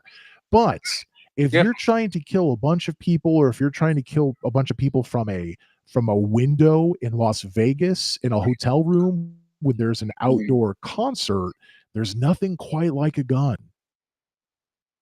Yeah, but at the same point, if somebody wants to kill somebody and that's what they want to do, the very definition of the creation of the term serial killer comes to mind. If that's what they want to do is kill people because they're evil, if you're they gonna will be say guns don't kill people, people kill people, we'll just have to move on and disagree, because I just don't think that you actually think that. I mean, you understand that someone who wants to yeah, kill someone, if they have a gun, they're yes, more able than if they don't. exactly. But and that's the whole point of how do we teach the kids? It's only self-defense, right? Like karate. We've all seen Karate Kid. Every single, like, I'm not offended by somebody wearing an arm on them, right? I'd rather feel more comfortable with somebody with a holstered pistol than a dude with a machete, right? And that's Well, you should, literally my because it's hardwired not psychology. that's how you feel, but that's not what the statistics show. I mean, if you go, we talked about Japan maybe before you Yeah, joined the show. yeah. We were talking about abortion, and Japan came up. Better Call Saul mentioned it. If you go to a place like Japan, they will have some gun crime. I mean, literally, Shinzo Abe, the former leader of Japan, was assassinated with a homemade gun at a political rally on the street. I think in Tokyo, somewhere in Japan. So they have gun crime. But literally, that gun was made with like wood and pipes wrapped around each other, and it like had to be loaded by hand, and so the guy got a couple shots off, and because the Japanese are so not used to that, they didn't prepare for it, he wasn't protected. Versus Donald Trump has had multiple people try to kill him with a gun, and he was hit by one in the ear. Like there's a huge difference. So while you may feel more comfortable with someone with a holstered pistol versus someone walking around with a machete, unless you are right next to the person with the machete, that is a false sense of security. So I like you, Nick. I'm not trying to put you down, and I'm not trying to disagree with you at all. You're good. But it just I'm not verbal, man. yeah. You're good. I'm not verbal. Speak your mind, man. Exactly how you want to say it. You're not going to offend me. I'm not going to cry. I'm not going to run away. I'm not going to, call for backup. I'm I not going like to do that, any Nick. of that. I Speak haven't your heard mind. that very much on this show. I like that. I like that mentality. But the differences in opinion are what make us great as a society. So our founding fathers were not worried about types of government, or not worried about types of arms. They were worried about types of government, right?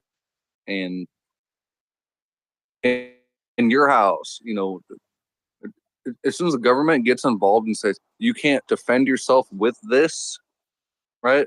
So this Like a this home is a good invasion. place. This is a good place, I think, to finish the gun conversation. Then I want to read some stuff on Twitter and also invite some more people up. But then, so you're talking about guns versus government and different fears. So when the Constitution was written in, the founding fathers and all that stuff, they did not have the guns that we have now. They didn't have missiles. They didn't have helicopters. They didn't have tanks. They didn't have rocket launchers. They didn't have flamethrowers.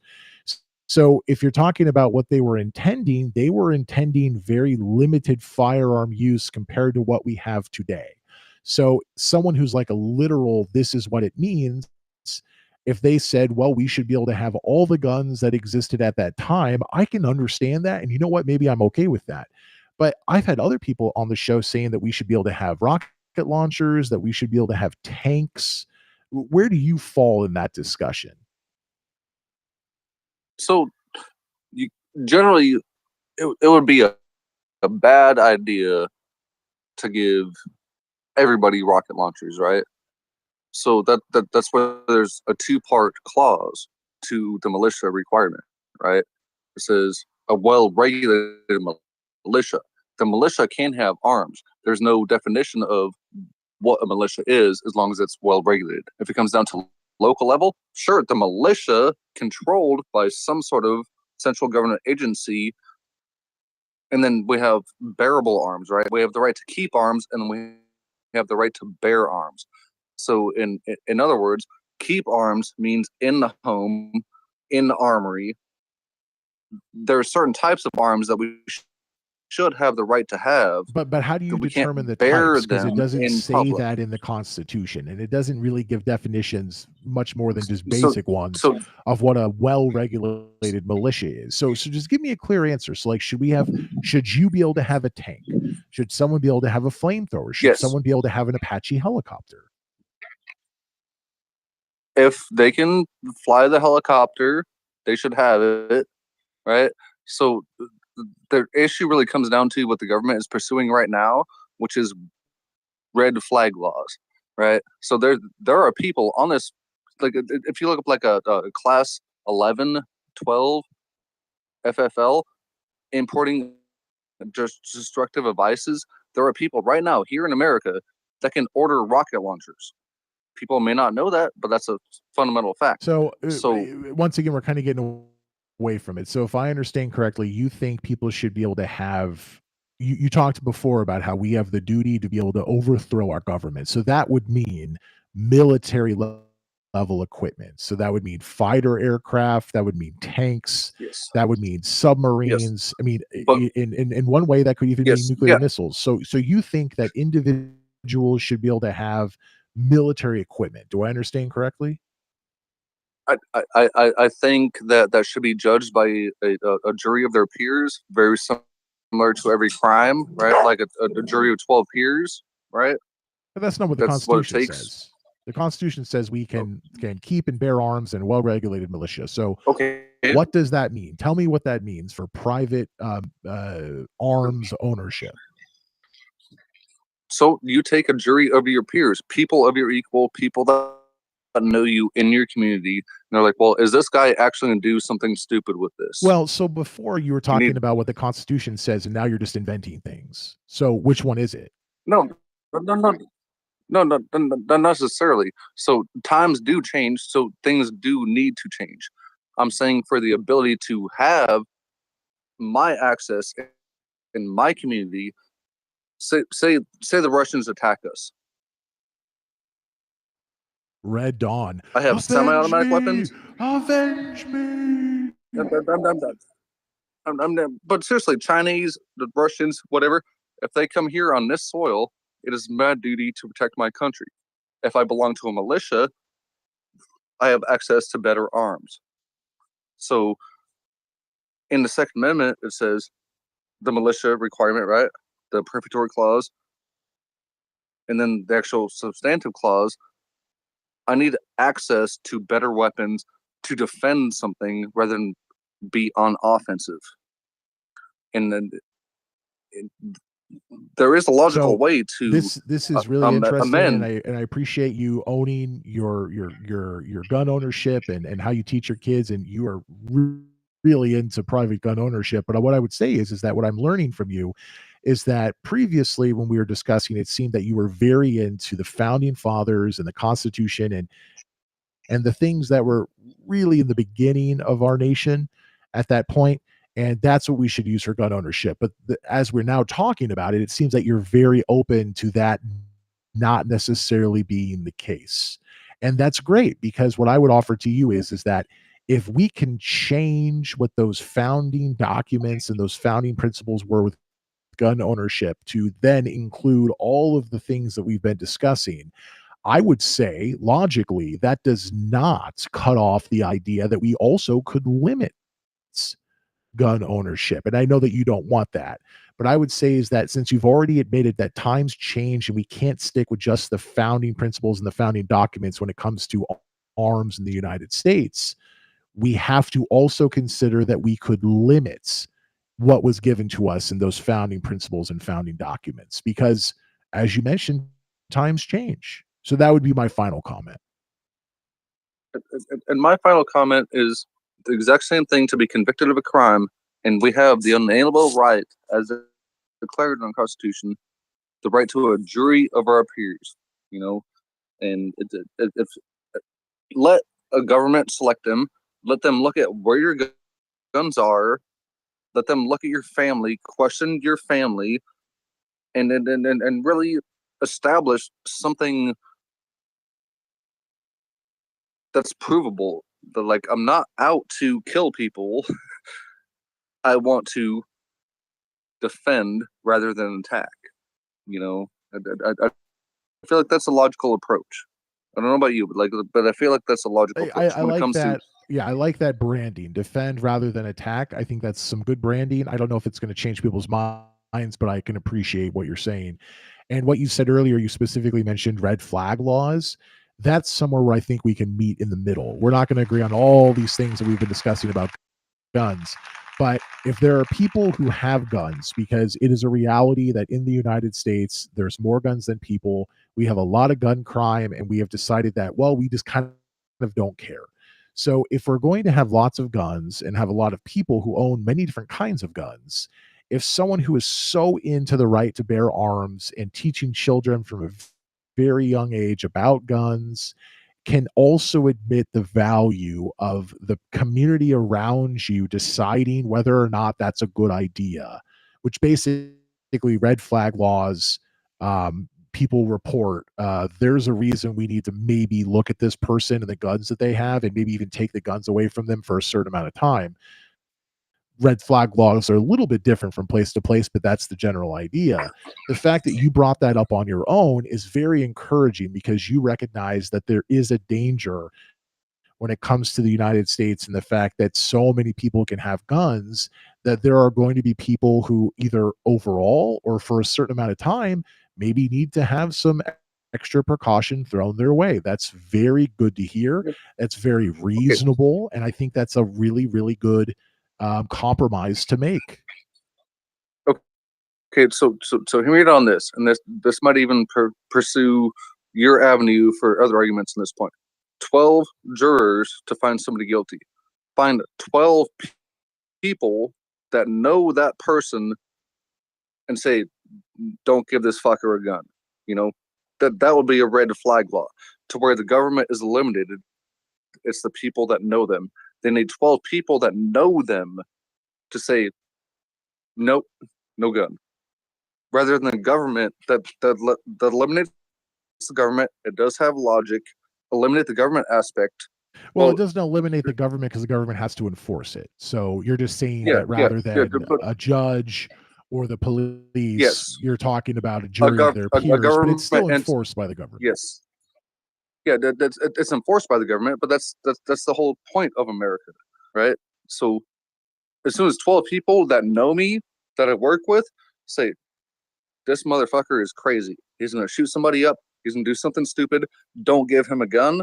That would be a logical explanation of a red flag law, in my opinion.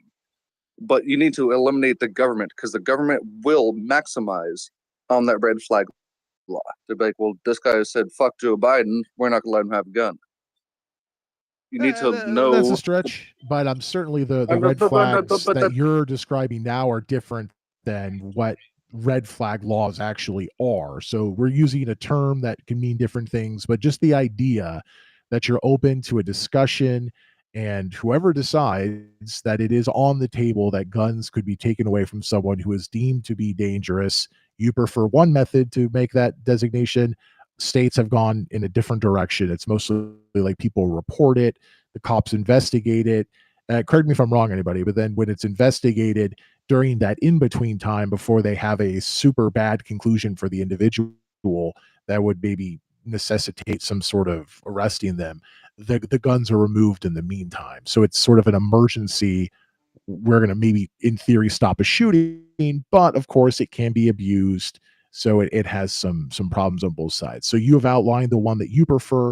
I really appreciate that. Stay with me, Nick. It's News Debate Only. I think we're going to start winding down the show, but I want to get to one speaker. We have the Unwoke who has requested to speak and has also been tweeting out a bunch of stuff. And I'm going to start with Martha's tweets as well. So Martha has been commenting on a bunch of different things that we have been discussing on the show. I'll just go in order that she tweeted. We must reconceptualize education. There's a whole generation of students who missed 2 years of proper education due to the COVID-19 pandemic, and we will feel the effects of it in the years to come. Absolutely. Yeah. Then talking about abortion, her body, her choice. Yeah, it's not how I describe it, but those are my beliefs that women should basically be able to decide for themselves. I think it makes sense to limit that somewhere around 24, 25, 26 weeks, and then only allow it in very specific circumstances thereafter. But generally, I agree with that. You also say we need to advocate for more trade jobs. That's what I was talking about. Your average student in the United States should not be forced to think that they're a failure if they don't go to college. And I would argue that's the reality right now. And then continuing here, schools today, writes Martha, schools today focus too much on identity rather than actual teaching. I think that there is too much identity politics in the public sphere, schools in general. I absolutely agree with you, but I don't think that's why they're not teaching people. I think that's just one of the many problems that exist in schools today. And then Mr. Cassandra, who was joining us earlier, says, I got to drop it. This was a phenomenal space, and I'll happily listen in at any time. Thank you, Mr. Cassandra. Great to have you. Now, the Unwoke. We're going to hear from the Unwoke in a moment. The Unwoke writes, typical mass shooting. That was a phrase I used a moment ago. These are almost all gang-related, not the Columbine-style school massacres that we think of when we hear the term. I think gang violence is actually a lot smaller of a piece of the pie when it comes to mass shootings than most people believe. But yes, a typical mass shooting does not have to be at a school. I would agree with you. In fact, we can look up the definition. I think it's a certain amount of people are shot, and it's rather low. It's like 3, 4, or 5, something like that, as opposed to 20. And most times they're not at a concert in Las Vegas from a hotel room. They're not at a school. They happen all over the place. Does some of that include gang violence? Yes, but from what I remember of previous discussions, it's actually a smaller percentage than most people would believe, but I don't recall off the top of my head. And then the Unwoke says, the right to bear arms is not a right given to a militia, it's a right given to the people. The militia clause is merely the reason for the amendment. People were keeping the guns in their homes just in case the militia needed to be drawn up. Yes, I don't know about different thoughts from a legal perspective, but when I read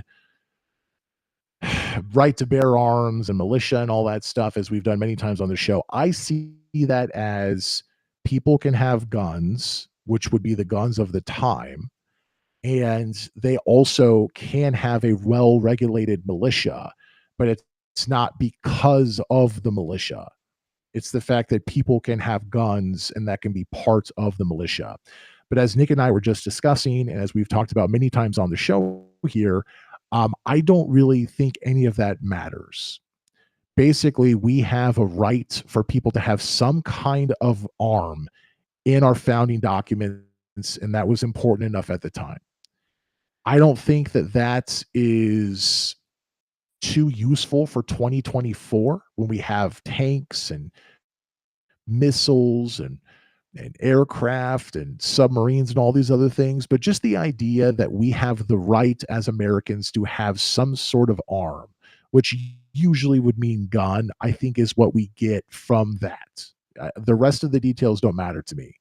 And since that's what we have, even though I'd rather live in a country that has no right for an average individual to own a gun, I don't advocate that for the United States because we clearly have that right. But what I would advocate for, and what I think I've advocated for on today's show and previous shows, is what I would call realistic gun ownership, logical gun ownership, and not military gun ownership. So that's somewhere that Nick and I disagree. I don't think that that is a right that is anywhere guaranteed based on the founding of this country, especially because that technology did not exist. If you go back in time, the difference between military equipment and what someone would just have on their own was insanely close compared to what it is today. So the idea of overthrowing the government, or the idea of competing with the government in any way, or if the Chinese or the Russians invade, to me is something that I cannot support in any way, shape, or form. But if we talk about hunting rifles and shotguns and handguns, even though handguns are the most dangerous gun in America by far, and if we outlawed handguns, we would save a lot of people's lives every day. Those are things that are reasonable to me. And anything more than that, I will always oppose. But because it's the not crying, just dry throat. But because it's the United States, okay, I get so worked up when I talk about the U.S., because it's the United States, I understand that those things are always on the table because that's how people perceive our founding fathers and our founding documents. But as Nick and I discussed, times change, and I just would wish that everybody, no matter what their political views are, could just have reasonable thoughts on gun ownership, because everyone else is way less into guns than we are. Even Canada is less into guns than we are, and they have a different gun culture, so it means different things even if they have a lot of guns. And I think that we just kind of need to read the room on this. I don't know that we will be able to, but that would be my hope. Because once again, I think the founding documents and the inertia that we got as a country from the beginning by shooting a bunch of British people in order to become independent, that is something that you cannot point to anymore in any reasonable way other than, well, we have some right to have a gun. And I'm not a legal scholar, but I think I'm reasonable. And now let's jump over here to Twitter Spaces, the Unwoke. I'm going to bring you up if I didn't already. Yes, the Unwoke, want to hear from you. Take a moment to get yourself in as a speaker. I know that there's a cutoff in the audio as that is taking place. Go ahead and unmute yourself when you are ready, and I would love to hear your perspective on guns or anything else we've been discussing while you've been here. And then I think we'll go around and maybe get some final thoughts and end the show, because the Bills-Lions game that we were talking about at the very beginning of the show is quite an interesting game, and I'd love to catch some of it before it goes off the air. So let's see here. The Unwoke, are you ready to speak?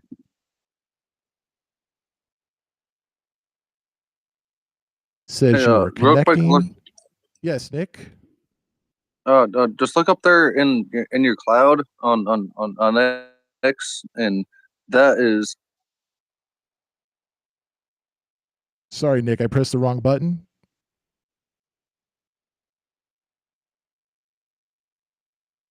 you said look up there in the cloud. It is not only a right, it is a duty to overthrow tyrannical governments. So any But once again, you've interpretation already or admitted that we don't stick with just the original documents, so I just don't care. You and I have already admitted that times Okay. change and we need to have more things. So I don't care what the original documents say. The times change. I thought I made that clear, but sorry, now I'm trying to make that clear. Okay, so the clarity comes from the people around you, the people that know you, rather than the government. So the government can impose a red flag law. Hey, this mother I get effer that. is Yep, loony. we already went over that, Nick, and as I pointed out, and as you agreed, that's nowhere in our founding documents. So since you're already open to changing what's in our founding documents, I'm never going to be won over by, well, Lee, as you see here clearly, this is what the founding documents say. So I think maybe now we're on the same page. We've had a great discussion, but we've already admitted times change and we can't look just at our founding documents. So I've stopped paying attention to them. So Fair enough, our man. Fair founding enough. documents. Sorry. No, that's okay. It's kind of messy here. So yes, I think you're up here, the Unwoke. Nick, really appreciate you, not trying to push you down, but I want to hear from the Unwoke. And I feel like we did that topic justice, Nick. I think we talked and we understood each other very clearly. So no reason to rehash that. But the Unwoke, yes, your time.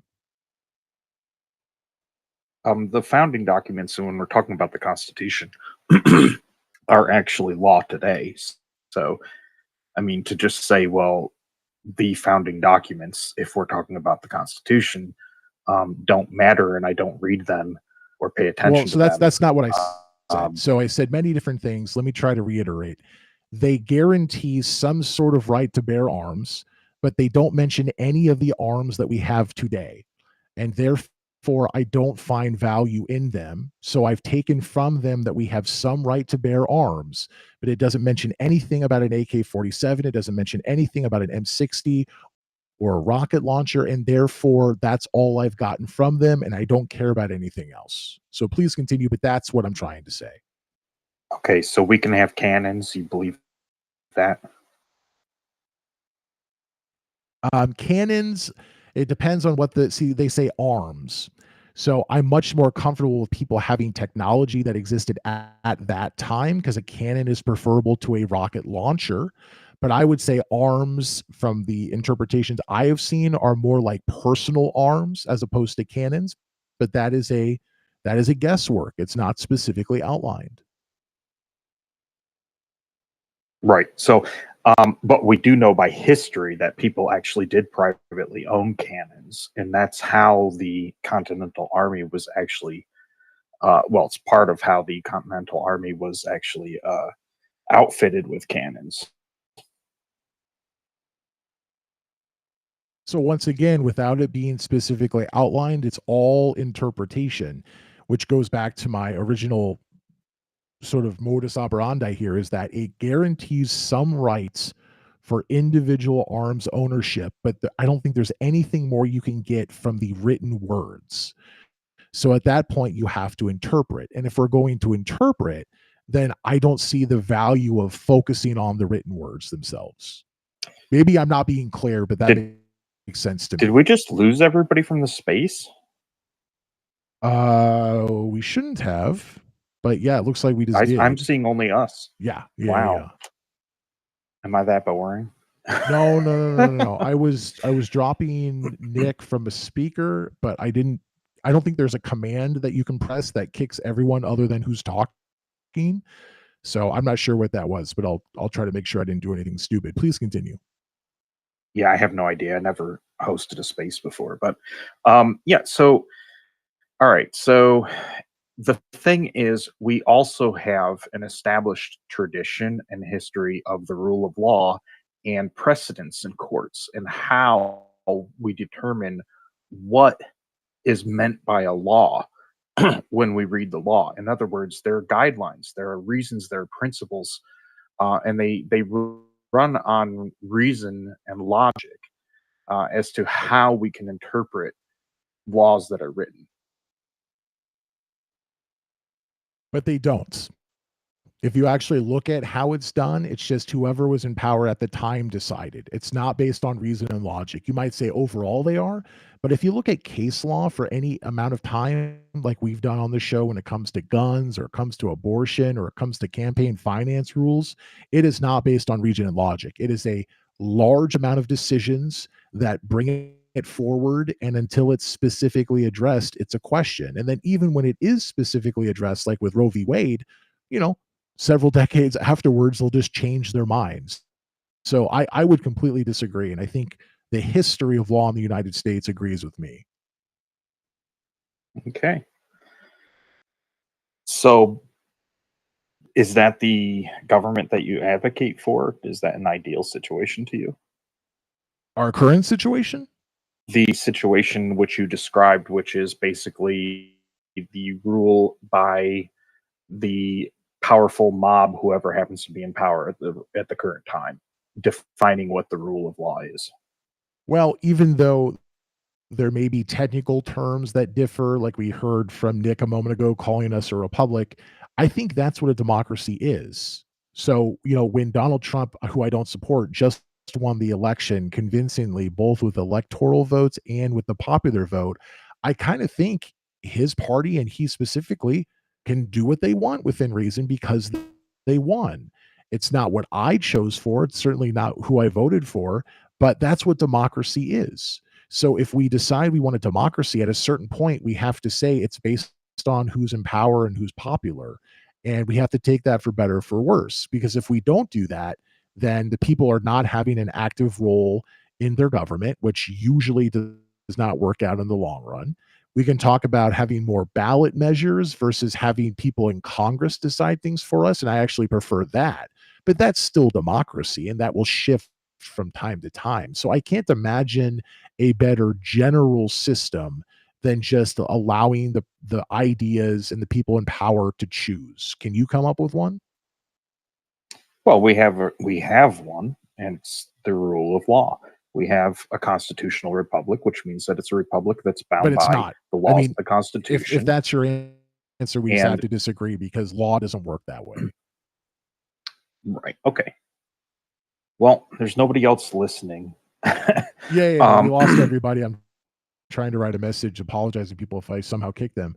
But do you disagree? I mean, if you look into case law, it's not based on logic and interpretation. It's based on we do what we want. Sometimes it's based on clear interpretation and clear logic, but that's not a guiding principle. If you look at the history of almost anything in the United States, it's who's in power and what they decide. Let me put it this way: I've never seen a court document where the arguments being put forth in the opinion of the judges, especially the Supreme Court, say for example, was based on this is just what we want. We don't care what the precedent is. We don't care The what the dismantling of logic Roe or v. Wade. reasoning are. Yeah, you have no idea what the logic and reasoning of that was? It was case law. It was decided twice. It nearly case law for 50 years. Okay, so because other people interpreted it differently, you think that it's just No, see, but it goes whoever back to what I decides what they said, want. is that the people who were in power decided it. Then they decided it a second time. It was reaffirmed. And then the third time they decided against it. That's not interpreting. That's not logic. That is, we do what we want. Because interpreting also means you look at what happened before the it. opinions So you they don't do a wrote, they're not 180. saying when they write their opinions, they're not saying we're just going to do what we want. We have the majority in the Supreme Court now, so there you go. Yeah, of course, because they have to dress it No, up. they have reasonable, logical arguments to look back to. Now, are their reasonable arguments correct? Well, that's perhaps open to each individual person's interpretation. However, to your point, we elect representatives who can affect those things. And so we elect people who see the logic and the reasoning in a way that agrees with how we see the logic and reasonings. It's not just like, well, I just don't like abortion, so I'm going to have somebody who just says I don't like abortion get into the Supreme Court who's willing to make a decision against abortion on the principle of they don't like abortion. No, I want people in the Supreme Court. Obviously, we don't elect the Supreme Court, but we elect the people who appoint the Supreme Court and confirm them. But I never said anything to the know, contrary. I didn't say I wanted this system. I just said this is a fair representation of my perspective of how it works. Yeah. I mean, but I don't think it's devoid of logic and reasoning. I mean, we're voting for Yes. people who I didn't agree say with our that. logic and reasoning. I think that there is logic and there is reasonable interpretation of law every day if you look at the decisions, but that's not the guiding principle. The guiding principle is whoever is in charge. And I can't think of a better situation because they're It's the human beings. deciding principle. The deciding Yes, principle is yes. who's in charge. The deciding However, principle, the most important principle. right, but how those people get in charge has to do with whether they've convinced people that their points are logical and reasonable. I guess So we it's would like a still free marketplace of ideas. Like you've got these candidates. Do you believe the things that Trump's saying are true? Do you believe the things he's saying are lies? You might not vote for him, even if you agree with what his platform is, if you believe that he's lying to you. Or you might vote for another candidate that you believe is not telling you the truth, or that is telling. Yeah, sorry. But you once believe again, is telling you. aren't we Sorry. agreeing on all these things? It's about who you vote for. It's not about the directing, guiding principle of logic and legally sound interpretation. So I agree with you. We are in agreement. It's about who you vote for I mean, and what they do. I mean, it just sounds like you're placing it as an absolute.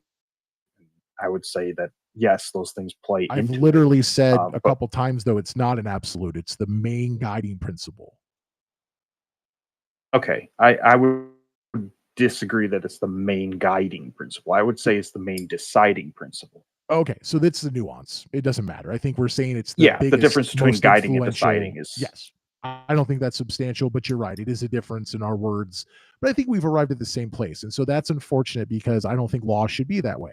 Because the branches, the way that we have checks and balances is that they're not just all supposed to be the same thing. Congress is supposed to be different than the president, and the courts, the Supreme Court, are supposed to be different than Congress and the president. But in our discussion, we seem to have arrived at the fact that they are all basically the same thing. It's who you vote for and who you believe in. I'm sorry. How does that make the president and the legislature the same thing? Because, well, in theory, the president has a lot of power with one person, and then you'd also argue the people that the president appoints once they come into power, right? Which Trump is trying to do right now.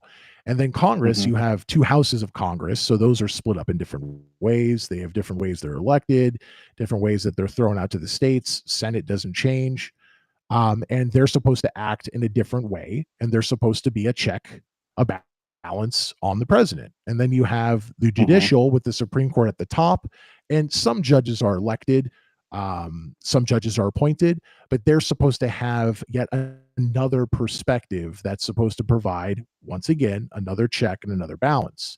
But maybe you'll disagree with me on this, but since we've already arrived at however we describe it, the main focus, this is how decisions are made by the Supreme Court is just the way that we elect a president or we elect members of Congress. They're not actually that different, despite the fact that they were supposed to be, apparently.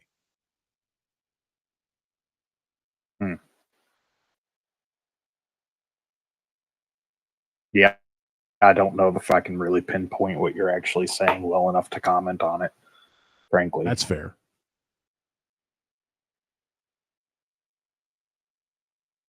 My final comment once again is that I wish the courts were more they use their own momentum better. They didn't do weird 180s. And just because something hadn't been decided, I wish that they would focus more on previous precedents and what I would call, as a non-legal scholar, as a non-lawyer, what I think are reasonable interpretations of our founding documents and things that have happened up until now.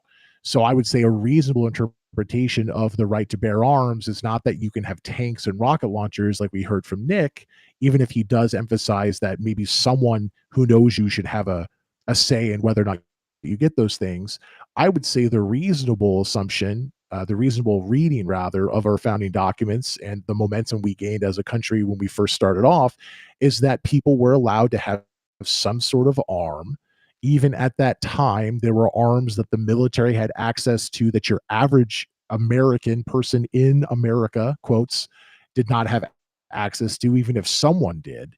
And so I would say, let's look at that moving into the future. And especially when we have things that did not exist, like attack aircraft and submarines and nuclear weapons, that would be something that, of course, we're not going to say individual people can have, while still not going the full, we live in Japan, we live in the United Kingdom, where your average person just doesn't have a gun.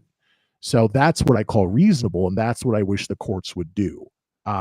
Maybe you disagree on that being reasonable, but I see the train of thought and I see the balance and I see the inertia of what I just laid out rather than what we were hearing from Nick or what we're hearing from basically most conservatives in the United States when it comes to guns. It's funny. I feel like you're saying we should just basically only have muskets. I'm not saying that, but I would think that is a better choice than what I heard from Nick. Like with the rockets and stuff? Well, you posted that. I mean, you posed that whole scenario. I don't think that's really like what's his real position. I don't think he had a I chance to asked really him think where about it that should position. be, and he said he was fine with those things. So you're right. I asked him a question and he answered it. Yeah. I don't think he's had time to really think that through. In other words, I think you're probably the first person who's brought that up to him. So what we have today is semi-automatics are legal, fully automatics are virtually illegal. However, certain private civilians can obtain them with special licenses. And like relic guns, if they're a certain age, then they're a different category. Yeah. So what about our current system do you disagree with? Clip sizes, bump stocks, you can basically turn a semi-automatic into a fully automatic. You can also, instead of having just a normal stock like an M4 or M16 would have, you can have bump stocks you're talking about? Just one example, but also what's it called when you bump have stocks are banned? but this is something we had to discuss, and this is something we have been discussing. So you asked me for things that I'm talking about, and then what's it called when you have a gun and you have a stock, but it's designed to be attached to your arm, so it's not a stock, it's a. I don't know what they call that, but I've seen it. Yeah. But you know what I'm talking about, right? So you can take a Yep. gun that has a barrel that's much longer than a typical handgun, but it can still be very long. So it's not becoming too long that it becomes something else. And then rather than putting a stock on the end of it, you can put on an arm brace. Yes, it's an arm brace. And it looks exactly, Right. almost exactly like a stock, but it's sold by a company and called an arm brace. And in theory, Right. it's supposed to wrap around your arm, but instead you just use it as a stock, and that's technically a pistol. So like those sort of loopholes, or like private gun sales that you do outside in a parking lot rather than at the gun show, or you go to a gun store. And people who have fallen through the system, like the shooter at the Texas church was someone who should not have been allowed to have guns, but it wasn't reported correctly. He got guns and he killed people at a church, and then he died in a shootout with the police. So those are just a few things I would work on. And also, as I mentioned earlier in the show that you may or may not have heard, handguns kill. See here, what is it? It's about 3/4 of all homicides in the U.S. involve a gun, and about 3/4 of all gun homicides involve a handgun. So if we got rid of handguns or severely limited them, that is actually probably the thing that would save the most people, rather than bump stocks, rather than arm braces, rather Yeah. than clip limits or caliber or something like that. Just getting rid of handguns. Yeah, it's just a harder sell is the problem, because the handgun is your go-to, like, to defend your home, like, against home invasions. So it's like it's a lot harder to sell that one, But like the You're absolutely right. strap Yeah. thing, I think is illegal. I'm pretty sure they No, outlawed it's the not. straps like No. last year. Look that up. No. That is law today. You can have a pistol that looks like a rifle, and it's counted as a pistol. I encourage you to look that Okay, up. so here's my question about that. However, why does it matter? Like, there's more restrictions on pistols than there are on rifles. So why does it matter to have a pistol that looks like a rifle Because it basically if it's is a being rifle. classified legally? Right, but here's the thing: there's less restrictions on the rifles are considered to be less dangerous than the handguns, right? So Well, what's it the would problem depend with on pretending that my handgun is how you look at them. But for instance, you're right. A handgun is a go-to move for a lot of people because they have home defense. It's small, it's concealable. It's harder to hide a shotgun in your home, but handgun could be anywhere. Also, if you want personal defense as you're walking around, a handgun, like clearly versus a shotgun, right? But at the same time, a handgun is very inaccurate. You have to have a lot of training to shoot a handgun accurately at any kind of distance. The second that you have Mhm. a longer barrel that is longer than a typical handgun, but not as long as like an M16, right? So it's just an extended barrel that helps with your accuracy.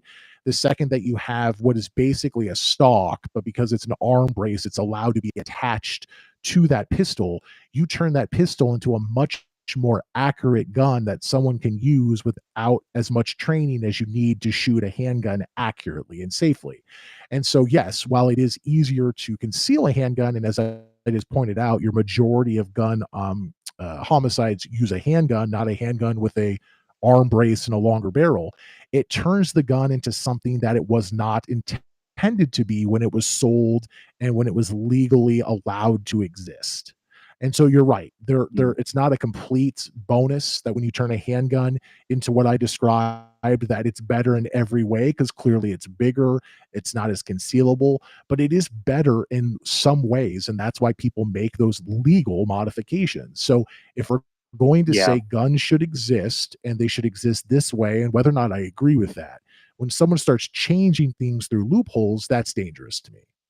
Yeah, see, I thought the danger with the strap stocks is that they're actually rifles, but that because the strap stock allows you to effectively use the rifle with one arm rather than two arms.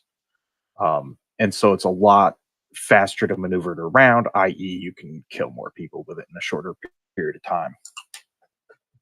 So that's But why I they didn't. they can I never exist. heard of it. Yeah, I never heard of it being a pistol. I mean, the ones I've seen, they were definitely long guns. No, but they There so is, if you look however, this up, I'll show up a picture on YouTube or sorry on Twitch and Rumble. It might not help you because you're on Twitter Spaces, but I'll throw it up anyways. It is just because of the definition a little bit shorter than it would need to be classified the same as the guns you were just talking about. So it's basically just the same thing, but a little bit smaller, and therefore it's still a handgun.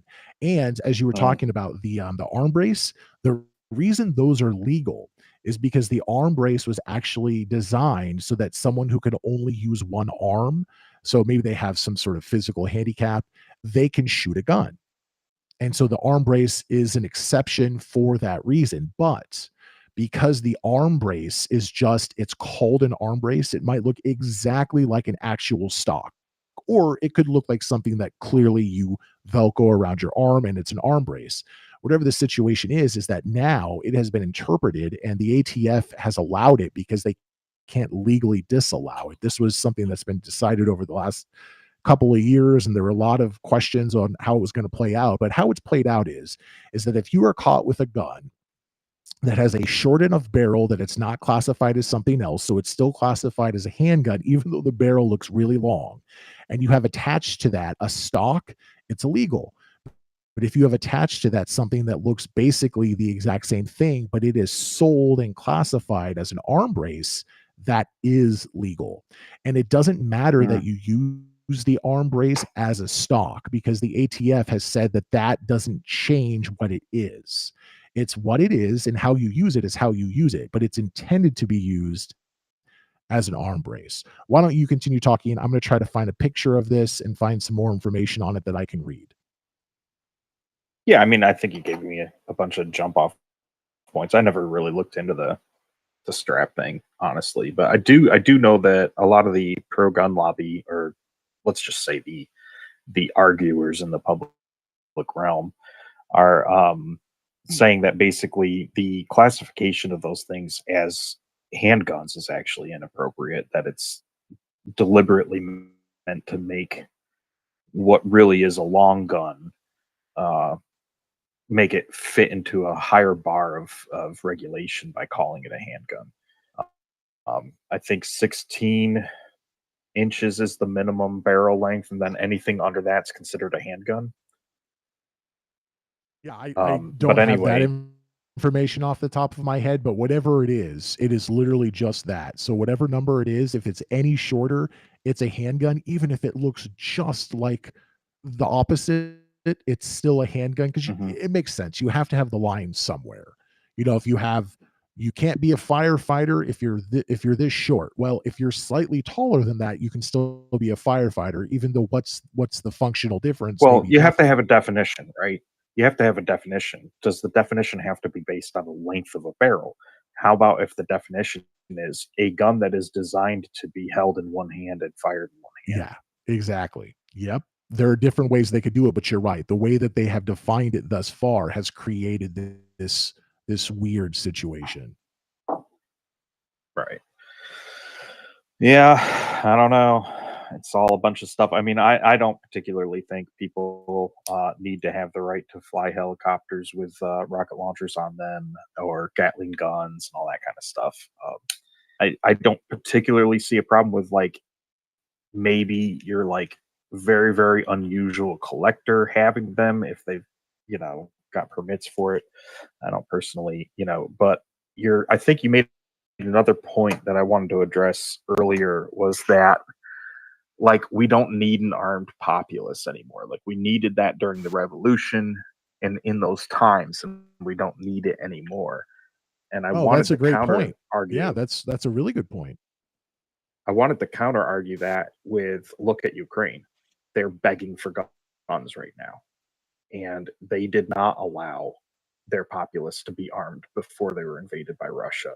Had they, perhaps they would have 4.5 rifles per household, and perhaps they wouldn't be depending on the rest of the world to give them guns. I don't think that's you likely at all, but the fact that they could have put up a stronger resistance, I would not disagree with. But Russia is a military, so I don't think that it would have made a substantial difference, but it would have been a difference.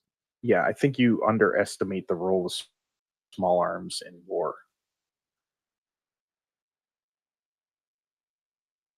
That could be. And I'll just put it to you like that. You know, if you want to like investigate that in your life, go ahead. You know, you can YouTube the role of small arms in war. You can Google it. You can whatever you want to do to investigate it. But I think you know, based on the overall evidence that I've seen, you know, the things that I've been exposed to in my life, I believe that you have an underestimation of the role of small arms in war. Yeah, I'm happy to admit that I don't have that knowledge set. But just, you know, the stuff that we have been giving Ukraine, of course, we've been giving them lots of different things, but the really substantial ones, tanks, aircraft, munitions, you know, they were asking to use the missiles so that they could attack Russia directly. And Biden was like, no, no, no. And then eventually said that he could. And then Putin was like, well, this escalates the war and maybe we're going to use nukes or something like that. Those are the things that I'm looking at. And maybe that is incorrect. But generally, I think that's what makes the difference in an armed conflict. How would you describe that? Mechanized warfare versus small arms. But I agree with you. It would have not been bad for Ukraine to have more guns when the war started. Yeah, I mean, you know, so it's one thing to win the war; it's another thing to keep the populace under control. If as I say, you know, I think the average American household has 4 point some number of guns, right? Something like that. If Ukraine were in that position, what would Russia's plan actually be to subjugate? That's actually Ukraine a really good and the point. people? So maybe if I don't think that it would have substantially changed the combat that was taking place, it may have affected Russia's initial plans to invade. Just like if anyone were to, you know, Red Dawn, I made the joke earlier in the show, but Red Dawn and also the horrible remake is if you parachute into the US and have some sort of coordinated attack, that's a very different plan than if you parachute into Japan. Right. You're just not going to run into Yeah, the it is. same civilian resistance. And also in the US, we have more military, so it would be different all around. But certainly, if you're in Japan as an invading military, you would not fear people you saw the same way you might in the United States. Right, exactly. And you know, like you look at like a Ukraine situation, I mean, Russia might be they're holding certain ground like in the Donbass and stuff, right? But mostly the ground that they're holding is the low-hanging fruit. If they were to like take over Kiev, and let's just say they took everything east of the Dnieper, they would be controlling a large populace who is not pro-Russian. And if that large populace were armed, could they actually hold that territory? And I would say no, they could not. There would be a resistance. There would be partisans. There would be guerrilla warfare. And they'd never be able to effectively hold it. So they could conquer it, but that's could an they hold it? interesting question, because just because people have guns doesn't mean that they're going to go live up in the hills like guerrilla warfare style. It certainly makes it more possible for them to do that, because you can't really do that without arms. But then that's where we get into more, how does this play out? So yeah, those are the sort of assumptions that I would disagree with more, but you're generally not wrong. If you take over an area through mechanized, surprised, rapid blitzkrieg, holy crap, no one was here and now they're everywhere. Okay, maybe that happens sort of no matter what. But then once you're fighting actual Russian forces on a line, right? And then you don't have to worry about people popping up everywhere and shooting you from the local population. That's a much better situation to be in than if it was the United States. So once again, I agree that it's not the same thing, and then it's just eye of the beholder. It sounds like you might know more about this than me, so I could be completely wrong. I'm going to, I think, wrap up the show. So this is a good thing. Martha, who was one of the people, as you might remember, who was in the show and then all of a sudden disappeared, she said I was busy cooking and she just left. So I don't think I kicked everyone out of the show, but you're right. At one point, there were like several other people here, and then they all disappeared. So I was trying to reach them, and it looked like I didn't do anything. Okay. Well, this was fun. I appreciate this space. I'll probably try to drop in and listen to some more in the future. Yeah, it's great on Woke. It's great to hear from you, especially someone who doesn't agree with me on everything. So we get some pushback. It makes the show better. It's been great having you. And it's an easy way to end the show now because it's just you and me. So thanks for, Yeah, really. thanks for being on the show. Have a good rest of your evening. And hopefully I'll see you again soon. Take care. Okay, take care. Bye-bye.